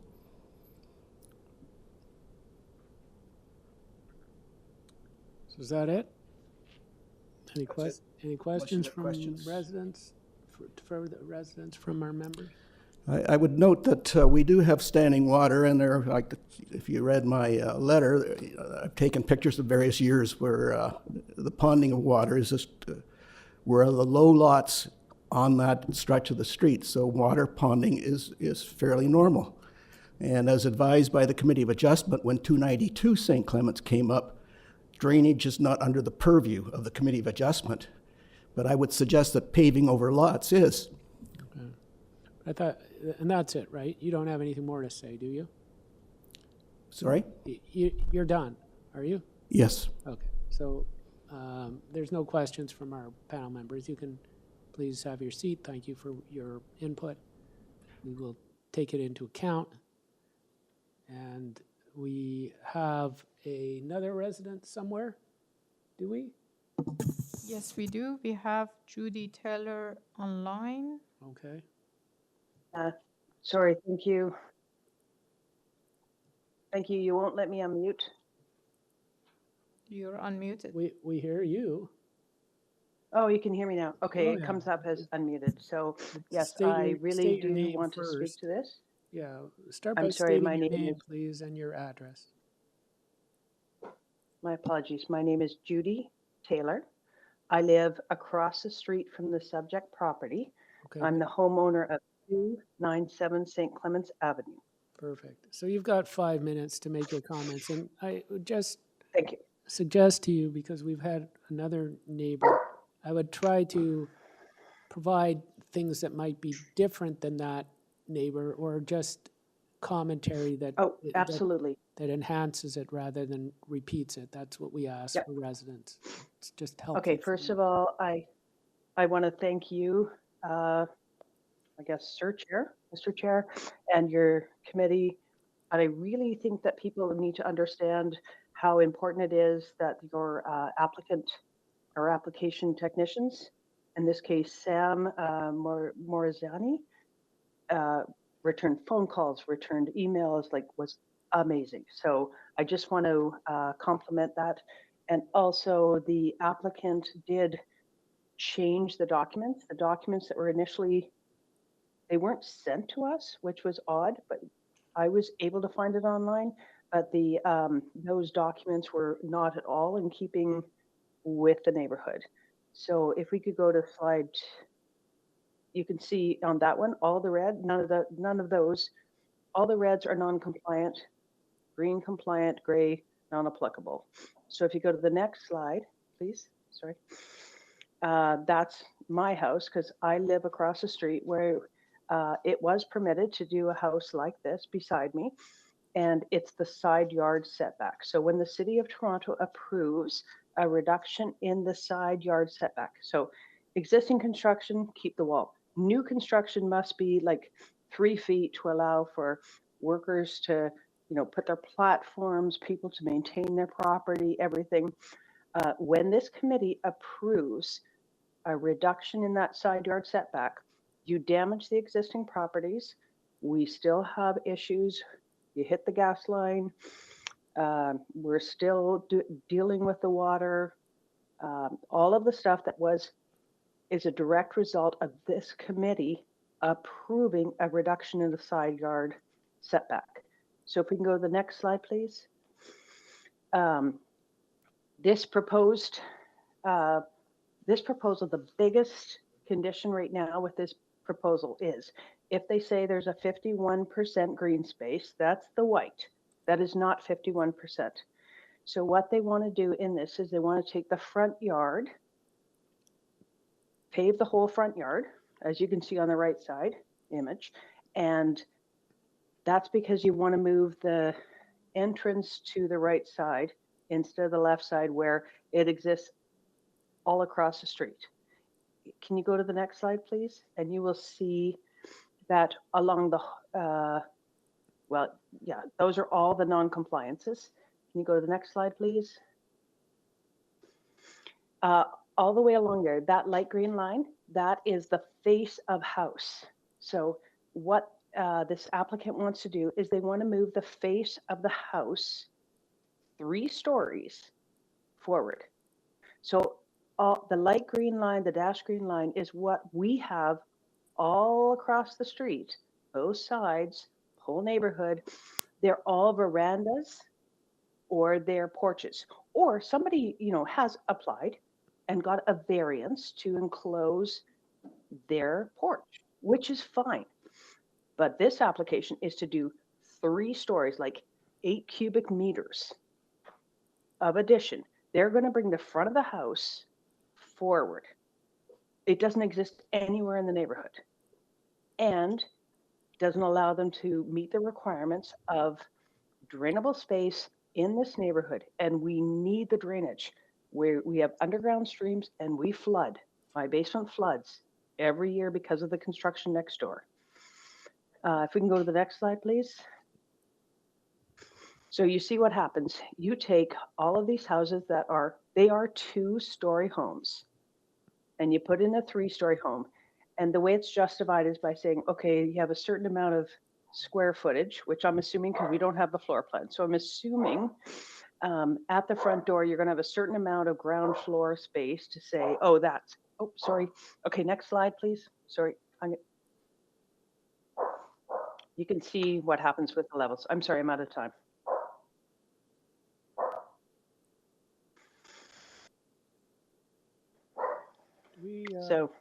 I'm just curious from the staff, have we reached our 5-minute limit? Oh, okay, so we gotta stop you. Yes, no, I stopped talking. Sorry. Do you have questions from our panel members? All right. So thank you. Do we have any other residents who needs to speak? Yes, we do, Mr. Chair. We have Julia Schlinger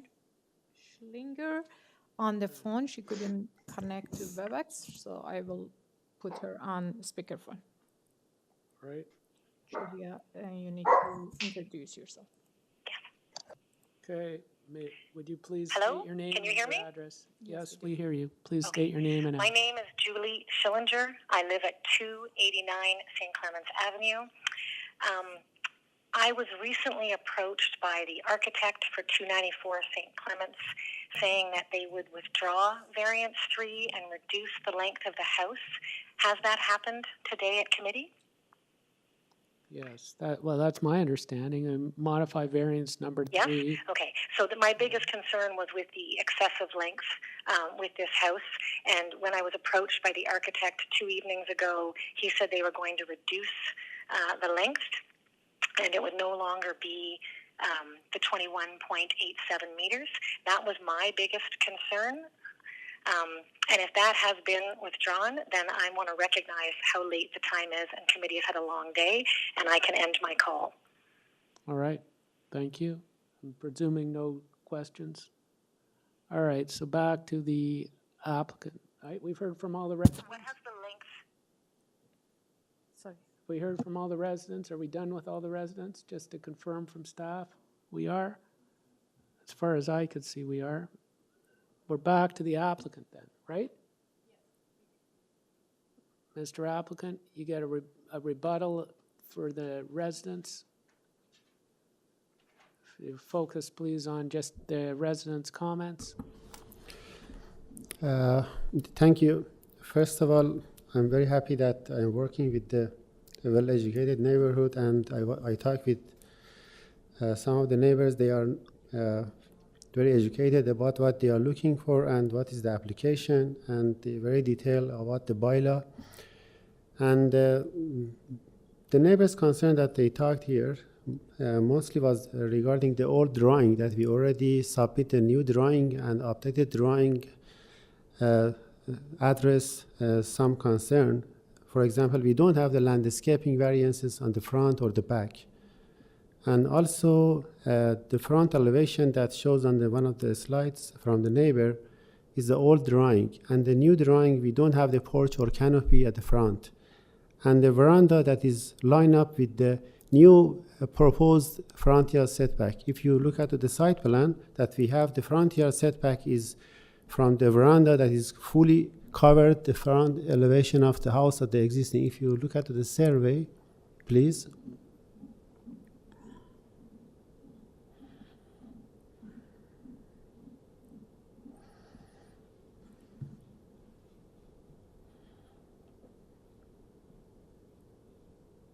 Yes, if you on the survey, if you see the veranda at the front, it's fully covered the front portion of the house, and the setback, the front yard setback we are looking for is based on this veranda, and we have no projection on the canopy or the porch that is affecting or projecting beside the neighbor's property.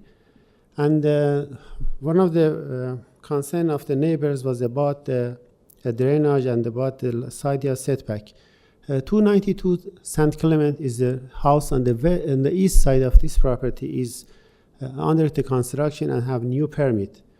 And actually, the side yard setback that we are looking for, 0.47 between these two buildings, between the 294 and 292, that part is already going to be excavated by the construction of the 292. And because the backfill between these two houses, the new backfill, we won't have any problem with the drainage in the future.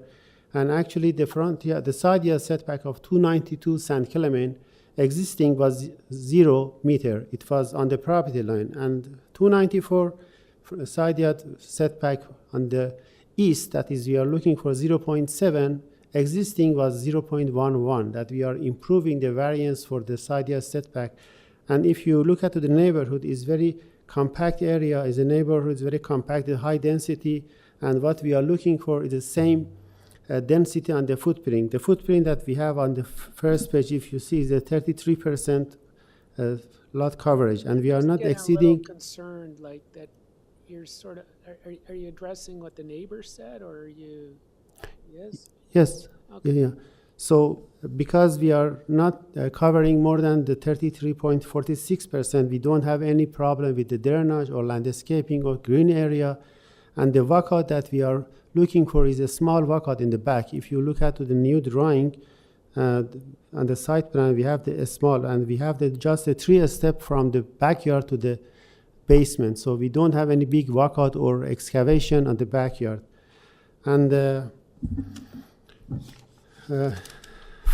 side yard setback on the reverse side is more than the bylaw. That is 1.2 meter, that the bylaw is 0.9 meter. And we have the new zoning notice received by zoning examiner a day before yesterday that we are complying with the new zoning as well. So this is a waiver application, but at the end, everything is matched with the zoning notice that we just received. I'm more than happy if you have any question. So, Okay, panel members, questions of the? I have a question. Can you clarify why you need the front yard setback variance? Because I understand when you had that longer building, you pushed the building forward to have more rear yard. But now that you reduce the building length, why do you still need the front yard setback variance? We need the front yard setback as mentioned because the worst impact for the neighbors is the rear yard, and here we have 0.85% of the 0.85 times of the lot area as a floor space index, and we already have the 3-story, and we have the garage at the front, and this house, what we designed is we have the 1-car garage at the front. The house on the side and the 292 is there is no garage. It means the mass of our building a bit more than the 292, and for this reason, the length that we are looking for is exactly match 0.3 meter more than the 292. So it's completely matched with the neighbor, and we are not looking for something that affecting the privacy of the other neighbor. And the front yard setback that we are looking for, as I mentioned, we are line up with the existing veranda. And if you look at the side elevation, and I mentioned at the beginning of the presentation, that the upstairs we are 1.4 meter setback from the front. It means if you consider the angle from the view from the street and the upstairs, we are 1.4 meter setback. So for less impact of the development on the neighborhood. I'm looking at the street view and the streetscape. I think this is the only house that is being pushed that much forward. And that's my only concern. I'm not convinced why you still need that front yard setback. So for your information, the number 292 that is under construction and the permit, right now the front yard setback, it's 7.87 meter. 292 is under construction as a permit right now. What is the number? 292 St. Clement. And no, what is the setback?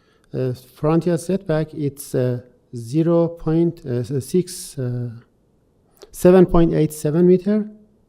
If you look at the site plan that I provided, front yard setback. Still 1.4 meter more than you. Yes. And it's 1.2 meter, and also if you look at our site plan, let me tell you which drawing. If you look at the drawing A01, so if you see the 6.49 meter setback, it's from the wall beside the building that is exceeding the length. So we just have this wall for the design, and the amount of this variance is. That small portion? Yeah, that's a small portion, yes.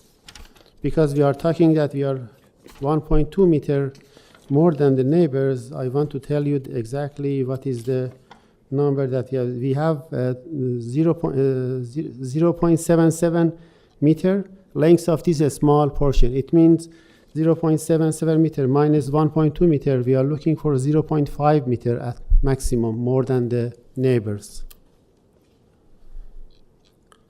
we are exceeding 0.5 meter based on the neighbors.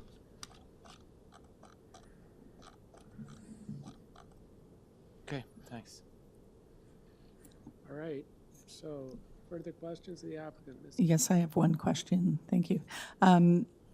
I know you don't have a request for a variance for soft landscaping in the front yard, but would you be agreeable to doing permeable pavers on the driveway? Sure, of course. I Yeah. think it would help with the drainage and given the reduced side yards and such. I can do it, but we have to consider there is a mutual driveway between the 294 and 290 and 296. They may affect that right of way, but we are okay if you have permeable material condition on our driveway that is going through the garage.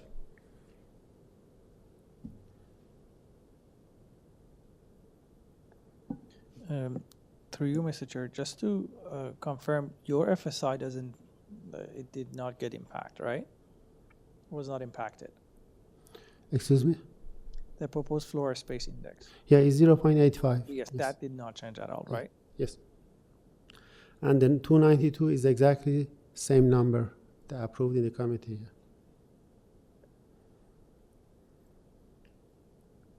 All right, more comments or we're done?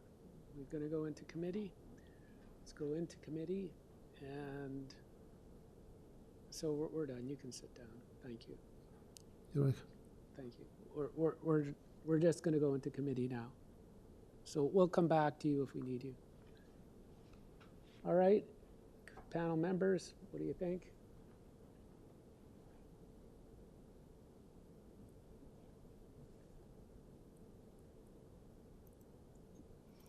Mr. Chair, I'm prepared to make a motion to approve this application as amended, and subject to a condition that the portion of the driveway in front of the garage, from the street to the garage, be constructed with permeable pavers, and subject to condition forestry 3. I think that this application is minor and meets the intent of the official plan and zoning.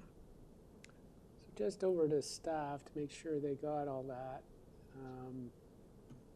The permeable pavers were within our discretion on that one?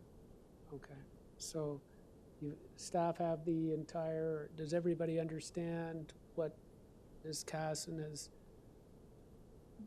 brought as motion? Do we have a? I second that. We've got a competition for seconding, but I'm giving it to Mr. Fazeli because he is more forceful. Motion by Ms. Casson, second by Mr. Fazeli. All those in favor? It's unanimous. Congratulations. The motion. Thank you so much. Okay. Have a good night. Thank you. And so now, I believe in the jurisdiction of North York, we require the most effective motion to adjourn, and this will be done by the ever adjourning Mr. Marziari, who I see motioning for the adjournment, seconded by Mr. Fazeli. and we don't even have to vote on it, do we? Or over to staff, do we need to vote on this motion? Because I'm going to vote it down, even though it's going to be, it could be a tie today. I'm not allowed to do that. Okay, so we are adjourned. Thank you. Thank you to staff and panel for a great committee day.